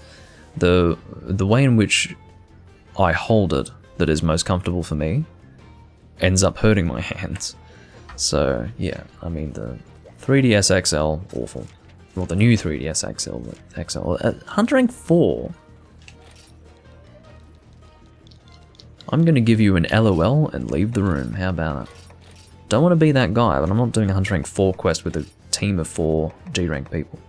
It's just not happening. I would sooner join a room with a cat in it.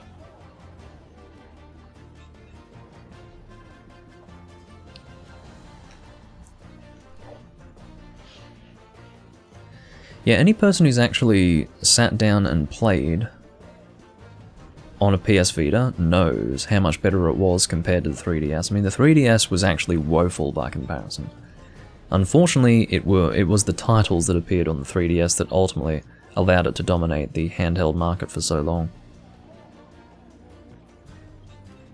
And also that terrible directional nub on the new 3DS XL, which incidentally was the reason why I bought it in the first place. It was so that I could actually have a built-in directional nub for the fucking camera. I mean, imagine that. What a novelty, right? And it turned out to be so terrible. I mean, it was not in any way responsive. I had actually ripped the thing up. Where is my 3DS? I think it's over there. I'll show it to you. It's unbelievable. I basically ripped the thing up.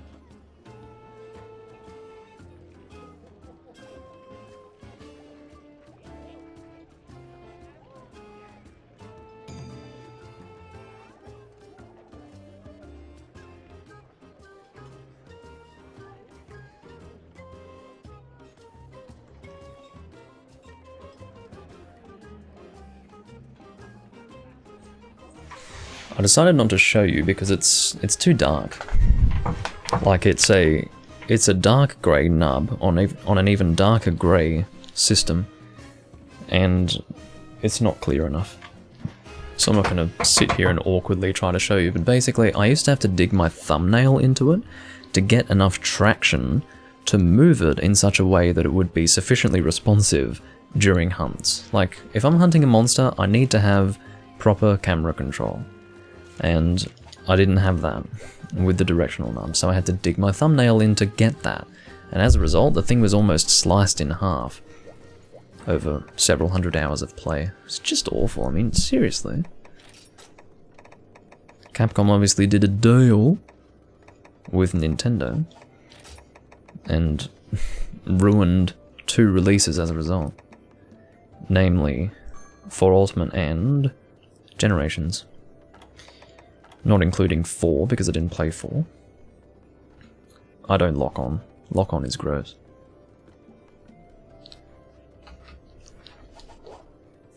Lord? How about yeah, hi? Don't ask where I am. You can wait for 1 minute. I don't even know what we're hunting, so what I'm going to do is... Let's do this, says T-Regs, my friend. Whatever you say is not going to make me join the quest faster. Like, if you don't want to wait, you can kick me, seriously. Okay.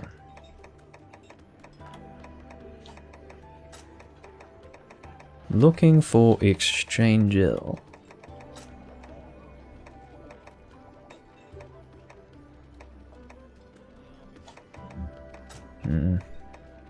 Which I'm sure they are unimpressed about. Having to wait for me to eat, God forbid. Alright, let's go with that.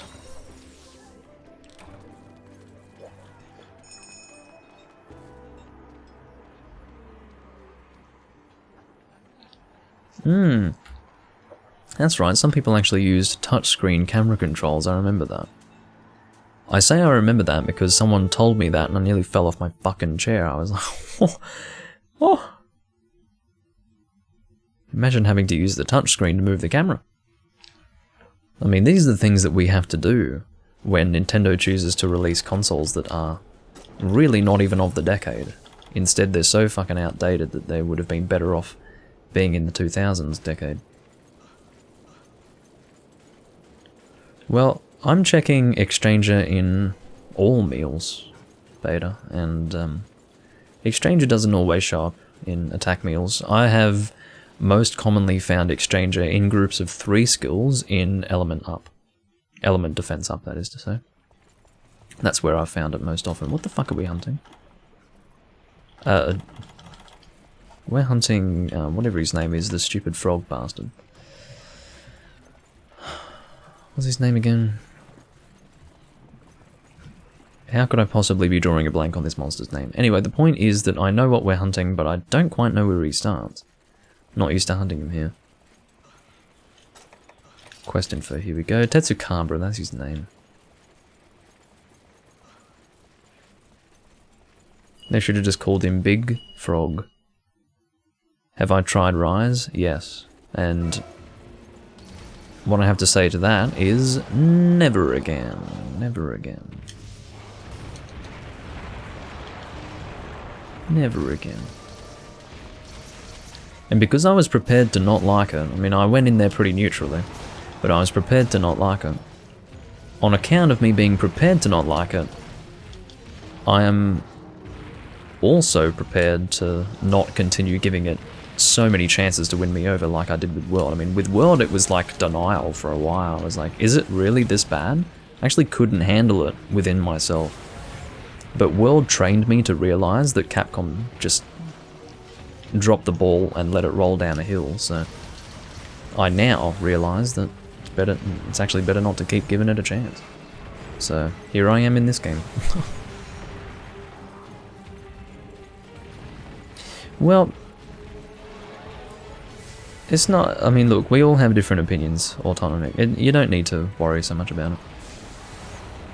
It doesn't fit my preferences because, to start with, I was spoilt by playing so many hours on Monster Hunter Tri. You have to understand, Monster Hunter Tri was, compared to 3DS Monster Hunter, an absolute, I mean, it was comfort. It was the epitome of comfort. It was basically, I'm sitting here on a television, I have free type in hunts. The issue with 3DS was, first and foremost, you're dealing with a small system, small screen. Your experience seems almost contained within a small box. Second of all, you've got the poor economics, or excuse me, ergonomics of the 3DS in your hand. Third of all, you've got the terrible graphics, that terrible 3D view.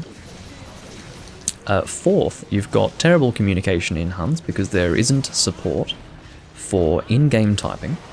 As well as that, when you do type in lobbies, you have to tap on the touchscreen. I mean, that's not something that I would blame the game for necessarily, that's something that I would blame the game for being on a portable system for.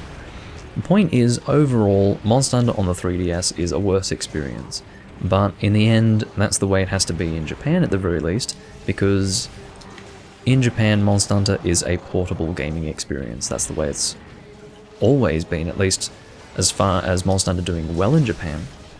It wasn't until the games hit the PSP that Monster Hunter was doing exceptionally well in Japan, so it is what it is, but I'm spoiled by my Tri and 3 Ultimate experiences.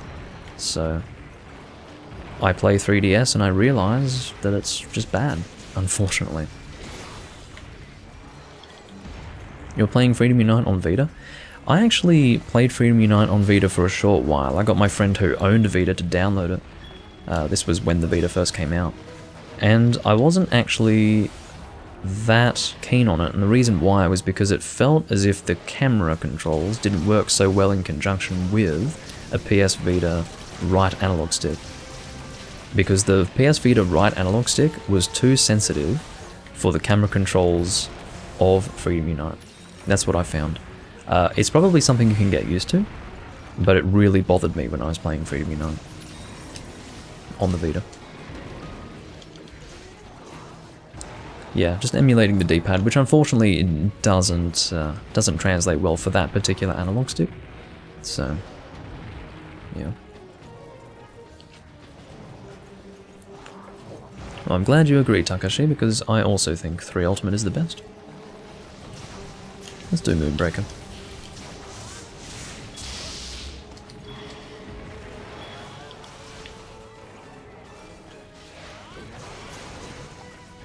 Yeah, any person who didn't appreciate multiplayer, or excuse me, any person who really appreciates multiplayer, and for them that's a big part of Monster Hunter, I feel that those people will see the flaws with 3DS Monster Hunter, and as well as that, will also see the flaws of Rise. And they will no doubt be heavily negatively impacted by the changes to the online system. And I have been told in no uncertain terms that it's something that I should just get used to. You know, that's just the way things are. So, you know what? If that's the way things are, I won't fucking play it. Fuck the SOS system, and fuck everything associated with it. That's what I have to say about that. I don't care if it's technically cleaner in certain regards, I don't care at all. All it does is appeal to those who require instant gratification in their games, and as far as I'm concerned, that is a violation of the spirit of Monster Hunter. So, there you go. You can agree or you can disagree, but that is my position on it. And that is the reason why I'm playing this game and not Monster Hunter Rise at this time. 3 Ultimate is the last game that had underwater combat. It's basically a G-rank version of Monster Hunter Tri. In terms of a multiplayer experience, the difference that you can expect to experience in 3 Ultimate versus a 3DS game is the fact that you have free type. So you can actually plug in a USB keyboard to your Wii U, and you can start typing and you will automatically be typing on the screen. You can press escape to cancel what you're typing, or press enter to send what you've typed. You can free type during hunts, which is so good for strategy, as you can imagine, because you don't have to have pre-written shouts for strategy. Now obviously, it doesn't matter how many pre-written shouts you have, there will always be a situation that presents itself in an online hunt that you don't have a pre-written shout for. So when you have free type in hunts, you can type exactly what you need to type for the situation that you are faced with in that moment. So for strategy and just for general communication and for quality multiplayer interaction, free type with a keyboard is the way to go. And that was present in both Monster Hunter Tri and Monster Hunter 3 Ultimate. It was likely also present in Monster Hunter 1, Monster Hunter G, and Monster Hunter 2 DOS. So, yeah. In my opinion, any game that doesn't have that as a multiplayer experience is inferior as a Monster Hunter game. So, I enjoy the PSP games, but I look at them a little differently. And having said that, I played them online in Ad Hoc Party, which wasn't too bad. I mean, it was bad in terms of connectivity and consistency of good connection, but anyway.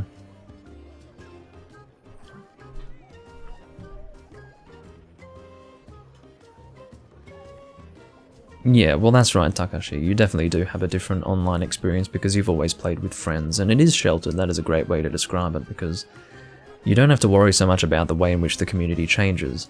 One big thing that I noticed with the change to 3DS was the change in community, because the Wii U community of 3 Ultimate was like a dumbed down version of the Tri community. But then the 4 Ultimate community on 3DS was different entirely. There was almost no comparison, because there were so many people who were getting on board with that, and what I really felt was that it was almost a younger demographic. And consequently, they seemed a bit more simple-minded, a bit more silly, like less logical, and were just generally not good to talk to. And to exacerbate the situation, you had more awkward communication in general because you were forced to tap on the screen to type to people, on-screen keyboard with touchscreen controls, and you couldn't even type during hunts. So you had a worse community plus lower level communication. So it was just through and through a worse online experience if you were hunting with random people.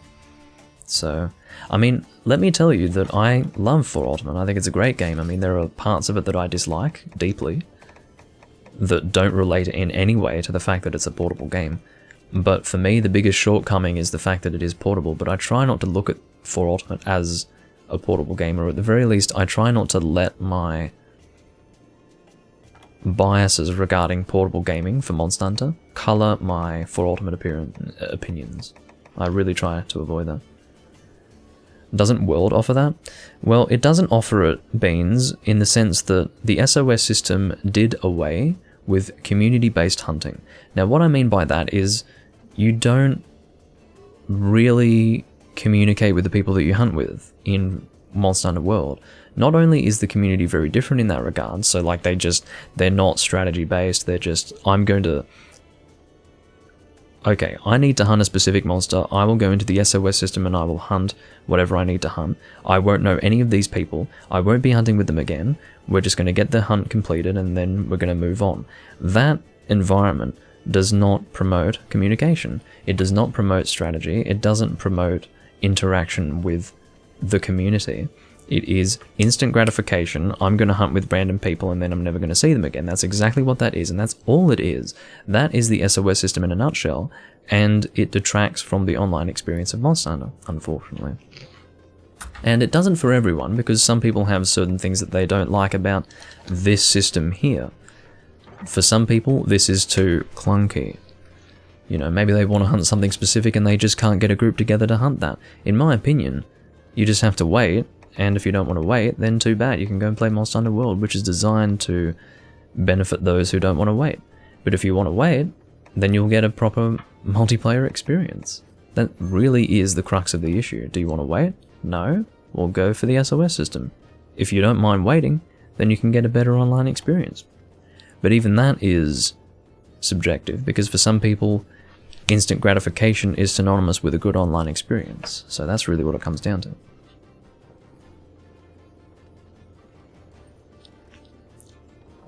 And Beta almost verbatim repeats what I say.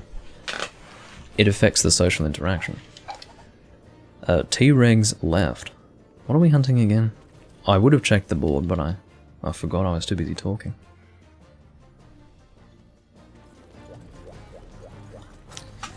Oh, that's right.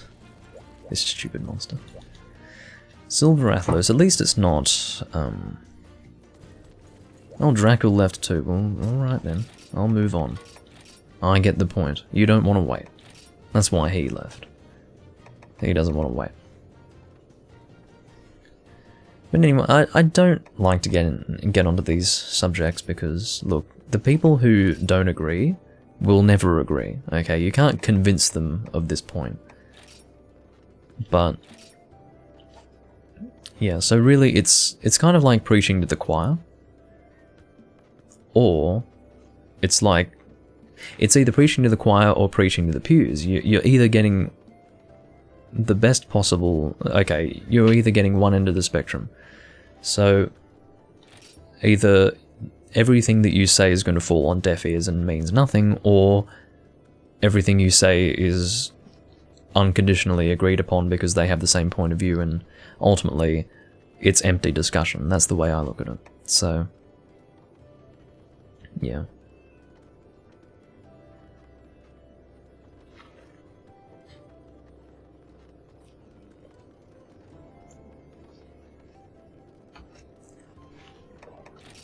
So G4 Hyper and Elder, I really don't like these options that I've been given.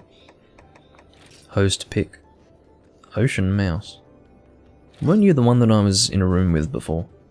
I think he just made his own room. I could be wrong, but I was a bit too focused on the conversation to pay attention to who I was even in a room with, but I seem to recognize this name.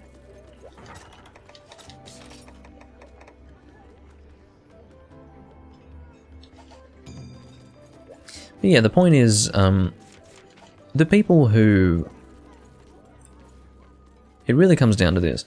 The way Monster Hunter has changed is going to only affect the people who value what we value. Not everyone valued the experience of old Monster Hunter. And obviously the people who never played Monster Hunter aren't going to worry about that which they value being left behind because they never experienced the older games, so they don't care.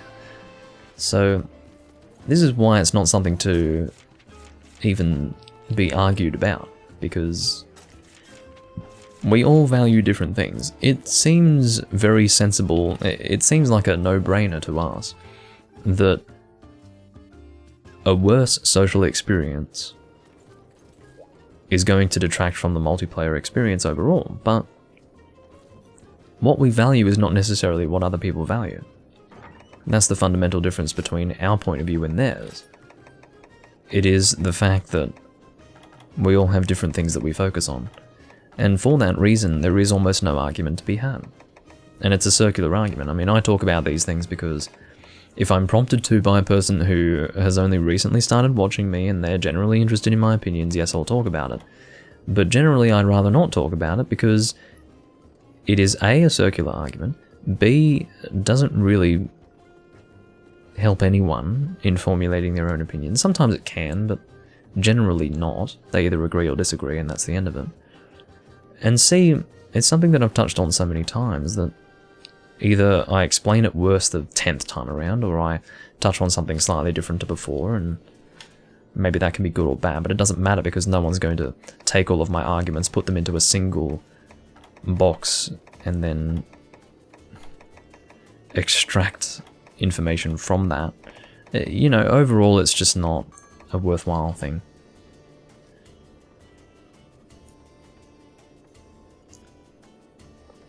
Well, that's cool beans. Cool beans is a phrase that I haven't used in a long time. But, yeah, it's fine that you ask. I don't mind. I try to stop myself from getting on these rants, that's all. Because I know some people get nothing out of it. Nothing at all. In fact, rather than getting nothing out of it, they get something negative out of it and they think less of me. And I'm not afraid of people thinking less of me, but if I don't feel that it's worthwhile talking about, necessarily, I don't necessarily want to sacrifice people's view of me over something that I don't think is worthwhile talking about, if you understand. I just don't think that any person can be convinced of my view if they value different things.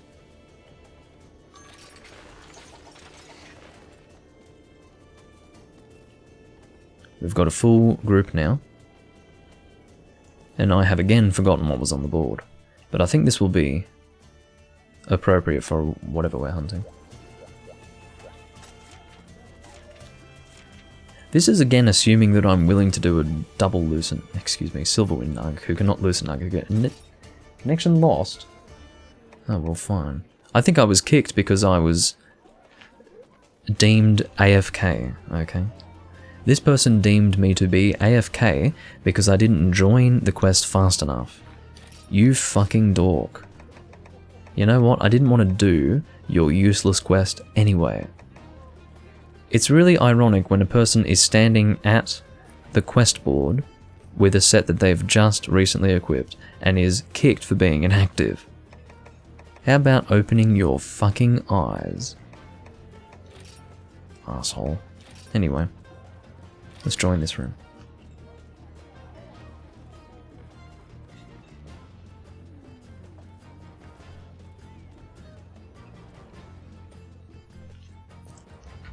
Yeah, Takashi, I have a lot of respect to 5th gen players who want to experience the older games. In fact, I came across a person on Hunsterverse. Hunsterverse I will often talk about in context with the older games because that is actually a very sheltered community for the reason that to them, to a lot of them, the only games that exist are Freedom 1, Freedom Unite, and Portable Third. It's like going back in time. It's like a time capsule of the year 2010 on Hunsterverse. It's incredible. Because to them, the newest game is Portable Third. It's really weird.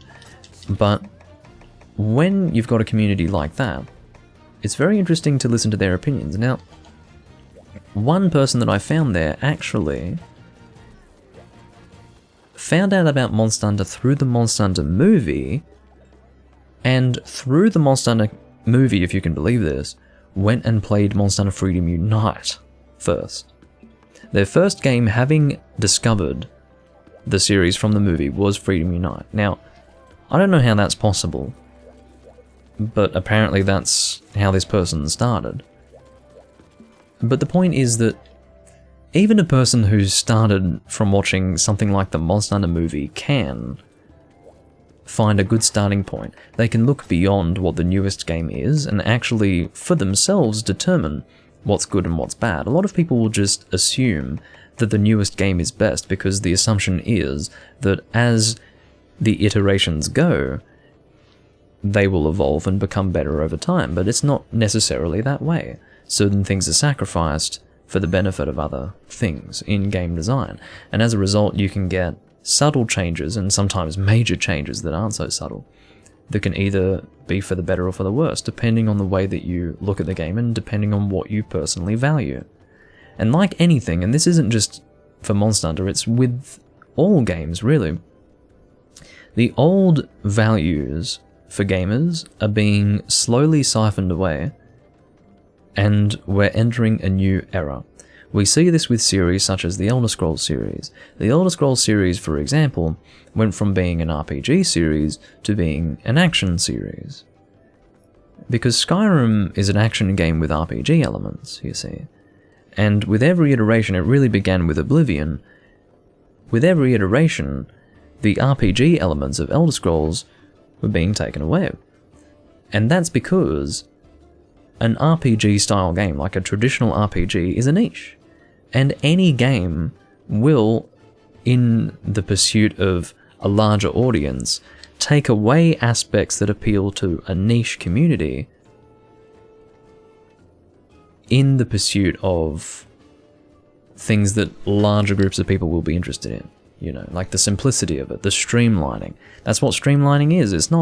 Streamlining is not for niche communities. Streamlining is for larger audiences. And there will always be groups of people who see a benefit in that, and groups who see it as exactly what it is, simplifying, and in the process, extracting the, I suppose, finer points of the game. The finer points, like the little, it's almost a case of removing the, there's a word that I'm trying to find here that I've lost, but the point is that it's complexities, that's what I'm looking for. They're removing the complexities of the game to have something that's simple but works. The more simplistic it is, the more people are going to appreciate it in the mainstream space. Unfortunately, it's just the way it is. So many people have been kicked from this room. This host, I think, is just kicking all sorts of people. This is bizarre.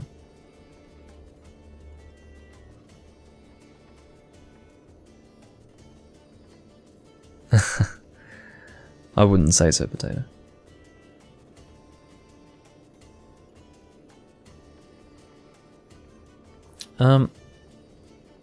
This is quite a heavily cauldron. What is going on? Oh, you know what? Quadrea probably has terrible connection because so many people were leaving this room. I don't think they were being kicked. I think they were disconnecting from this guy because now he's left. I don't think he would have been kicking all of these people just to leave in the end anyway. What a mess. This is terrible. Oh god. Maybe I'll have to search without the HR 13 minimum. It's starting to look that way, isn't it? What have we got now?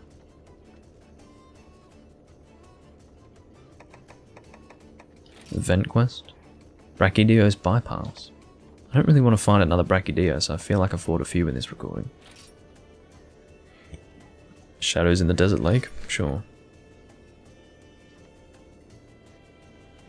Yeah, I don't think he was actually kicking people at 10. I feel like he just had terrible connection and people were failing to connect with him properly. Unless he was angrily kicking people and was like, fuck it, I'm not going to play today, and then turned off his system. I don't know. But I don't think that would be a realistic possibility.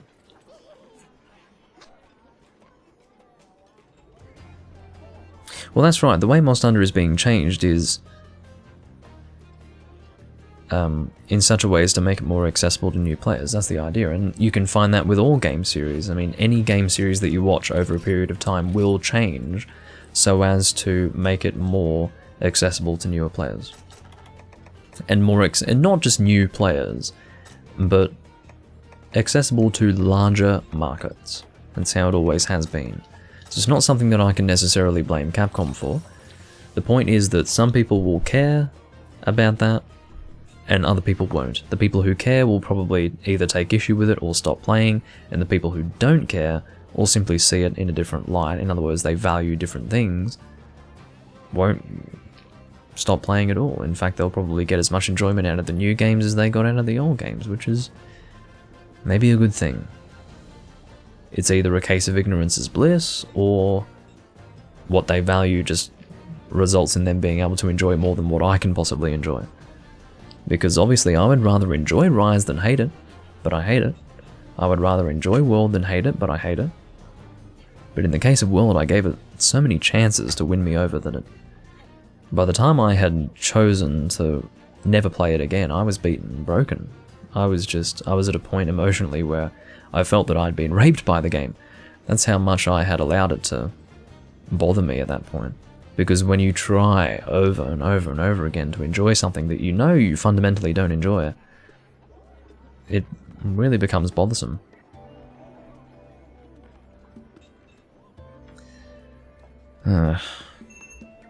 Anyway, I don't like to get on these conversations. Because again, I don't think it has much value.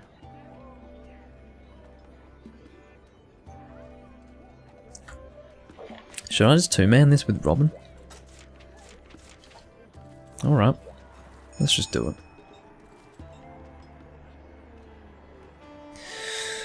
Do I know any good light bow guns in Freedom Unite for high rank? Not that I can think of, and the reason why is because the way I gun is I wait until I hit endgame, where things like money are not an issue, and where I can make several armor sets for guns comfortably.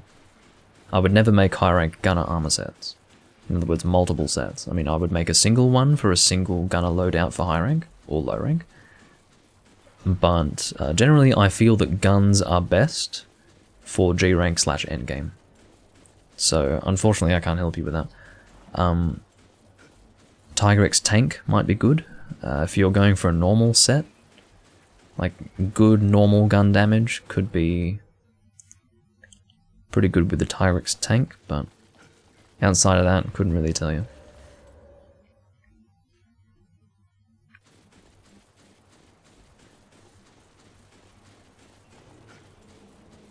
Well, if you only gunned in first gen, then I'm sorry for you.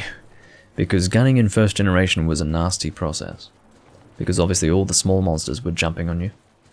That was, I mean, small monsters in first generation, this is another thing that some people will fundamentally disagree on. I mean, people who play a lot of first generation will see the value in having lots of small monsters in the room with the large monster and the hunters. But I don't. I don't see it at all. I find it to be a distraction. I feel that it detracts from the experience, and that it generally sucks. But first gen players will defend it to the death. You could have as many as 6 or 7 small monsters in an area with you, and if you're going ranged, guess what you're getting assaulted by the whole time? Small monsters. And I hate that. But again, people will defend it. Depending on the way that you look at it, you could say that they're being apologists, or that they actually genuinely see it as being a good thing, and that, I don't know. It's hard for me to really weigh in on that properly. That too, Beta.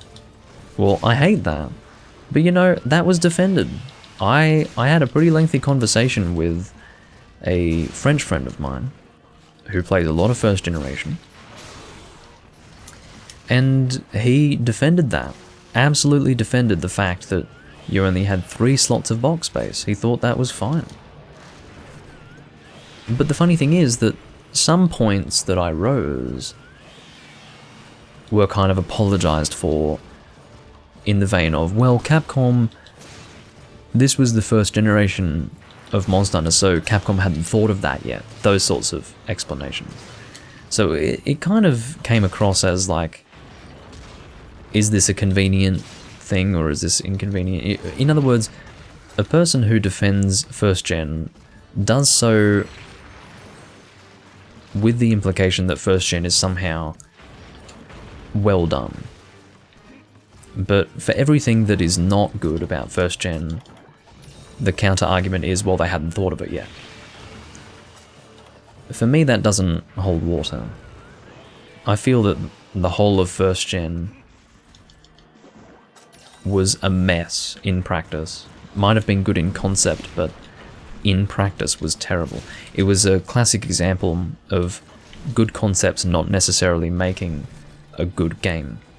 In other words, you have to strike a balance between good ideas and good game implementations. Some things work nice in concept, but when you actually play a video game with these concepts put into practice, it doesn't work. And I think that's what Capcom had to learn between first and second gen. Even from first to third. So, yeah. But you know, people will absolutely refute what you just said, Beta. Capcom not knowing what was important in Monster Hunter, people will absolutely refute that. They will put their integrity on the line to refute what you just said, and will say that Capcom absolutely knew what was important about Monster Hunter. And that's the reason why first gen was what it was. Which is why you can't win that argument. It's hard. Everyone values different things, that's the idea. People do still play first gen actively, yeah. There are communities of people who will only play first gen, absolutely. There are people who are working on restoring the online for Mindguard in both Monster Hunter 1 and Monster Hunter G. 2DOS, not much is going on with 2DOS, but yeah. First gen Monster Hunter has a community for sure, and it exists to this day. They are the people. There is a community of Monster Hunter players who are more veteran than I am, and this is their ultimate contention. It is the fact that combat moved from analog stick combat to button combat, which is to say that you used to attack with your weapon using the right analog stick. You would move the right analog stick in different directions to conduct your attacks. Which is incredible to think about, but some people got so used to that they didn't want to walk away from that. In other words, the only games that they would actually feel comfortable playing are Monster Hunter 1, Monster Hunter G, and Monster Hunter 2 DOS. And that is a community of people who only feel comfortable playing like that. And it's incredible, but they think that's better. I'm not the ultimate Monster Hunter veteran because I don't appreciate first gen as much as these people do. I didn't start in first gen, which is probably part of the reason why I don't appreciate it so much. I started in second gen, so I started with the same combat system that we see in third gen, for example. I mean, it was more simplistic in second generation in Freedom 2 and Freedom Unite versus, say, third gen. But at least in Freedom 2 and Freedom Unite, we used buttons for it. Whereas in 2 DOS, for example, that was still a second gen game, but it continued to use... Robin?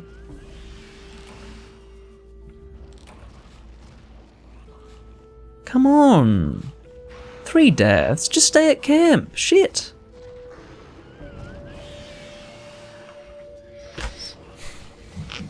Come on. Anyway. But yes, D-pad was camera. And the point is that, yeah.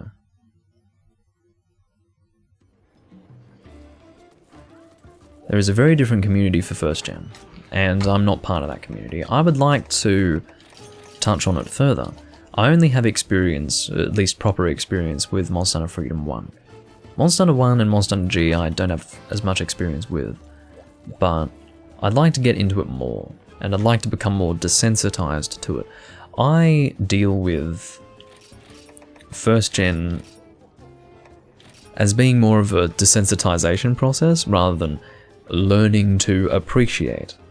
So, in other words, Monster Hunter in the first generation plays more like beta Monster Hunter, like alpha beta Monster Hunter. Basically a Monster Hunter that isn't quite ironed out properly. But not everyone looks at it that way. So some would look at it as being certain things are being prioritized that might be perceived as too difficult or some crap like that. I don't think so.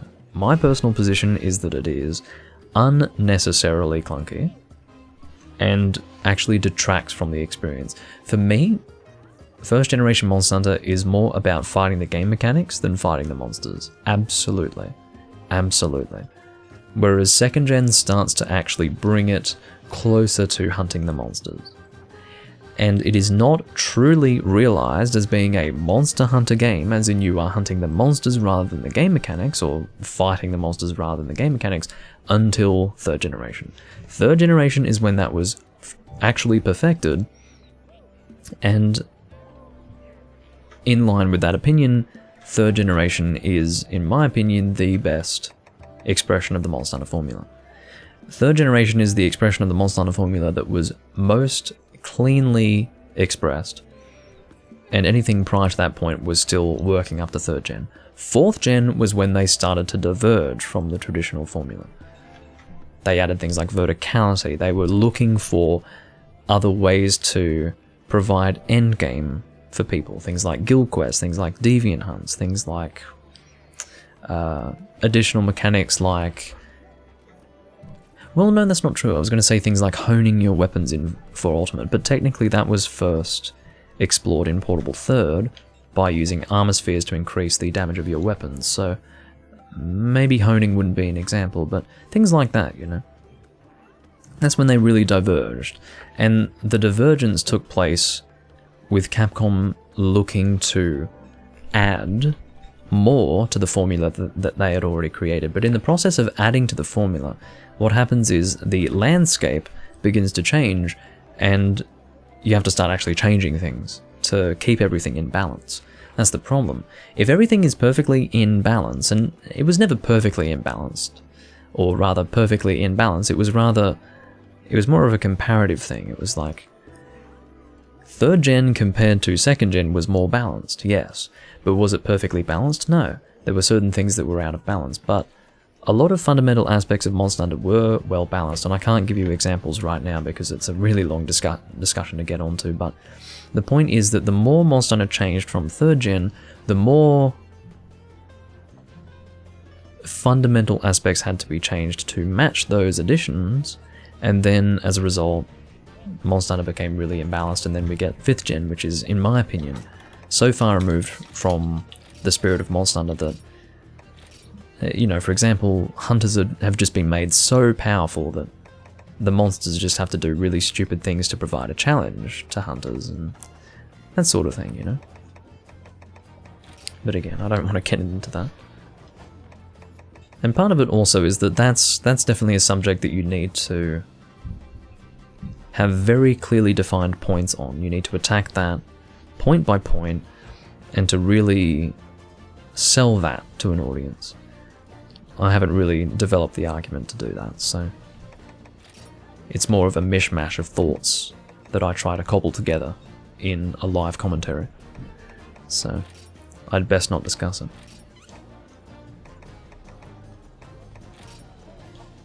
Zype is an interesting name. Sure.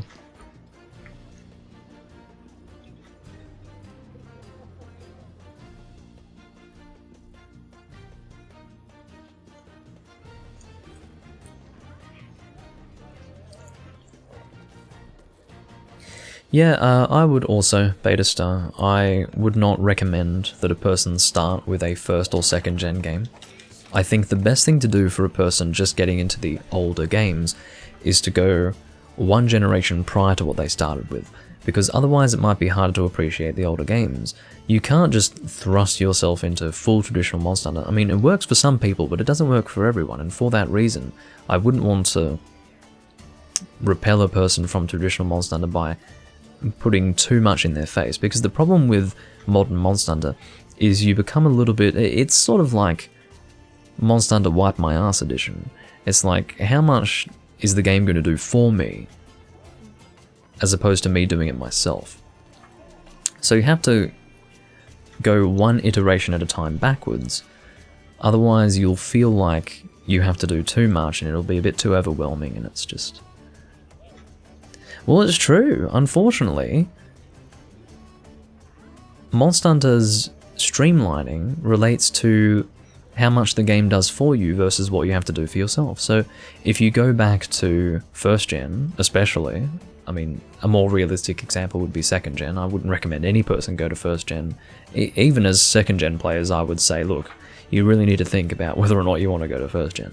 But if a person were to go from 5th gen to 2nd gen, they would not enjoy themselves. I just don't believe it, because it would be too rough around the edges. And I will admit that 2nd gen is rough around the edges. 3rd gen I think is perfect, but 2nd is still a little bit rough.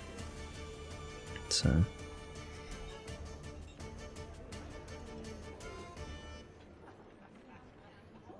yeah, I would say that if a person started in 5th, they should go to 4 Ultimate or Generations Ultimate. I don't recommend that a person goes to Generations Ultimate and then jumps straight onto Styles. Like, for example, I wouldn't want a person to learn traditional Monster Hunter while using Styles, because that wouldn't work for them in earlier games. They'd become... I mean, when Double Cross was the newest Monster Hunter game, in other words, this game in Japan, the general consensus was that Double Cross made you a worse hunter, and the reason why was because you were learning how to hunt with Styles instead of learning how to hunt. It was just a different sort of thing. It didn't match up to how you would play the other games. And so for that reason I generally stick to Guild and Striker here. But in the same way, I wouldn't recommend a person go backwards and then play Styles in Generations Ultimate. So for some people, Styles and the game Generations Ultimate are absolutely synonymous, in the sense that if they play Generations Ultimate, they have to use Styles. Oh, I can't possibly use Guild Style in Generations Ultimate, that's not fun, blah blah blah. Well, that's fine. If that's the case for people, then I'd recommend they go from 5th gen to Monster Hunter 4 Ultimate, and then go backwards from there. And that's really what I would recommend. Look, first generation is something that you can't truly appreciate until you've experienced it. You think, I mean, I could talk about how messy first gen is all day, and you would think that I was either embellishing it or being hyperbolic or something like that. No, it is actually deeply, deeply fucked. It's more fucked than you could ever imagine. Basically, take every single aspect to Monster Hunter that you take at face value as being the way things are, and then imagine that system, but it's fucked. That's basically first generation. Every little part of Monster Hunter is just broken.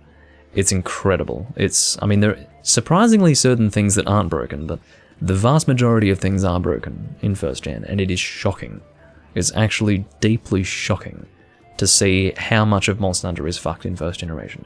This is why I describe the experience of playing first generation Monster Hunter as being more of a desensitization process, rather than learning to appreciate, because learning to appreciate implies that it's somehow well designed. It's not.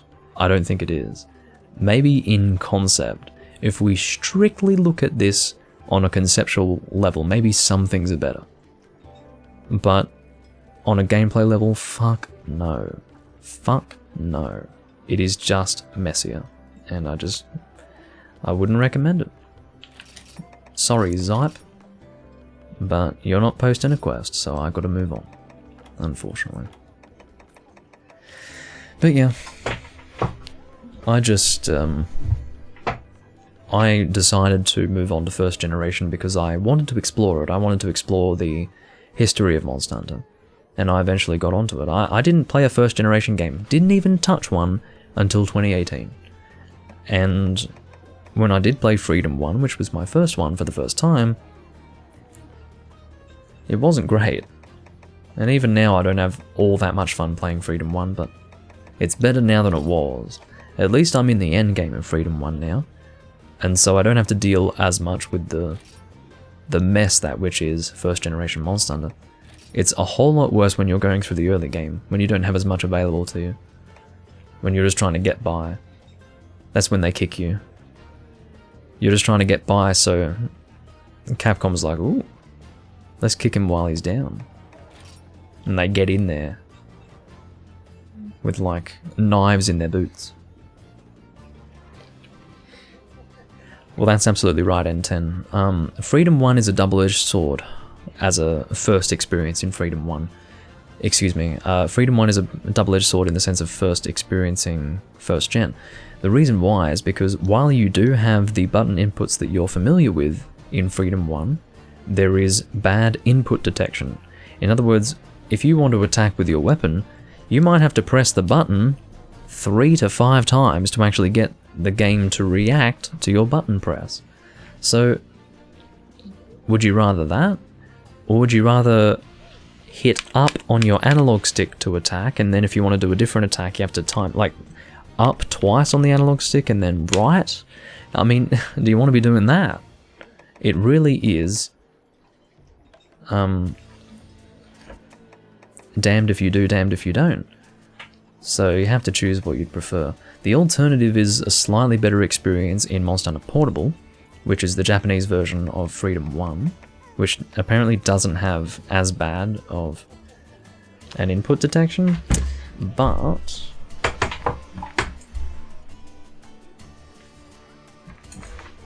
this is Monster Hunter Portable right here. I have it. It's backwards here because my webcam view is mirrored, but I launched this on my PSP, and I swear to God, the input detection is much better. Like, it's really not that much better, so I don't know.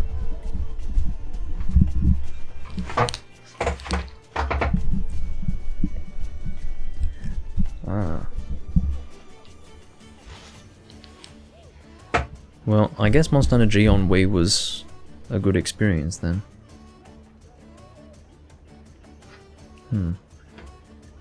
So I guess technically you couldn't say that Wii in Monster Hunter G was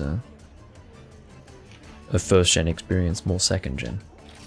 Which does make sense because I guess it was intended to be more of a remaster of first generation.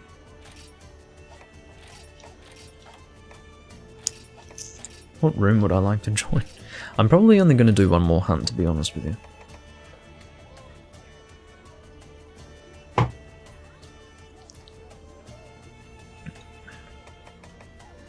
Certain weapons do definitely benefit from counters. For example, I don't like Lance in first and second generation.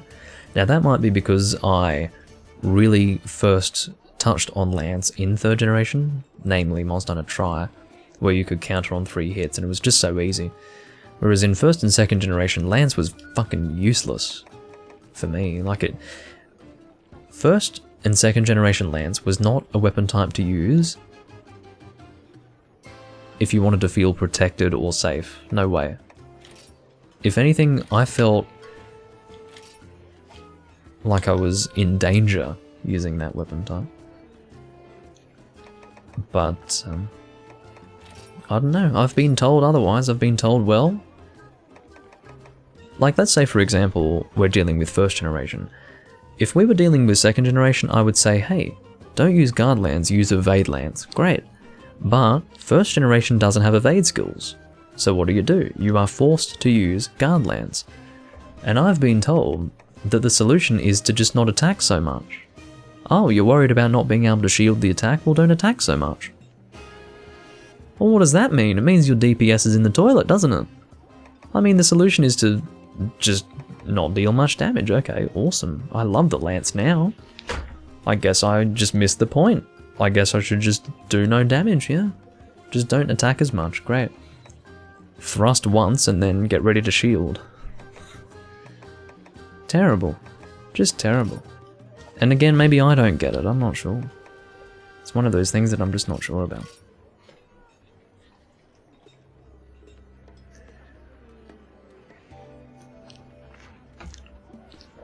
I was definitely spoiled by Monster Hunter Tri Lance.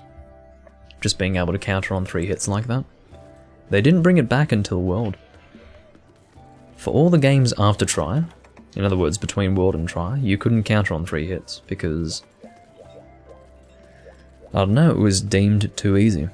Which is probably fair, but I learnt Lance with counter on 3 hits, so it was very uncomfortable for me to not be able to do that anymore.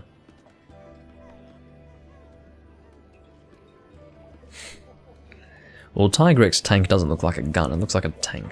You're walking around with an actual tank on your back. But, yeah. Oh, this quest again. Well, alright. I'll do it. I wanted my last quest to be at least something I hadn't done this recording, but I don't know. I ended up doing 4 hours because I got stuck on certain topics, and you know how I like to rant. No, let's go switch axe. I never go switch axe. Have you noticed that I never go switch axe? Let me tell you why. Switch axe is my least favorite weapon type, officially.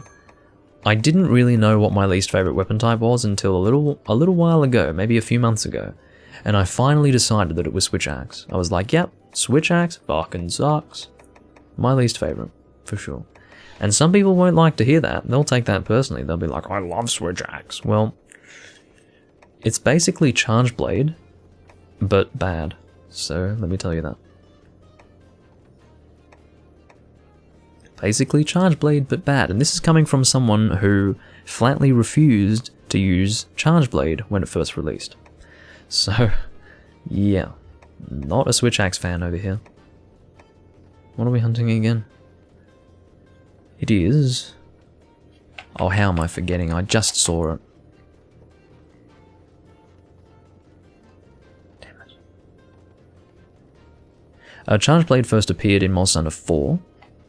The Japanese Monster Hunter 4, 3DS. And it was a bit different to 4 Ultimate, but it is a 4th gen weapon type. Yeah, it is something again. What is it? How have I fucking forgot? I've been kicked from the room. What do you want? People? This was the room I was in, wasn't it? You fucking kicked me, you dick. What did you kick me for? Who kicks a Hunter rank 700?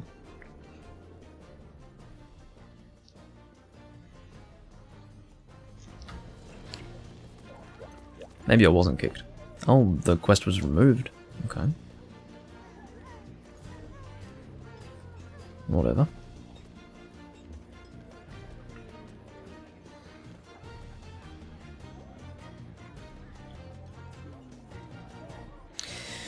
Look, switch axe is host, you can post. Well, that rhymes, doesn't it? Can you just post something? I just want to do my last quest, please. I'm begging you.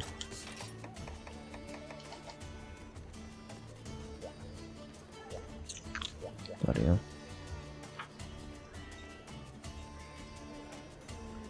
You didn't even use Hunter R's, Takashi. That's pretty good.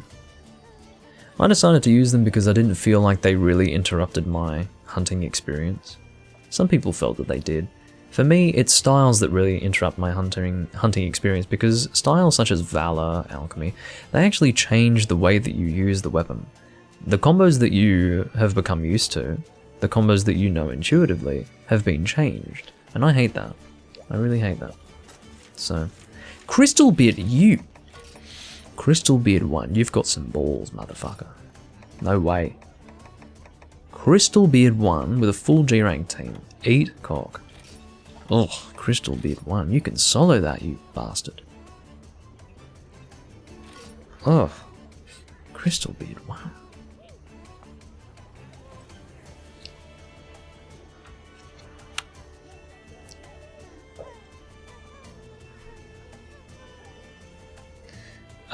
Slash Axe. It might have been called Slash Axe when Tri was first released. There were a lot of changes in naming between Tri's Japanese release and the official English release, because obviously everything was fan translated up until that point.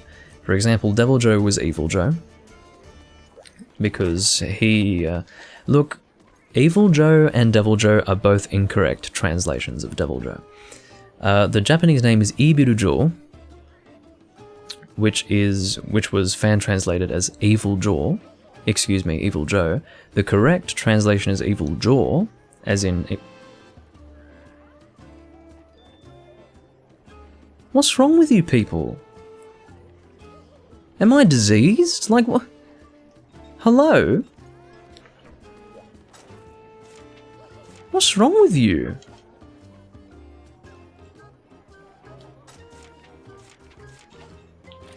What is wrong with this community? Okay, so that's great. I love being left behind. It's my favorite. Let's go join Abe or Abe. I don't know if it's Abe or Abe, but anyway. What I was... yeah, these lobbies are just great, aren't they? So... what was I saying? I've actually lost my train of thought after that shit. That was unbelievable. Right, so, Ibirujo was given a fan translation of Evil Joe. The official translation was Devil Joe, but it's actually Evil Jaw. It's all katakana, and it's intended to be Evil Jaw. As in Evil J-A-W. Jaw. Evil Jaw. But the fan translation only grabbed evil. They didn't know what jaw was referring to, so they just went with Joe in a more literal... fucking Lao Shanlong. So they just went with a more literal English translation of Joe, and then, I don't know, the official translation swapped evil with devil, and then kept with Joe, and then, great, that was that. What's happening with these lobbies is this community is shit. That's what's happening with the lobbies. And it's nothing new. This is not recent. This is what's surprising me. I mean, I really thought that with all of the people who played this game moving to Rise, the people who would be left would be the good people. Actually, it turns out there were no good people to remain. The community just sucks. End of story. Fuck me.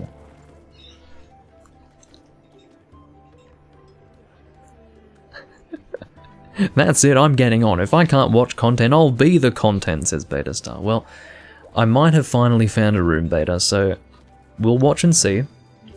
If this falls through also, we'll do that. We've got 2 quests posted so far. I don't know what I'm joining. Who's the host? Moore is the host. Who posted this one? Are you kidding me? The host posts a quest. I mean... oh, Moore has submitted. Okay. Sure. If these rocks could talk. If this hunter could talk, he'd say this community sucks. Oh wait, he can talk, and he just said it. Fuck. Anyway. So we want an ice... switch axe, yeah.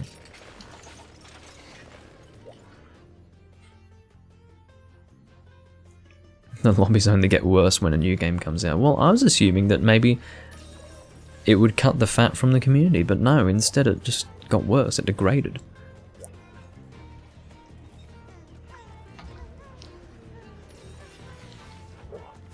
Monster Hunter Generations is mostly sex roleplay rooms at this point. What? That's something I would have rather not been told about. I think the 4 Ultimate rooms are mostly modded rooms now. I think there is a lot of modding and cheating going on in 4 Ultimate at the moment. I only have a... that's more of a guess than anything, because it was starting to become that way when I left, like 4 or 5 years ago. So, yeah. I have a feeling it's probably like that now. If not worse than it was before. You watch. Oh, he might not depart without me. He might be nice. He might be nice about it. You can tell Jim would want nothing more than to depart without me. He would want nothing more in this world, but you know what? I'm here and ready to go.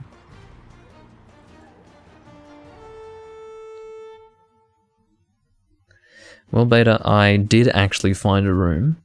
Ironically, as it always is, I did manage to find a room just as you were getting online, so if you really want to stick around, like really want to, I can do another hunt with you after this, but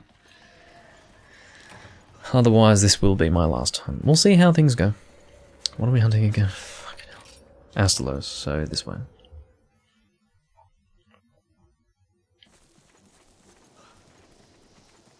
You're on speed dial, right here. If you say so. Oh, thanks for the ping, Moore. Thanks. Well, I will tell you that I do prefer Switch Axe in this game to 4 Ultimate. In 4 Ultimate, they swapped the combo buttons. It was gross. In other words, A became X, X became A, and that wasn't even consistent. I don't know what the fuck they were doing with Switch Axe in that game, but it was gross.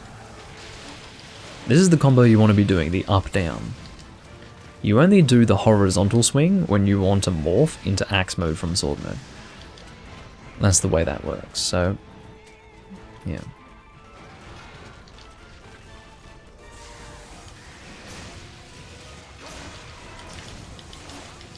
I hate Switch Axe. I mean, I can live with it. I can do a little bit of Switch Axe here and there. But for the most part, I will not use it very frequently. It really, I mean, I almost forgot that it existed, to be completely honest with you. I haven't used it in so long on camera. I think I've subconsciously just blacklisted it.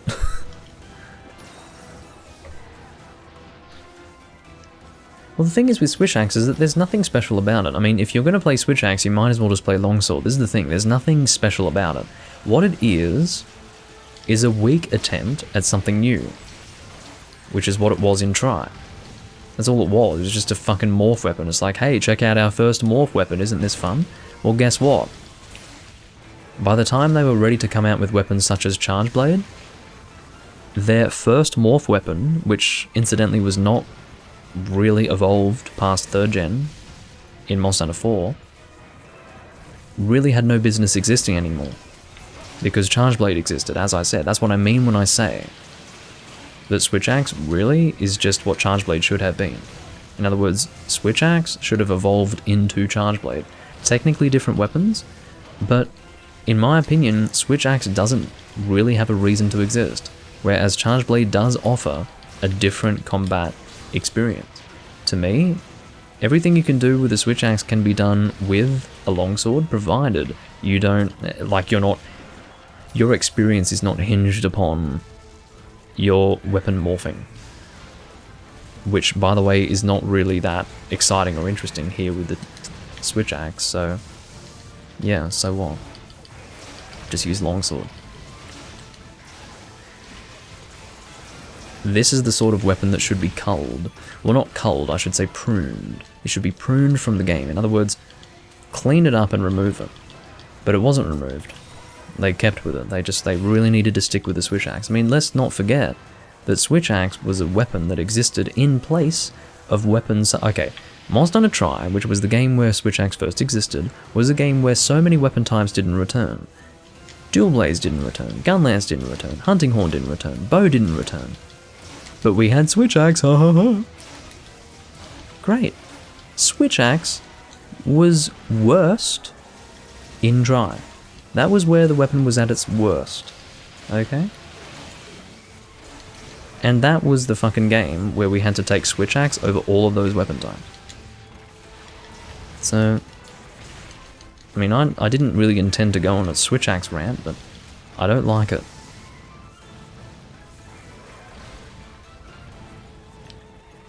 And honestly, Powerfire was the only viable option as far as I'm concerned. In terms of the way the game worked, God, it was really the only decent option. Exhaust Fire was not that great. I love getting hit. I love it. Yeah, Beta, this is going to be my last hunt, I'm sorry. I just don't want to do another one after this. I've been live for too long, now he's going to kill me. Oh no, he didn't go for me, thank God. But yeah, I've definitely had enough at this point. Stop it.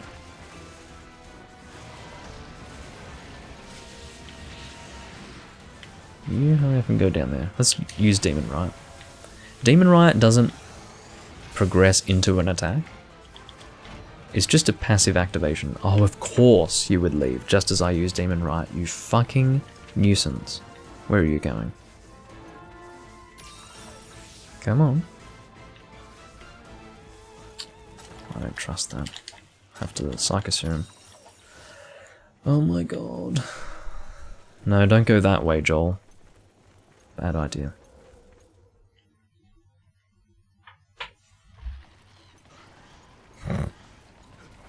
I was definitely suffering in lobby hell, that's for sure. I'm glad you enjoyed though.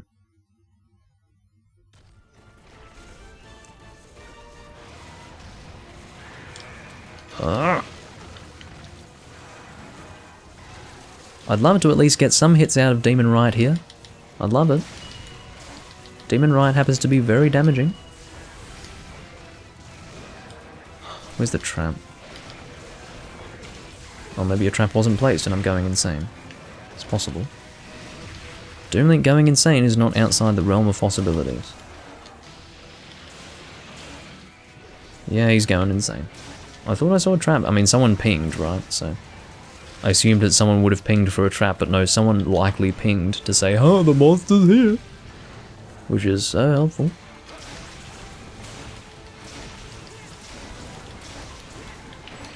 Damn tail. No. Almost out of Demon Riot. Well, let's get out of there. Now, one thing with Demon Riot that you have to keep in mind is that when you do actually run out of it, and your weapon is still out, you have to be prepared to be forced into an animation that will take you out of sword mode and back into axe mode. If you haven't already switched to axe mode. In other words, you'll be forced to engage in an animation that may or may not be placing you in an awkward position, so just be aware of the fact that you'll be forced to go into that animation at the end of Demon Riot if you aren't already in axe mode.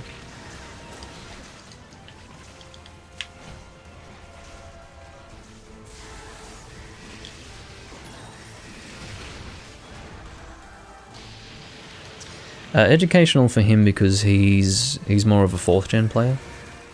Beta.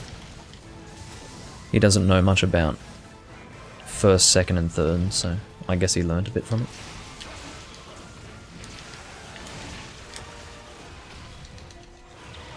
Oh shit. Woo! God knows how I fucking dived at the perfect time to avoid that. But that was perfect timing. Ow.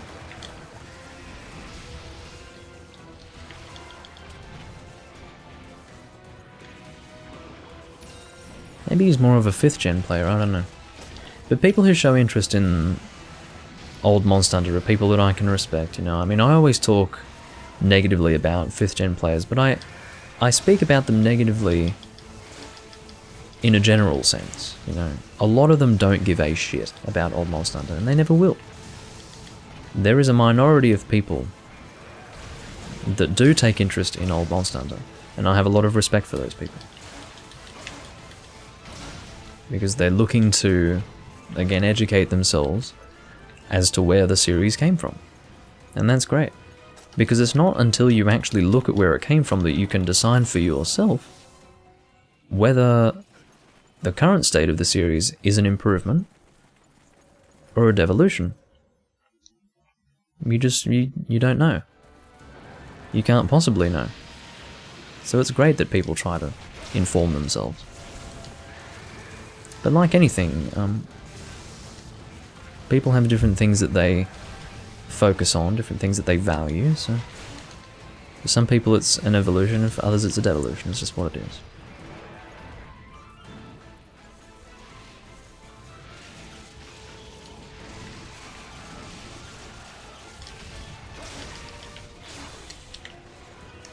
Looks like we've got Demon Right ready to go again.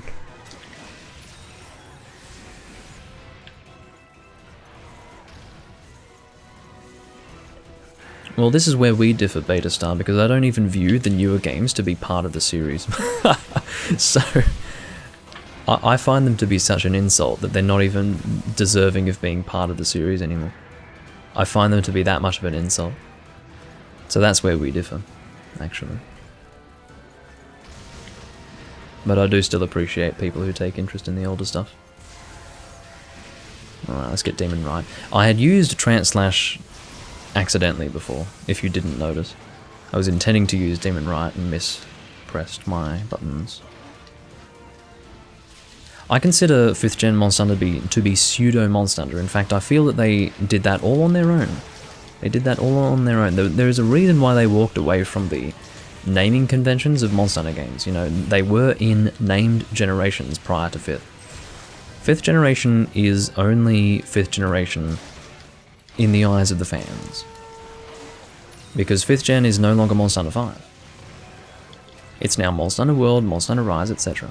So when does it become 6th gen? I guess when there is another fundamental change that might warrant being called 6th gen, because they're not going to call it 6th gen. And what that means is that it shows that Capcom doesn't care about the history of Monster Hunter, and they have to not care. Otherwise, they wouldn't be able to legitimize the changes that have been made within themselves. They wouldn't be able to justify it. I don't think. Because again, so much has changed that is in violation of the spirit of Monster Hunter that I don't think they could really look at it as Monster Hunter anymore. That's why they've walked away from the generational naming. They've chosen for this to be... It's more of a reboot, that is to say, than a continuation. So it's pseudo Monster Hunter in my view.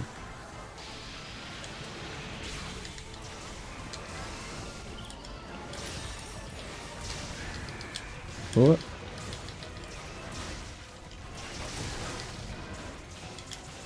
Aiming for that face if I can. Let's go charge up the switch axe. Of course, I have raw resistance here because I do treat this in the same way that I treat the longsword. I like to be able to just focus on my combos. It's very aggressive and damage based, this kind of weapon type, so I don't want to be flinched out of my combo by a raw. It's important to me. It's all about DPS and damage dealing. How did this take... Oh, it's a hyper, that's why it took so long. Of course.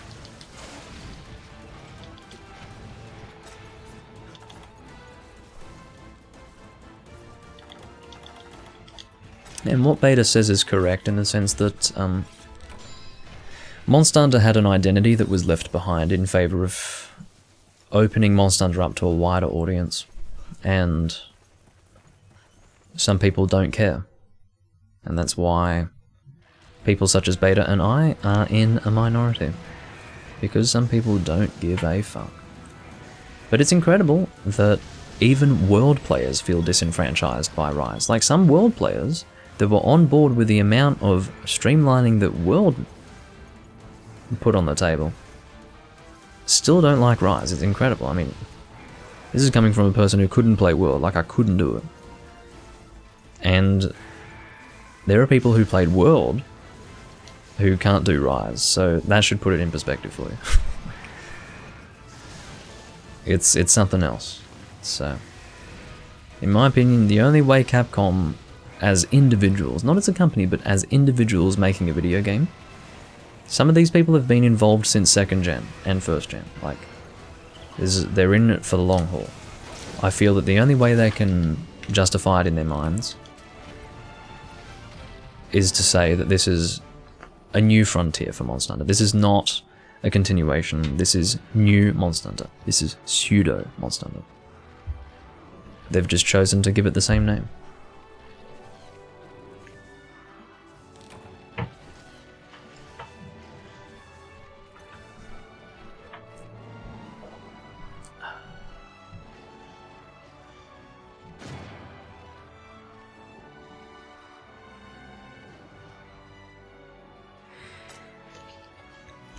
But yeah, it is what it is. I mean, the thing is, this is not unique to Capcom. I mean, I've said this before, I wouldn't specifically fault Capcom for any of this. Because it's like this with all series. All series will be changed and streamlined and adapted for the benefit of larger possible demographics to get on board. That's how it always has been, so I don't specifically fault Capcom for this. I really don't care. And again, I try not to touch on it, but I am prompted to discuss it by my viewers. So, it is what it is. But yeah, that's the reason why I'm playing this game. I mean, seriously, I wouldn't be sitting here playing this if I liked Rise. Probably. Anyway, this has been a 4-hour and 30-minute recording. I was not expecting to go for this long, but I hope you guys enjoyed either way. I will see you when I'm next live in whatever recording of mine you'd like to watch. And I will see you all next time, hopefully when I'm next live, although I cannot promise this. We will have the subscriber emotes organised. That is purely for Twitch to work out. I don't know how long it's going to take for them to get those organised, but hopefully by tomorrow, but maybe not. We will see.